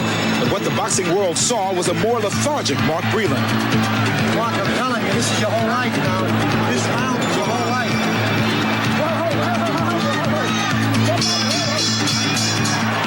The decision is a draw. The next few months were a roller coaster ride for Mark. He regained the WBA belt by disposing of Sun Soon Lee in an impressive first-round knockout. Was this a new, more focused Mark Breland? He thought so as he stepped into the ring against an undefeated Aaron Davis. But in the ninth, Breland went down and the fight was over. Many thought so was his career. Some lady called me from Ring Magazine, and she says, well, Mark, you want to do a story on your retirement? I said, well, you have no story. She says, why? I said, because I never retired. She says, well, that's what we heard. I said, did you hear from me? She said, no. I said, all right, then I'm telling you, I didn't retire. I just took time off. It was this break that helped him realize that what he really wanted to do was box, and this was reinforced when he visited a tarot card reader. We were just talking, and she was telling me things that were just happening, and then she started getting into boxing, and she said, you're not going to retire, and you're going to meet a guy, someone's going to come out of your past and teach you things that you've never learned yet. 2 weeks later, I got a call from Emmanuel Stewart. Mark reunited himself with Stewart, his trainer from his amateur days, and has been working with him at the Kronk Gym in Detroit. Stewart's mission is to resurrect those skills and relight the fire that once burned in him as an amateur. He wasn't concentrating enough on the left jab and was leaning in too much. Whenever an opponent would punch at him, he had a tendency to lean in instead of moving back more to keep the distance where he could utilize his height. And that's the only thing that we really focus on at this point in time. Breland surrounds himself with positive people like Ron Love, who works on strengthening Mark's body. But he has taken on the responsibility of his own mind with the help of Norman Vincent Peale's book, Power of Positive Thinking. It's a great book, you know. And one thing he told me about is to be around a lot of positive people. Negative people draw negativity out of you. Positive people draw positive things out of you, and I need to think more positive thoughts. His way of thinking has helped him deal with those people who doubted his heart and determination. I can't win for losing right now. It just seems like the more I do, the more they just knock me down a level. But it just doesn't knock me down a level, it just picks me up. So the more I do, it just seems like the more they just bring me down, try to bring me down, but I'm not going to fall. So I just realize now to just, hey, whatever happens, you're not going to get your just due, so just do what you have to do. What he has to do tonight is face his toughest opponent in his so-called comeback thus far. Jorge Vaca registered one of 1987's biggest upsets when he beat Lloyd Hunnigan to win the WBC welterweight belt. That win thrust him into the limelight and gave him the reputation of being a tough, hard-punching, powerful boxer who promises to give Breland a tough time. Jorge Vaca will be probably Mark's toughest test in a long time. Vaca's a strong, durable guy. He comes to win. He does have the credentials, and he has some mental makeup as well as a physical talent. And I think it's going to be a good challenge for Mark. And I think that Mark will win, and I believe he's going to win very convincingly. Skeptics still feel that Mark Breland is just too nice to be a boxer. Mark feels different. I've always said, do you have to be an asshole to be a boxer? You know, and you can't be a nice guy. I mean, this is just my personality. I'm sorry if I just can't be arrogant and be what everybody else wants me to be. I'm just going to be myself. And we're set to get tonight's triple header underway. Mark Breland against Jorge Vaca. And always to call the action, let's go ringside now to my colleague, WNBC New York sportscaster Lynn Berman. Lynn? Thank you, Cambrell, and welcome to our Friday the 13th fight card. Tony Lopez told us he's fought 2 other times on a Friday the 13th. He's won both of them. He said, just call him Jason. Here's our version of Jason at TVKO, Joe Goosen. Joe, are fighters by their nature superstitious? Yeah, I think so. A few that I have been in the past, and I think athletes by nature really are a little bit superstitious in the way they do certain things before an event. Well, As for Mark Breland, our first fight tonight, we certainly didn't learn very much about him 2 months ago in Lake Tahoe during that first round stoppage with Julian Samaha. No, well, the fight lasted probably a minute and a half or so. He came out and he threw a wicked left jab, and it cut Samaha right over the eye, sliced him from one end of the eyebrow to the other. But he did look sharp. It looked like had it gone, he probably would have taken care of business that night. As for Jorge Vaca, also a former champion as Breland is, he told us he's not concerned with Breland after the third round. Well, Breland's had most of his problems against Marlon Starling, against Aaron Davis in the later rounds. So what he wants to do is he wants to extend Mark Breland into the late rounds. And if he does, he has a good chance of maybe upsetting him. All right, let's start, as always, with our Goosen's Corner feature, an inside look at the boxers. Let's start with Jorge Vaca. Right. Jorge Vaca, I talked to him today, and he's a veteran and a wily one. He's had over 50 fights. What he's got to do, though, is use that experience and put smart pressure on Mark Breland. He's got to get inside, and when he does get inside, go to that body. Stay in close all night. Try to wear him down, and if he can do that, he has a good shot at maybe taking care of business late in the fight. But it's going to be a real, real tough case. And the Mexican music appropriately fills the Arco Arena as sombrero wearer Jorge Vaca makes his way into the ring. A likable native of Guadalajara, Mexico, with a ring record of 43-8 with one draw, 34 knockouts. He's been knocked out 7 times, mostly because of cuts. So that's something to watch. Cuts with Jorge Vaca. And now, the Goosen's Corner for Mark Breland.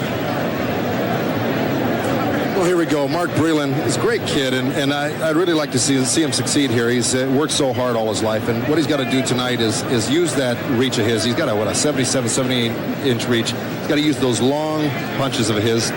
Move left and right on Vaca, because Vaca's going to pressure him, and to keep him off balance, he should be moving to either side of him. And lastly, stay off the ropes. That's where he's running into trouble. He got knocked out when he was in the corner against Marlon Starling. Use the center of the ring and control the fight right there. And here is Mark Breland getting ready to come out into the arena and head towards the ring. It's a bittersweet evening for Mark Breland. His niece last spring passed away in a tragic car accident in the Carolinas. She would have been 18 years old tonight.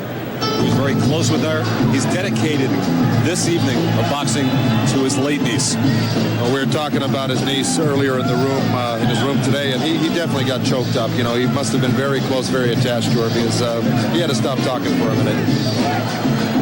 And he told us, "I will stop him early," referring to Vaca, and he admitted that he's not usually that confident, at least publicly. No, the past few times we've talked to him, he says, "Hey, look, I'm looking for the win. I just want to get back on track." But tonight, he says he's feeling super confident, and he says he's going to knock him out.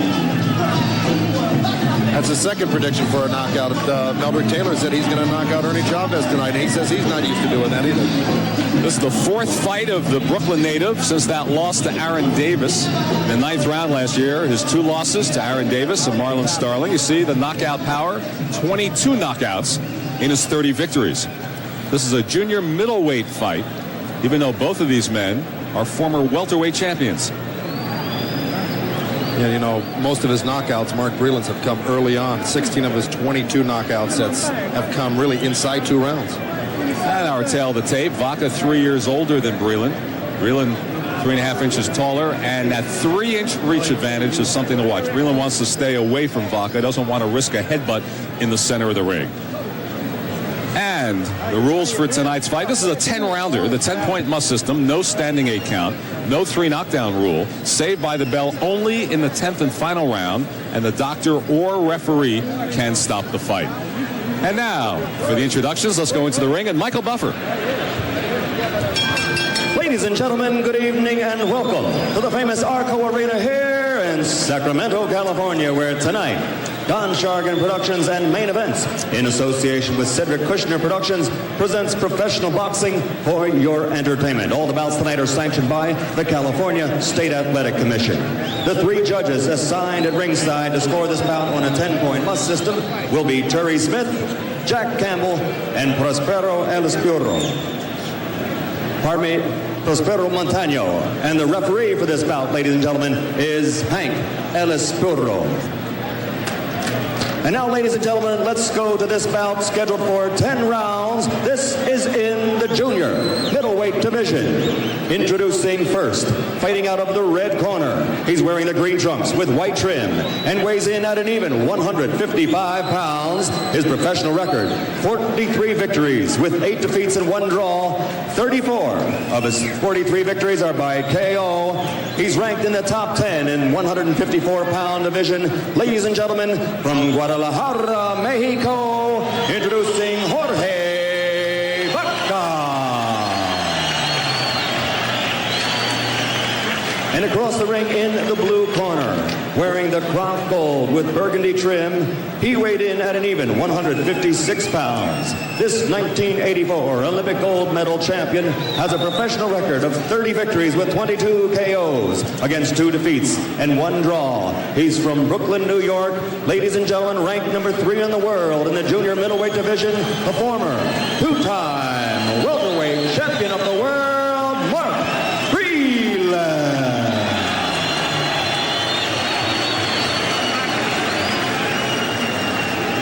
Gentlemen, we had our instructions in the locker room. That's the neutral corner, and this is the neutral corner. In case of a knockdown, the up man go to the furthest corner and stay there like they need to come out. Any questions? Shake hands. Good luck to both of you.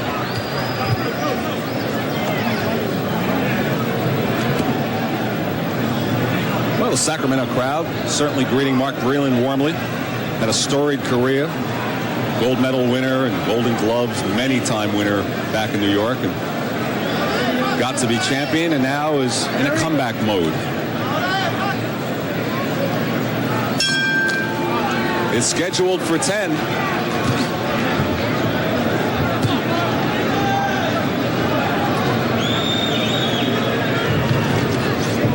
Vaca head down and then moves back. Sneaks a jab in.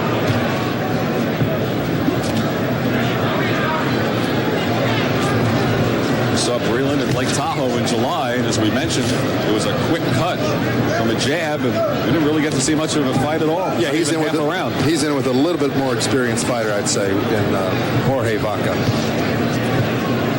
And that's why this fight may go a few more rounds than somebody might have suspected. A lot of people think that Breland should knock out Jorge Vaca in this fight. Right hand from Breland. Vaca won the title in '87 from Lloyd Hunnigan thanks to a headbutt, and lost the rematch. Later fought Simon Brown and was knocked down 6 times before losing in the 3rd round. So Vaca's been through the wars. Right hand from Breland. Breland, the good left. Looks like Vaca might have a small cut already on his forehead. There's a little blood, or it's quite red. Or his eye. There it is. He's cut already. Breland trying to tee off on Vaca. What happened was Vaca threw a lead right hand, and Breland countered with a nice right uppercut, and that's what caught him and stunned him.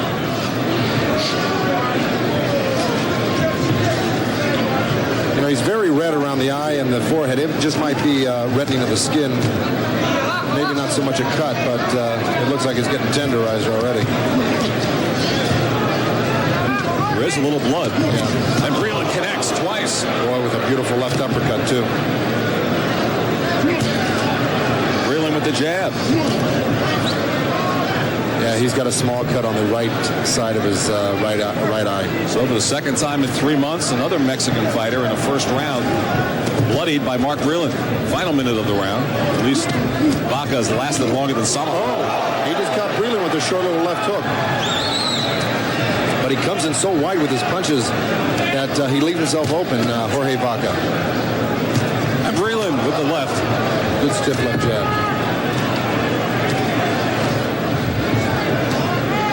Vaca with one telling blow, but Breland with several and one more. Now Breland goes after him. Vaca a little bit wild, backs away. I'm impressed with that jab. 2 short fights we've seen thus far. Right. Well, that's something that Manuel Stewart said he was going to go to work on, that he had such a great reach. Why not use that jab and put it to use and really make it a weapon for him? Vaca's shown that he can take a great punch, because he got hit with some straight, sharp right hands already. Including a right uppercut moments ago. Breland goes to work as the 1st round comes to an end. Breland said when he got Vaca up against the ropes, he was going to go to the body, and he did right there towards the end. He said he was going to hit the body in the middle of the ring, but when he got him on the ropes, he was afraid of a headbutt there.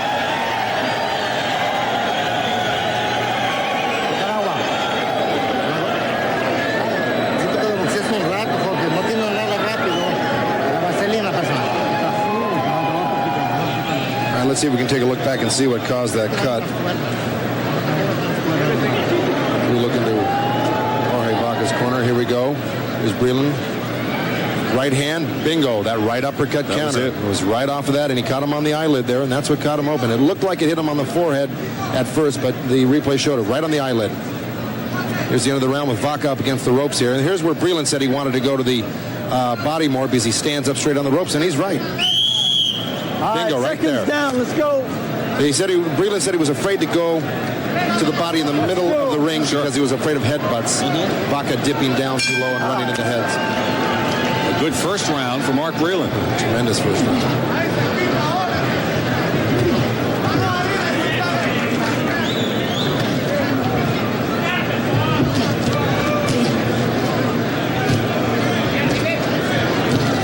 And Vaca with the left hand. And Breland with another jab. Breland's doing so well is when he finishes his right hand, he's coming up with a little left uppercut because Vaca's dipping under his right hand, and when he does, he makes him pay by bringing that left hand up underneath.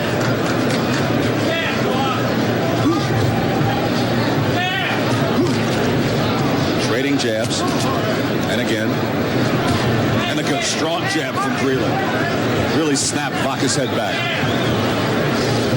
Now Vaca backs away wisely. I think that caught his attention, that last jab particularly. Another one from Breland. Yet again. And another one. And Breland follows with the right. It all started from that jab.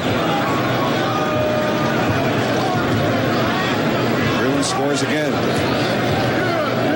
Well, right now, the speed is the difference with Mark Breland and Jorge Vaca. Vaca just is a step behind in the defense category and the punching category as far as speed. Vaca's right eye closing a little bit. The damage it's taken. A little bit of trouble with the right eye. Vaca with the jab. Breland counters. Vaca gets Breland against the ropes, and Mark dances away. Breland with the right hand.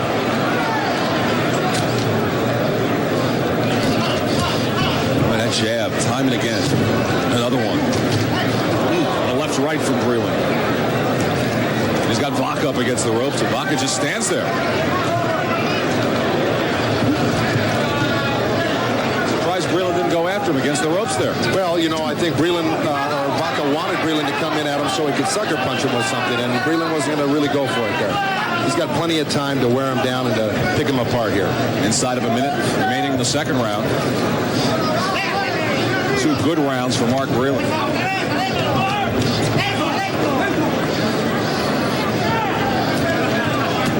Ooh, right to the body from Breland. Maybe a bit on the low side. What's happening here with Vaca is he's coming a little close at times with a few left hooks. But if Breland is smart, he's going to use that jab and keep his distance here and not really let him land those kind of punches. Vaca's very durable. He's won 40-some-odd fights and 44 fights and 52 of them. So taking a lot of punishment with that jab, Joe. Time and again, snapping Vaca's head back. Well, this was exactly what happened when he fought Lloyd Hunnigan in England. He took a pretty severe beating early on and kept persevering and came back and eventually won the fight.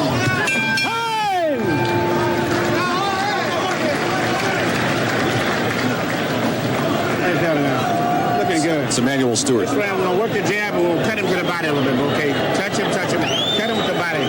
Don't just try on the outside, mix him up, you understand? Right hands to the outside, left hands up through the middle, okay? Every time the man jabs, he's doing just what I was doing when we was working inside. He's leaning. Just keep touching him, short rip to the left uppercuts, right up through the center, right up in here. And keep touching him sometime and crank the right hand to the body. Then you'll steal him over time. Okay?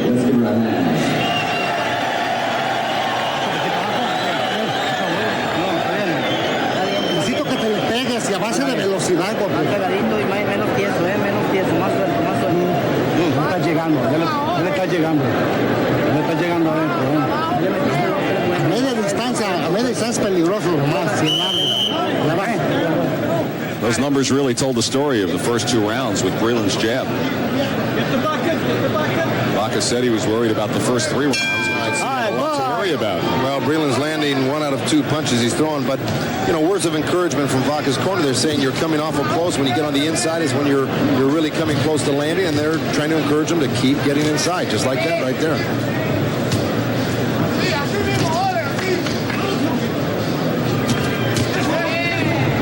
Vaca trying. Breland blocking that one, but Vaca sneaked in a right, and Breland came back with the jab. What Vaca told us earlier in the day was he wanted to go over that lazy jab of Breland's. Vaca's landed a couple of rights here in the third.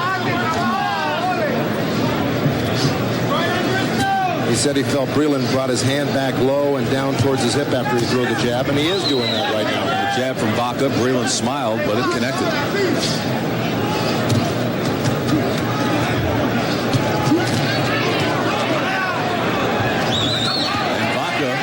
Bloodied around the nose area now on the attack against Breland, but there is some blood coming from the nose of Vaca. And he's wiping at it, so it's bothering him, and that could be hindering his breathing a little bit. And Vaca with a right and a left combination from Jorge.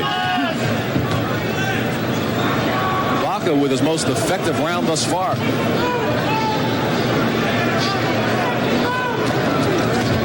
Vaca again with a lunging right hand.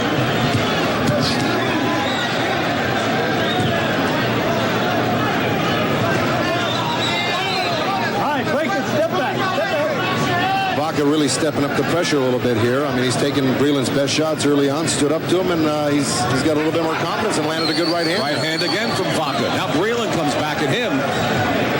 Most of those were missed, though. Yes.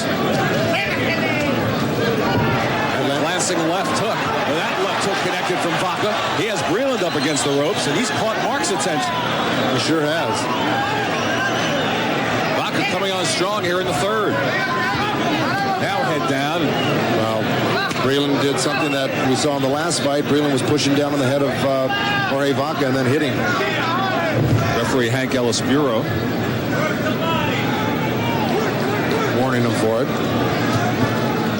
There goes Vaca turning southpaw a little bit. Breland going back to what he did in the first 2 rounds with the jab.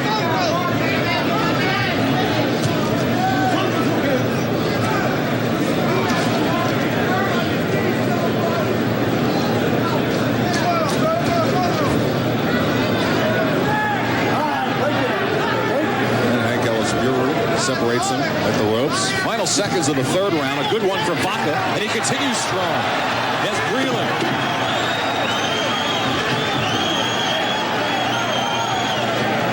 Breland now knows he's in a fight. Boy, first 2 rounds were easy for him. Not this one. Vaca's bursting with confidence right there towards the end of the round. He looks like he just wants to walk through Mark Breland, but Breland better get back on the stick and start punching.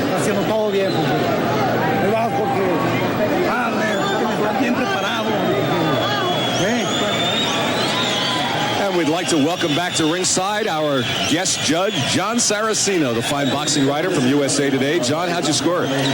Len, Vaca has kind of turned the tide there in the third round, and Mark Breland wearing the colors of the Kronk Gym, and his legs kind of remind me of another famous fighter they used to have, Tommy Hearns. He definitely looks unsteady, even early in the fight. Good point, John. I scored it the same way unofficially. Good third round for Vaca. You got to get some respect. Let's see Vaca here. This is towards the end of the round. Pressuring Mark Breland and coming in at awkward angles. I mean, some of it's glancing. Right, it is. And he's a difficult guy to fight when he's coming in left-handed and right-handed there. He's turning all different ways. And Breland just trying to get out of the way of these punches. All right, let's go. Right now into the fourth round. We'll see what Vaca does or what Breland counters with after that strong third round by Jorge Vaca.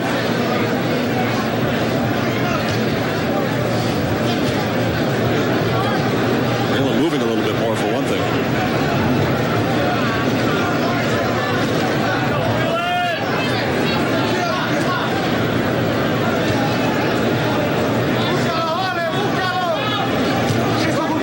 Vaca's not going to be one to get intimidated early by somebody like Mark Breland because he took those shots. He's been in with some great fighters, Sal Mombi, Pepino Cuevas, Lloyd Hunnigan, Terry Norris, Simon Brown. So he's been in with the best.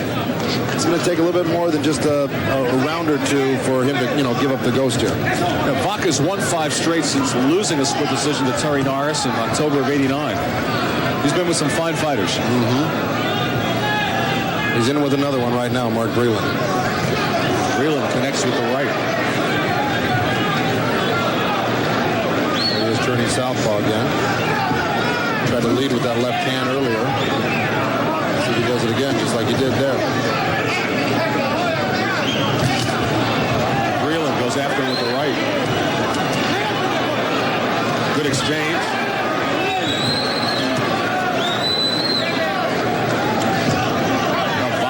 To right-handed. He came dangerously close to taking a great counter right hand off that left hand miss. Right. So he was smart to go back. Yeah, I think he's well served to stay right-handed.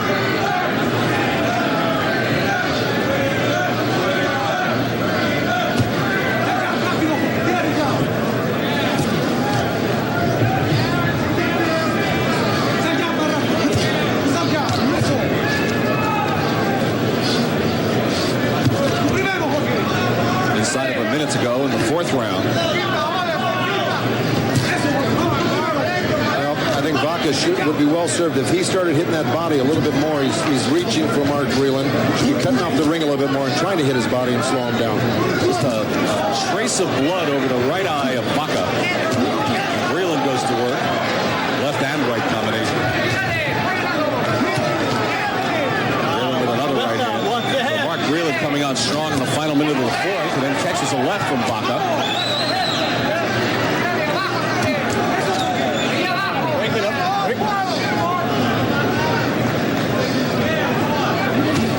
Ooh, little right hand, little blood came out of the mouth or nose of Mark Breland right there.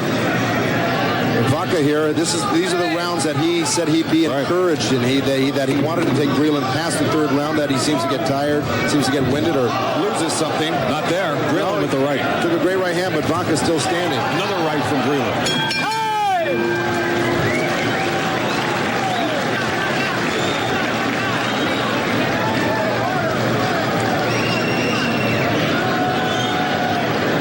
Well, Breland said, "I will stop him early." Hasn't been able to do it. Our next fight this evening will be Meldrick Taylor against, well, not Julio Cesar Chavez. He'll be fighting Ernie Chavez, a California boxer. But Meldrick Taylor still has that Julio Cesar Chavez fight on his mind from 18 months ago.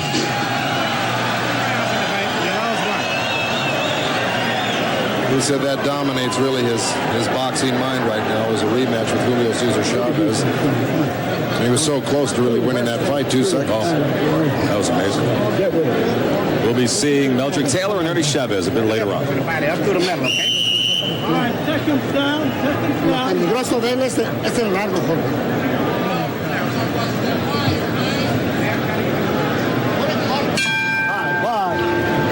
Round 5 scheduled for 10.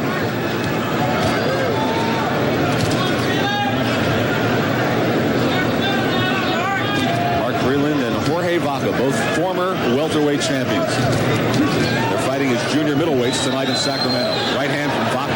Vaca's starting to close the gap a little bit here, and this is what he's got to do. Put smart head movement coming in, smart pressure on, and trying to slip and then come over the top with something over Breland's long punches. Breland still has that jab working.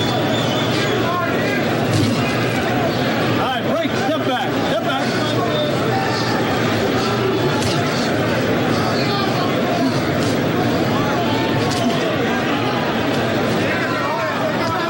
Breland's hands coming down a little dangerously low here, too. The closer Vaca gets, the more he's got to keep those up. And this is what Vaca really, that's an encouraging sign from those hands being down low and him pulling out with his head up like that. And Breland catches a right and a left. And Vaca has him on the ropes again.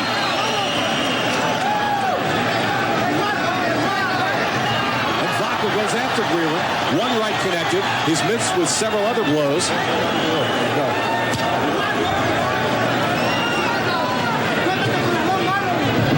Referee Hank Ellis-Buru telling Mark Breland keep his glove clenched.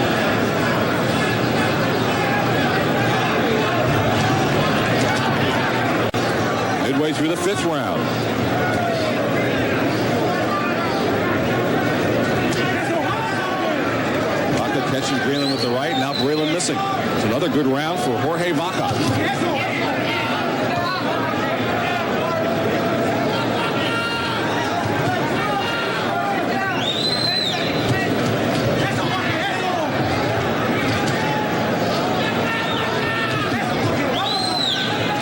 That right hand is finding a home for itself against Breland, and every time he gets hit with it, a lot of blood comes out of Breland's mouth. He must have a cut on the inside there, but swallowing that blood can really, really affect your performance later on. It can actually make you nauseous during the fight.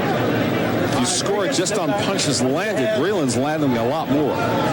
Yeah, but the tide's shifting here. You can see Vaca, he's landing the majority of the punches here to me in this round especially.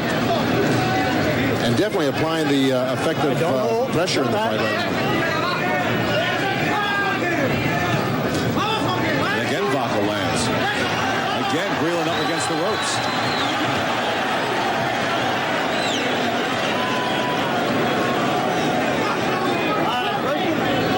Breland hanging on. The final 10 seconds of the 5th round.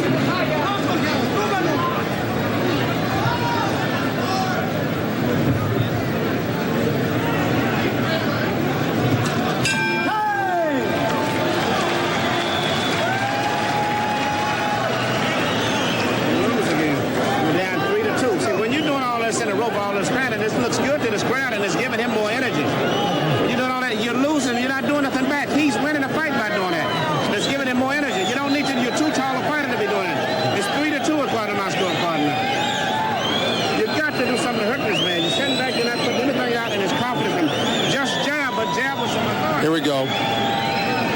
Breland being pursued by Vaca. He's really relentless pressure here. And he's spending more time on defense trying to get away from Vaca than really counter-punching. And that's what Emmanuel Stewart's kind of chewing him out for in the corner. Here's Vaca. See, he's throwing punches from all angles. He gets turned around and he'll put his right hand out, use that as a jab. Swarms you, smothers you. He's being a hard man to fight right now. And Breland's having difficulty with all that experience, and Vaca's using it right now. I think Emmanuel Stewart's scoring of 3 rounds to 2 is pretty much right on. Breland on top, barely. As we start the 6th round. I'm not so sure he meant Breland up 3-2 or Vaca up 3-2. Vaca. Now he's starting to get a snowball effect here. He's just starting to motor right at Mark Breland. And Breland's got to set him up from the outside and stop him somehow from the outside. The closer Vaca gets, the worse it's going to be for Breland. Here's where he should be popping. Right here. Right hands, left hooks. The man moving forward here. Vaca on the move. Excuse me, and Vaca landing a good little right hand over that lazy jab of Breland's right now.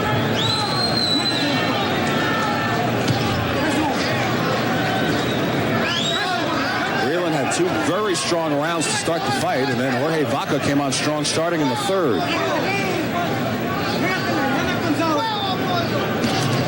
And whatever little bleeding was being done by Vaca was pretty much stopped.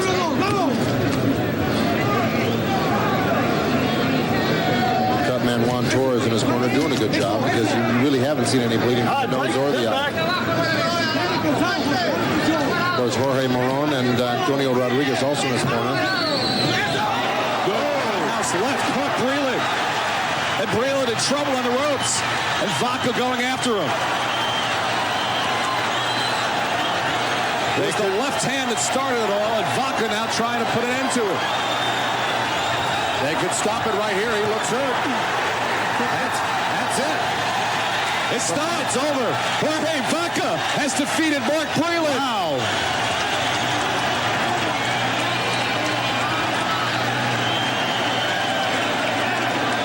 Well, he's in the top 10 in the world right now, Len. Jorge Vaca. In his corner, in exultation. Vaca the winner. Breland's been defeated again. For just the 3rd time in his career. Emmanuel Stewart said earlier that this is going to be his toughest test. If he can get by him, he deserves to be in the top 10 and maybe fight for the title at 154 pounds. Couldn't pass the test, Len.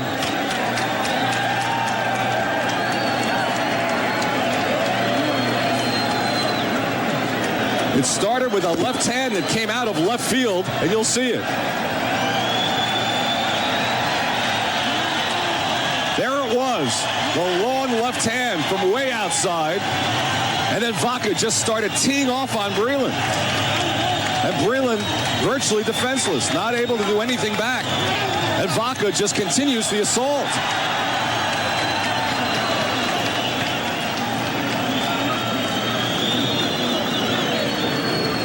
Vaca continues to throw the punches, none coming back from Breland. Finally, referee Hank Elaspuru steps in, and Vaca the winner.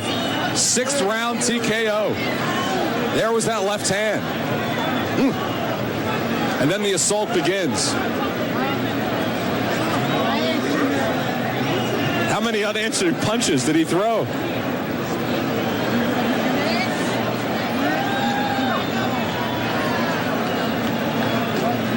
And Breland unable to throw anything back.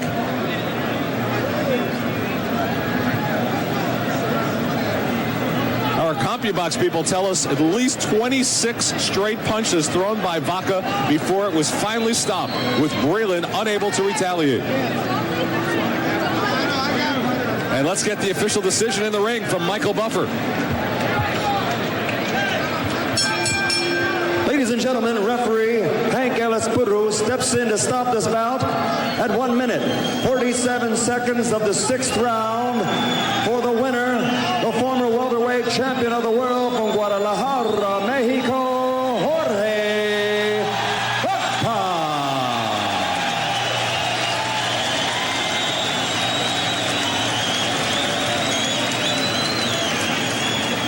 As Vaca runs his record of 44, 8, and 1. A round of applause, please, for this former two-time world. John Saraceno with us at ringside from USA Today. John, surprising result.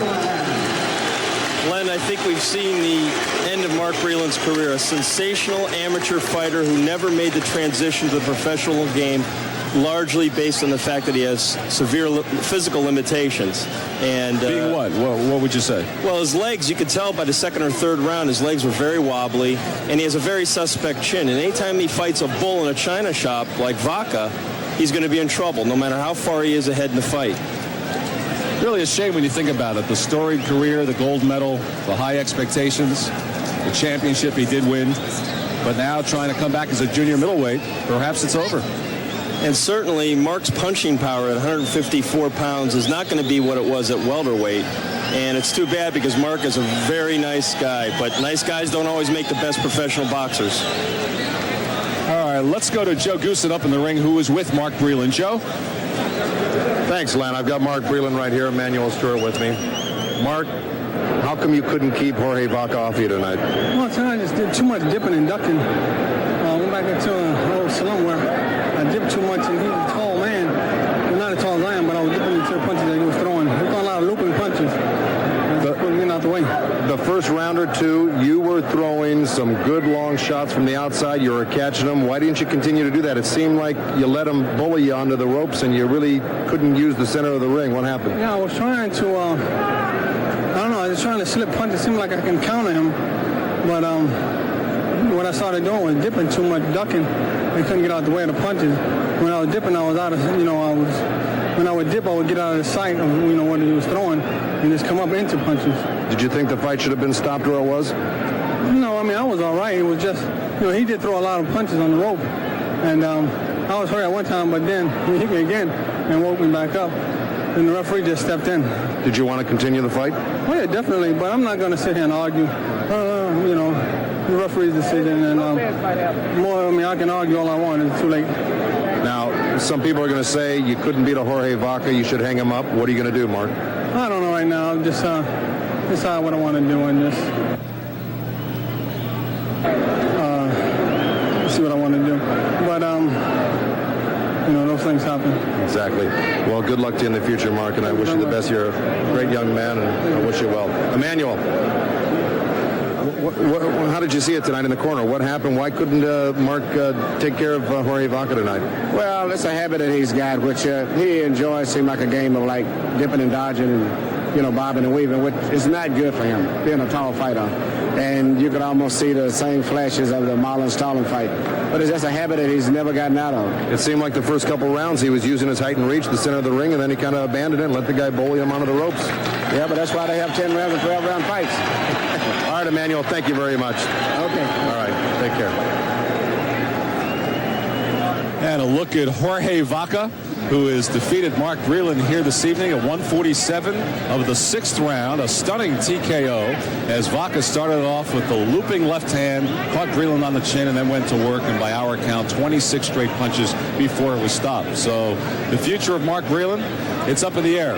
It was very classy of him to say he wouldn't second-guess the referee stepping in, but he certainly doesn't know what his future holds, and now that he's tried at junior middleweight and failed against Vaca, we just don't know what will become of Mark Breland. Let's go back to Joe Goosen in the ring, who's with the winner. Well, first off, congratulations, Jorge Vaca. He did exactly what he said he was going to do, stop Mark Breland. Ask Jorge Vaca how it feels to be back into the top 10 in the world. Jorge, ¿cómo tú te sientes de ahora ser uno de los primeros 10 en el mundo? Bueno, pues la verdad me siento bastante bien y creo que voy a entrar con más ganas porque pues es un paso que di bastante grande y que me va a presionar, a motivar a seguir adelante. He says he feels great about it. He says he's going to even work harder. He said he's going to train as hard as he can and get in better condition, better shape to become a champion. What was it? Ask Jorge, what was he thinking when he was getting hit and he was getting labeled with some good shots early on in the fight? Was he getting discouraged at all? Did he think that he'd just hang in there and then his time would come sooner or later in the fight? Or was he getting discouraged in the early part of the fight? Jorge, ¿qué pasó cuando Mark Breland te estaba pegando? ¿Y cómo tú te sentías en esos instantes? ¿Tú pensabas que después, si las peleas seguían adelante, tú le podías localizar un golpe para lastimarlo? Pues sí, puesto que ya lo había visto anteriormente pelear varias veces y sabía que era un peleador bastante duro los primeros 3 rounds. Y pues yo sabía que aguantar esos 3 rounds y presionar los siguientes le iba a poder ganar. Aunque hay que decir la verdad, nunca lo sentí bastante fuerte en los primeros rounds. Nunca me llegó a lastimar. He says that he felt Mark Breland. He saw Mark Breland on the tapes fight. He said Mark Breland is only good for 3 rounds. After that, I will keep pressuring him, and the later rounds I will get to him, and I will land the punch. Great. Now, ask Jorge. He's going to go back. He's going to get back in the gym. Who does he want to take on next? He certainly should be in line because Mark Breland was in line for a title shot. Who would he like to face of the 3 champions out there? Bueno, Jorge, ahora mismo tú vas a ir a pensar con quién de los campeones te gustaría pelear. Más que nada, me interesaría pelear con cualquier otro campeón. Yo preferiría unificar títulos contra Terry Norris, que ya me ganó una vez por decisión unánime, y me gustaría pelear con él como campeón para unificar y quitarle su título del mundo. He said he would like to fight any champion, and after he becomes champion, he would like to unify the championship with Terry Norris. Well, thank you very much, Jorge. Congratulations. And the cerveza are going to be popping in Guadalajara tonight. I can assure you of that. Congratulations. Back to you, Len.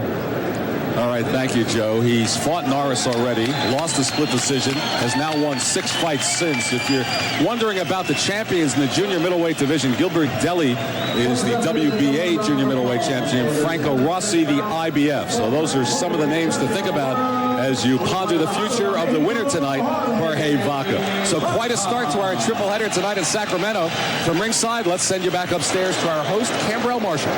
Thank you very much, Len. Certainly we want to remind you on our first fight of 1992, junior middleweight action, Roy Jones Jr. stepping into the ring against Jorge Vaca. It's fight time for 1992, and as always, for the action, let's go now to ringside and my colleague, WNBC New York sportscaster Len Berman. Len? Thank you, Cambrell Marshall, and excitement is in the air. The fabled Felt Forum, and this is the grand reopening as the Paramount, and we are thrilled to be here for this first night of action. And forget Hackman, forget Cosby. We've got Joe Goosen. Lucky you, Len. And Joe, Jorge Vaca, his bags were packed. He was at him here. Right. He said he was not fighting. What turned it around? Well, I believe that when he had to give up that 2 pounds to Roy Jones, he really didn't want to give that weight. He decided that he was going to leave town. The Dubas had him up in a meeting this morning, convinced him somehow to stay, and he's fighting tonight. All right, Roy Jones Jr. at 15-0. He's been criticized for the lack of quality opponents, but he has yet to fight as crafty a veteran veteran as this Jorge Vaca. No, exactly. Jorge Vaca is a rough and tumble veteran, but Roy Jones is a tremendous athlete. Should have won the gold medal in the Olympics, and he's a talented athlete. This is going to be his biggest test of date tonight. Jorge Vaca. We'll start as always with our Goosen's Corner feature, an inside look at the boxers, and let us begin with Jorge Vaca. Exactly. Jorge Vaca, this is his second appearance on TVKO. The last one, he knocked out Mark Breland. He had to use a lot of head movement, and tonight he's got to do the same. Jones is a fast puncher, and he's got to use that head movement. Keep the pressure on, and when he does get inside on Jones, rough him up like he did with Breland. Hopefully, take him out of his game plan, and that way he may win the fight. And Jorge Vaca has made it into the ring, which is a major accomplishment based on today's developments. 44-8, 1 draw, 36 knockouts. Keep in mind, 7 of his 8 losses were knockouts, many of those because of cuts. So keep that in mind as you look at the face of the veteran Vaca. And now, let us check out Goosen's Corner for the youngster Roy Jones Jr. Really a superb athlete and tremendous hand speed and can hit. He's got 15 fights, 15 knockouts. But tonight, it's a pressure cooker situation for him. He's got to relax against Jorge Vaca. Use a lot of angles, keep Vaca in the middle of the ring, and don't waste punches. If he's extended the 10 rounds, he better be in shape, and he can't afford to waste any punches. And Roy Jones Jr., talented young fighter from Pensacola, Florida, 15-0 with 15 knockouts. He basically disappeared from public view, but he said he now wants to make his move. And this is his biggest fight, biggest name, biggest city venue to date, Roy Jones Jr., who lost that heartbreaking. He was robbed of that gold medal, frankly, his sole career. And now the tail of the tape for our two fighters, 10 years age difference and many, many more fights experience for the veteran. Jorge Vaca, similar in height, weight a source of controversy. Jones well over 160 by now, with the weigh-in having occurred last night, and the equal reach at 74 inches. Our New York State rules for our first fight tonight. It's a 10-round fight, 10-point must system. Standing 8 count is in effect, as is the 3 knockdown rule. Cannot be saved by the bell in any round. The doctor or referee can stop the fight. And right now, let's go up to ring announcer Michael Buffer for the pre-fight introductions. Ladies and gentlemen, boxing is alive and well in the Big Apple. Welcome to the Paramount here in New York City's Madison Square Garden, where tonight, Main Events in association with Madison Square Garden presents professional boxing for your entertainment. All the bouts tonight are sanctioned by the New York State Athletic Commission. The 3 judges assigned by the commission for this first bout, doing the scoring on a 10-point must system, are Don Ackerman, Don Nodeker, and Barbara Perez. And when the bell rings, the man in charge of all the action, referee Luis Rivera. Introducing first, fighting out of the red corner. He's wearing the gold trunks with black trim and weighs an even 158 pounds. From Pensacola, Florida, this 1988 Olympic silver medalist is undefeated with a record of 15-0. All by knockout victory, ladies and gentlemen, presenting Roy Jones Jr.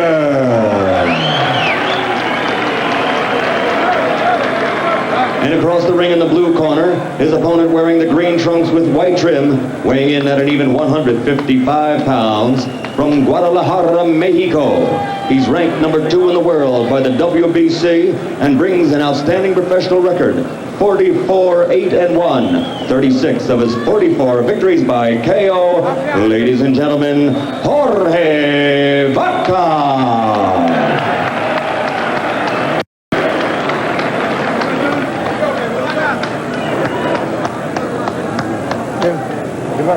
Check it. I want a clean fight. I don't want rubbing punches, no kidney punches, no low punches. Any knockdown, go to the further neutral corner and stay there until I tell you to come out. 3 knockdown, the fight and the fight automatically. Listen to my command and protect yourself at all times. Good luck. Roy Jones Jr. says if Vaca decides to fight, it will not go 5 rounds. Vaca, we saw on TVKO last September, stunning ending to Mark Breland's career in Sacramento. Vaca will fight. There's no doubt about it. So if that's the case, Jones thinks he won't last 5. Is scheduled for 10 middleweights.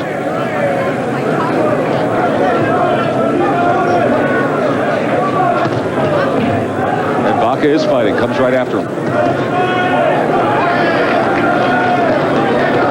Goes right after Jones. Well, he did, and he got him with a nice little short right hand and hit a few good body shots already. And Jones showboating a little bit. craning his neck out towards Vaca, then smacks him with the right hook. And Roy Jones has got a tremendous left hook. Oh, yeah. Look at the quickness of his hands, Joe. Vaca has got to keep that right hand up. I just noticed right there at the beginning of the round, he threw his own left hook, did Vaca, and dropped that right hand. If he does that, the speed of Jones may catch up to him there. That's exactly where he had Breland, this type of situation right here. He had Breland helpless, as we hope to show you a bit later on. Jones at various times, because of his speed, has been compared to an Ali for quickness or a Sugar Ray Leonard. He definitely has the speed advantage over Vaca. Low left hand thrown by Jones.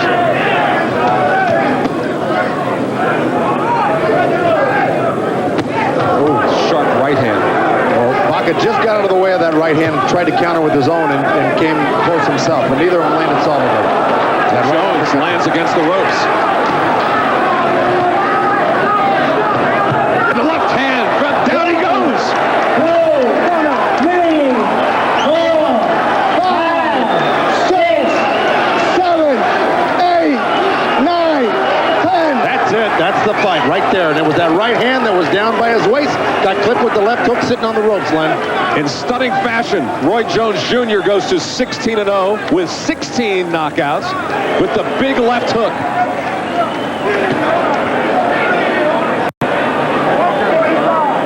Vaca wanted to leave town and hurry this afternoon. He'll certainly have the opportunity this evening. Well, I'll tell you, he's gonna leave town with his head hanging because that's really a devastating knockout, and that really could spell the end of Jorge Vaca in this division. Here we go. Here's a little replay of the setup here. Jones leans in with a right hand left hook, uppercut. This is where he had Vaca on the ropes, where Vaca shouldn't have been. Really nothing tremendously solid except a few uppercuts landed in that sequence.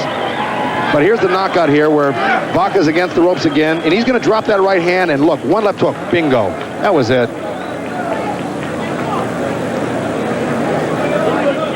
But you see the devastating power with just that one shot there. We're going to get another angle of this. Here's Jones, the right hand to the body, and Vaca trying to counter with his own right uppercut. But his hands are dangerously low for sitting on the ropes with a guy with this much speed like Jones, and bingo. That hurts.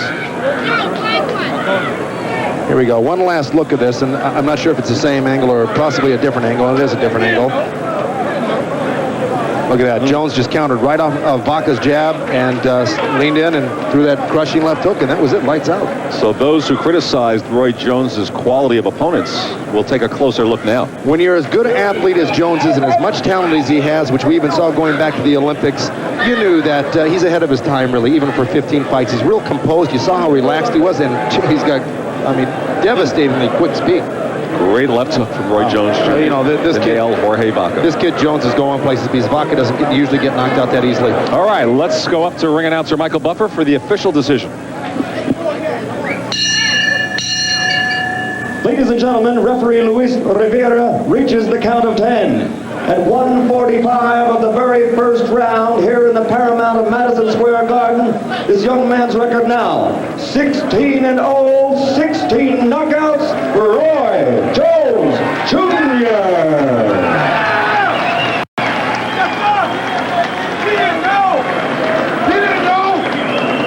He hot dogged just a little bit early in that first round, and then apparently one of these guys who will back up his actions with a solid left hand.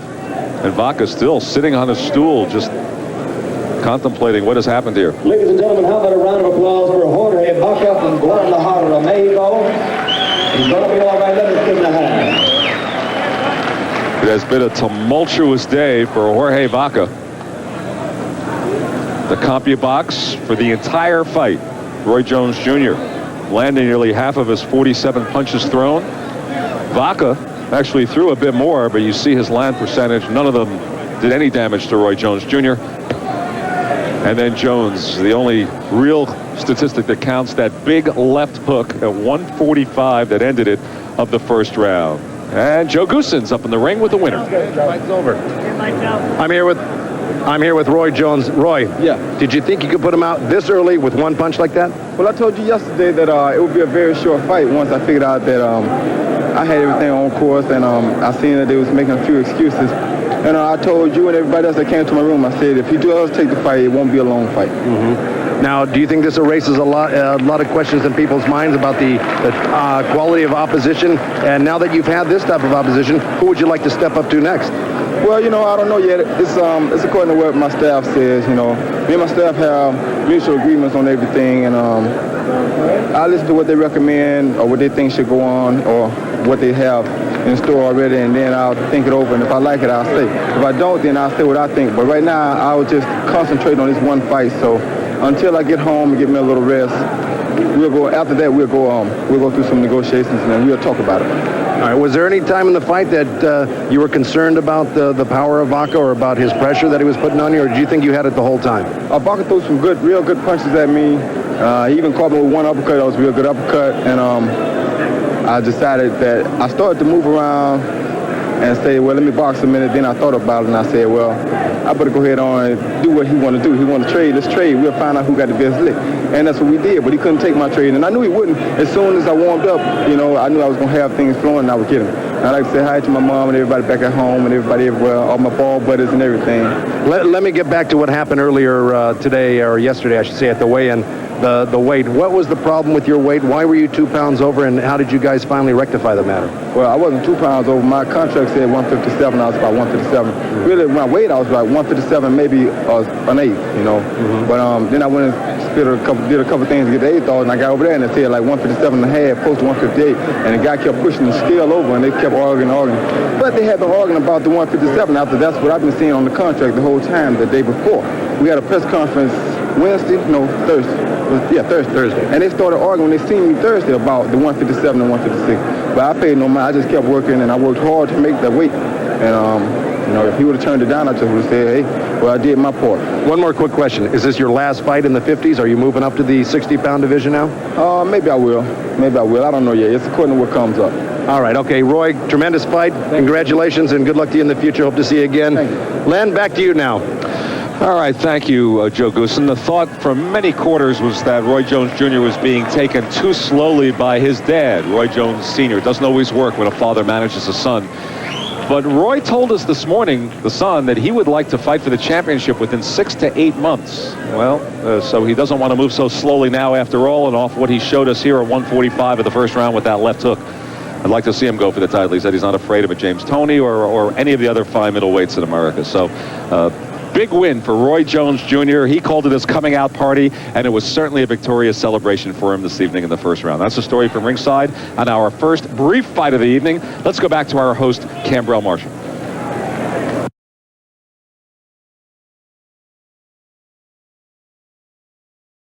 Never. No, you don't want to fight him. Never. Go on, sir. Sir. When he came out talking that ragamuffin stuff, I'm like, okay. I'm like a muffin. Yeah, because let me just say, you were making your 4th defense of the title. You came over to Wembley, London, calm, humble. I remember at the weigh-in. I remember Spence, the fight was on BBC, right? Yeah, but we're confusing the history lines. So I don't want to. No. But the thing is, but when he was away, I asked him how he felt with regards to the world title. So he's kind of like going over it. So that's why it seems like it's mixed up. But let's just move to the Hunnigan fight, which was his 4th defense.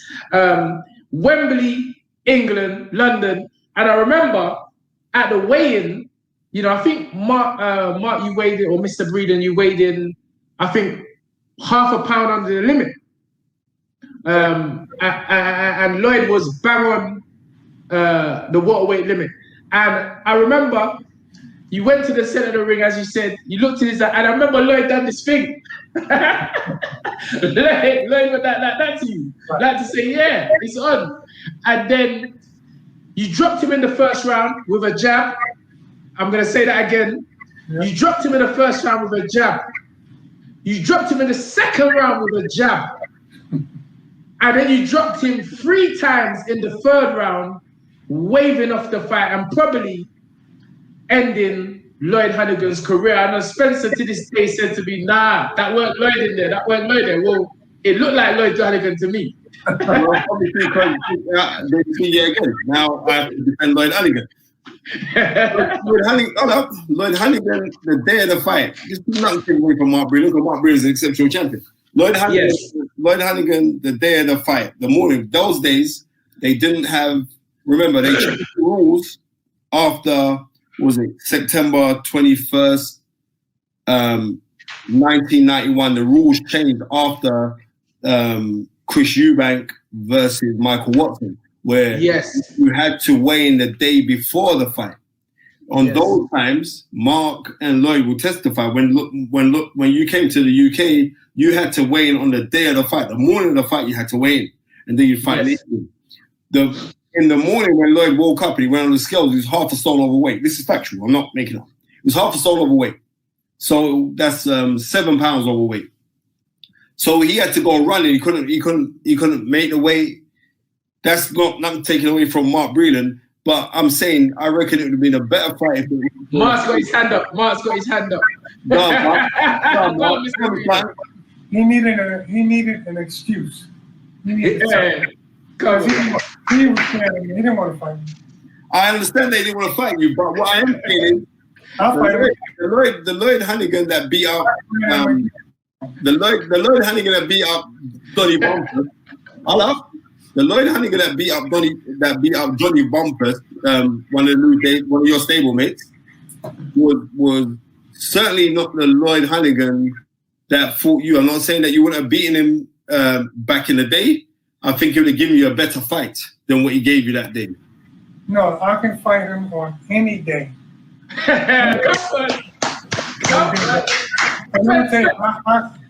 beat him with a jab. I beat him with a jab, basically. I beat him with a jab. Right? I remember. He came running out, and I hit him for me. He went down, and when he got up, he was like, he's looking around. I'm like, I'm right here. I remember my uncle saying to me, he said, Spencer, did you see the Lloyd Hannigan fight? What a disgrace. And before we go on, let me just say, Off the Canvas Boxing, thank you for the donation, sir. Loving the gems so far. Respect to Mark Breland on his career as a fighter and a trainer. Big up Tunde and Spencer. Keep up the sick content. Go ahead.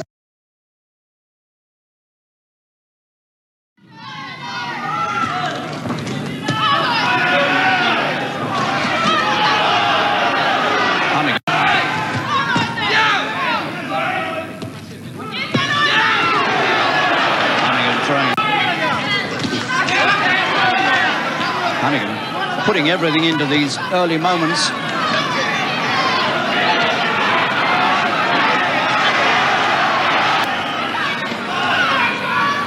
Well, you couldn't ask for a better action fight than this.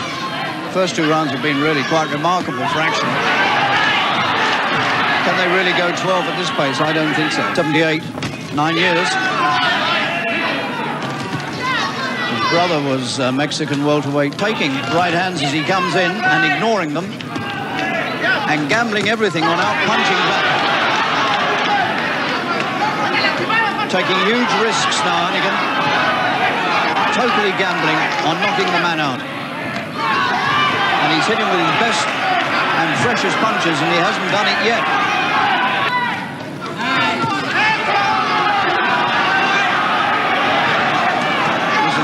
Survival of the fitter here between these two. Hannigan trying to fight his way off the ropes, and he can't.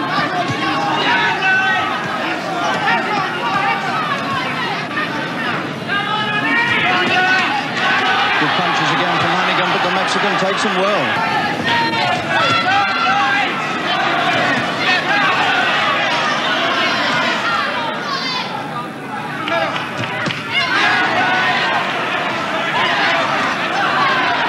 Boxed an entirely different fight in this round.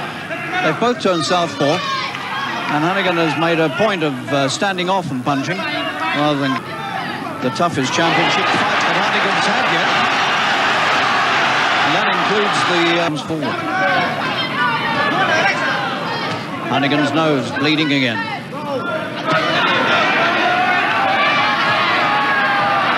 And And this time the punches rain on the head of Hannigan. He misses some, but he takes some as well.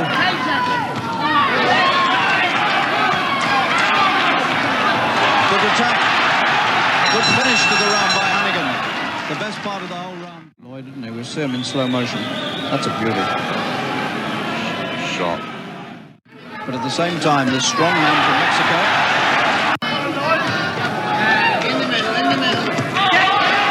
First Mexican opponent he's ever met.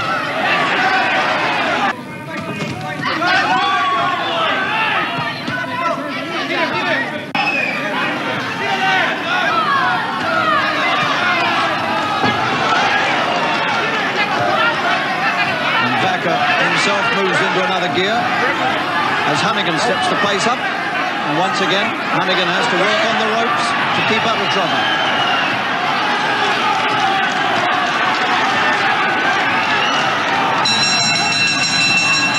That was a huge effort by Vaca. One of the hardest, if not the hardest fight of his entire professional career. Punches here. This might have taken a lot out of him, Frank. He put a lot in here, didn't he? Right. He got caught with quite a few. He's missing a lot, but he's a puncher, this guy. He's dangerous. He's a dangerous man, so... Would you agree with me that it takes more out of you missing? Drawn into these battles. Taking too many now. And Vaca's looking very, very strong. Vaca's looking very ominously strong.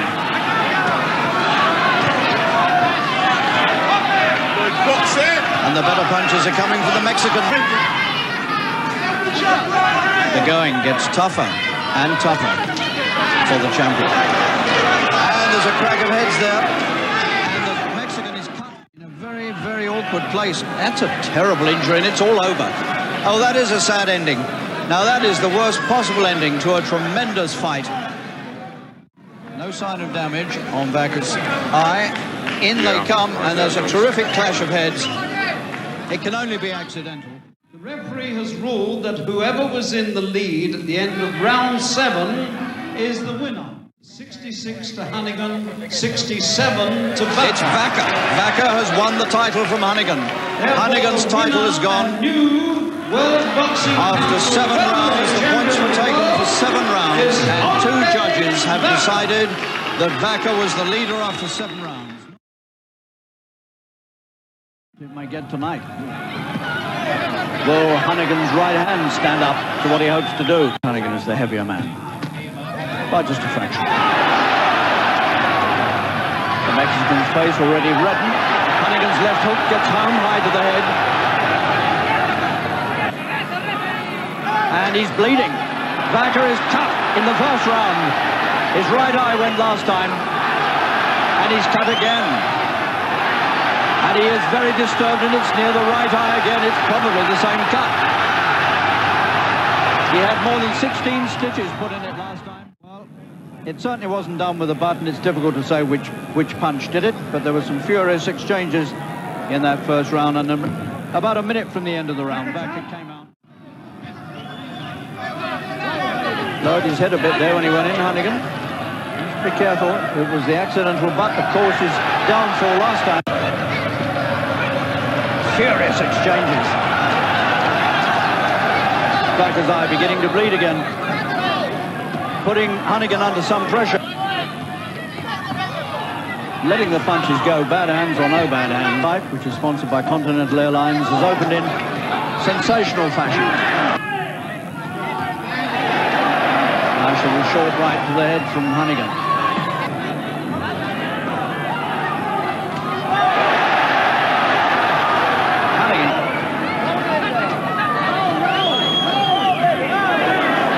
If ever you've seen a man determined to get his title back, this is it. Hannigan trying to find one swinging punch with which to drop his man, and he can't quite do it.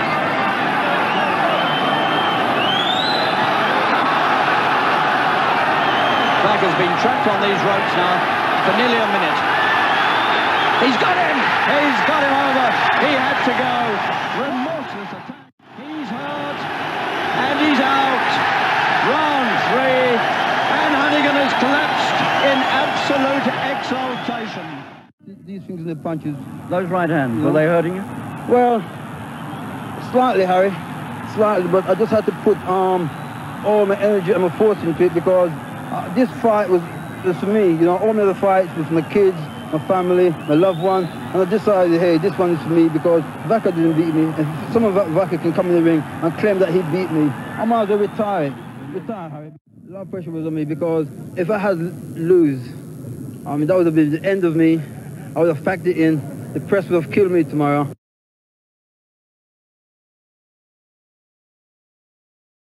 I know it's fun listening to a broken record if it's saying something you really want to hear. I'm just saying now, Breland is acting very weaselly, and we all know Wilder done some bullcrap talking about Mark spiked the water, Mark Anthony Durrell. Yeah, we know it already. Wilder locked him outside the dressing room and whatnot. We know it all. I just can't work Breland out, crying outside the changing room. What the hell is that? All of a sudden now, he can't beat Tyson Fury. Well, that's not what you were saying in camp with Deontay Wilder. You were saying he could beat him. And there it is there. See, to me, all he has to do is stick to the facts about what he didn't do with the water. Defend himself for stopping the fight, that he did it for Wilder's best interest. Protect yourself on the stuff that you're being accused of. All this, you know, you're going to blow Wilder up now. It's ridiculous. Now he's claiming he could have beat most of Wilder's opponents, apparently. This is a man who couldn't take Jorge Vaca's power or Marlon Starling. Marlon Starling, listen, I know this boxing thing, man. Marlon Starling is more of a counter-puncher than a walk-you-down type. He's talking about Wilder ain't got a jab, Joshua's jab ain't got no pop. Well, I see Marlon Starling walk Breland down and walk through his jab. And so did Aaron Davis. And so did Jorge Vaca. And I don't know what makes him think that he had a better career than AJ. I don't know how he's concluding that in his head. And he said he could beat Anthony Joshua. If Joshua is so crap, like Mark Breland is saying, and Andre Ward, why didn't Wilder just take the 120 million and knock him out for undisputed and become the cash cow of boxing? Because you know Joshua is the cash cow. Yeah, I know you don't want to do the research, shoot the fifth, yeah? But you told me the last time that Canelo got a near $70 million purse. Stop it. Joshua's the cash cow. Breland want to talk about the jab. Let's talk about that jab I saw you take from Aaron Davis. Aaron Davis had a good jab that split open his nose. It was just gushing blood for the fight. He was swallowing blood. Breland's jab was effective at a certain level. I mean, what was his reach? 77 inch? And he was a welterweight. So at a certain level, it was effective. But against top-level guys, nah. His best win is against Lloyd Honeyghan. Honeyghan was a bit past his best, but it was a good win. Rafael Pineda, that was a good win. But he doesn't have no stellar career. I don't know why he's talking like that. Has a good career. See, this is when you got to put things in perspective. I've always gave him credit, but he wasn't one of the better American fighters in his day. He wasn't. His career was looked on by the American media as a flop, to be honest, because he was supposed to do so much more. If you look at his amateur record, gold medalist, he was supposed to do so much more than what he did. So it was a good career, but if he's going to be coming out talking like, you know, yeah, I could best all these guys heavyweight today, no, you sound ridiculous. For anyone who used to watch boxing back in the day, you sound like a crazy person. If you used to read the magazines back in the day, they used to talk about a certain sect of New York fighters in the 90s, overhyped. And his name used to come up, and so did Shannon Briggs. And there's a few more I can't remember off the top right now. I want to see Andre Ward fight Anthony Joshua. Are you going to throw them nut shots? I think he did against Kovalev. Oh, dear. AJ already has a way higher knockout percentage than Andre Ward, who's fighting nothing but super middleweights and light heavyweights. He got one stoppage I recognize over a recognizable name. One. And Chad Dawson. Chad Dawson and Kovalev. There is two main stoppages. And before you say, oh, you're only saying that because of AJ, listen, you can go to my post-fight video of the first Kovalev fight. He lost that fight. And I said so. And before he started talking crap about Joshua, I've been saying he ducked Adonis Stevenson to go for undisputed. He ducked him. I haven't seen the whole of the Breland interview, but I heard he threw shots at Tyson Fury as well. And like, see, this is where you lose points. Why you're throwing shots at Fury, Joshua, when they're fighting for undisputed, but you lose points when you're now telling us that Joshua can't do this, can't do that. You can beat Joshua, you can beat Wilder's opponents. You look like a crazy person rather than someone trying to get some respect put back on your name. You look like a bit of a crazy person. I won't be too harsh because he's all in his feelings and I can understand why. I can understand why, in all truth. But if I'm truthful, I can understand why Wilder don't want to be around him either. Seems like a bit of a weasel. Just being real. Wilder replied on 78 Sports TV saying, "I'm glad I'm not going to die broke." Subliminally firing a shot at Breland, saying Breland is broke. Breland's probably jealous of Wilder's career because Breland's career was relatively short. And maybe that's why Breland's coming out firing right now. His pocket's hurting him. Maybe. He said Wilder's career's done. Well, we could segue into that, I'm guessing. What's happening with the Charles Martin fight? Is Wilder pricing himself out like everybody's saying? Well, the truth is, taking a mediocre purse for Wilder would really be like him having to come to terms that he did lose that fight with Tyson Fury. Wilder still hasn't recovered from the Tyson Fury fight. And I'm not even talking about physically. I don't know what state he is in physically. I haven't got a clue, but I'm talking mentally. He hasn't recovered. We're nearly coming up to a year to when he lost to Tyson Fury. He's too emotionally impacted by Tyson Fury to fight anybody with a pulse. He's got to be focused on Charles Martin, like develop some real competitive animosity that he wants to hurt him. Because if Charles Martin can just get in the zone, he has a great chance of beating Wilder. But if Wilder can really compartmentalize the Fury fight, then it'll probably get to Charles Martin. But right now, you can't put Wilder in with any ranked opponents. Not at this moment here. This is no way. You see, Teofimo Lopez, as young as he is knowledgeable to know that, look, you're acting like a bitch. And here's the thing, other fighters are going to see that. That's why you hear F.A. Ajagba talking like he was talking about knocking Wilder out. He wants him next. He wants all the smoke. And a lot of fighters, after seeing Wilder act like a child at times, are going to get emboldened and want to shut his mouth. Now, whether they can or not, it's two different things. But how you carry yourself outside the ring is important. You know, how your potential opponents view you. You know, if they see you acting like a little girl and stuff, yeah, they want to knock you off. You give them a more steely resolution that you've got a weak mental character. You don't want to do that. A lot of fighters are viewing Wilder as a damaged fighter right now. That's how they're looking at him. He may not even know this yet, but that's how they're looking at him. Some people said now Wilder hasn't got a belt, that he's going to be avoided. No, I see it the other way. He's going to get called out quite a lot right now after what people have seen from last February, a year back, and he hasn't got over it. There's going to be a lot of coaches and trainers who are going to want that fight. The reason fighters back in the day are so great is they didn't have the temperamental egos that the fighters today have. Like Sugar Ray Robinson lost to guys like Ralph Tiger Jones. Decent fighter, let's say fringe contender, gatekeeper level. Ray wasn't like, oh, I got beaten by a gatekeeper, I need therapy and a sports psychologist. No, he got back in the ring in a couple of months and got back on it. That's why they're great. Their egos weren't impacted by defeats like that. What's the reality? Like, there are no big purses for him right now with Fury and AJ locked up in a 2-fight deal. The expiry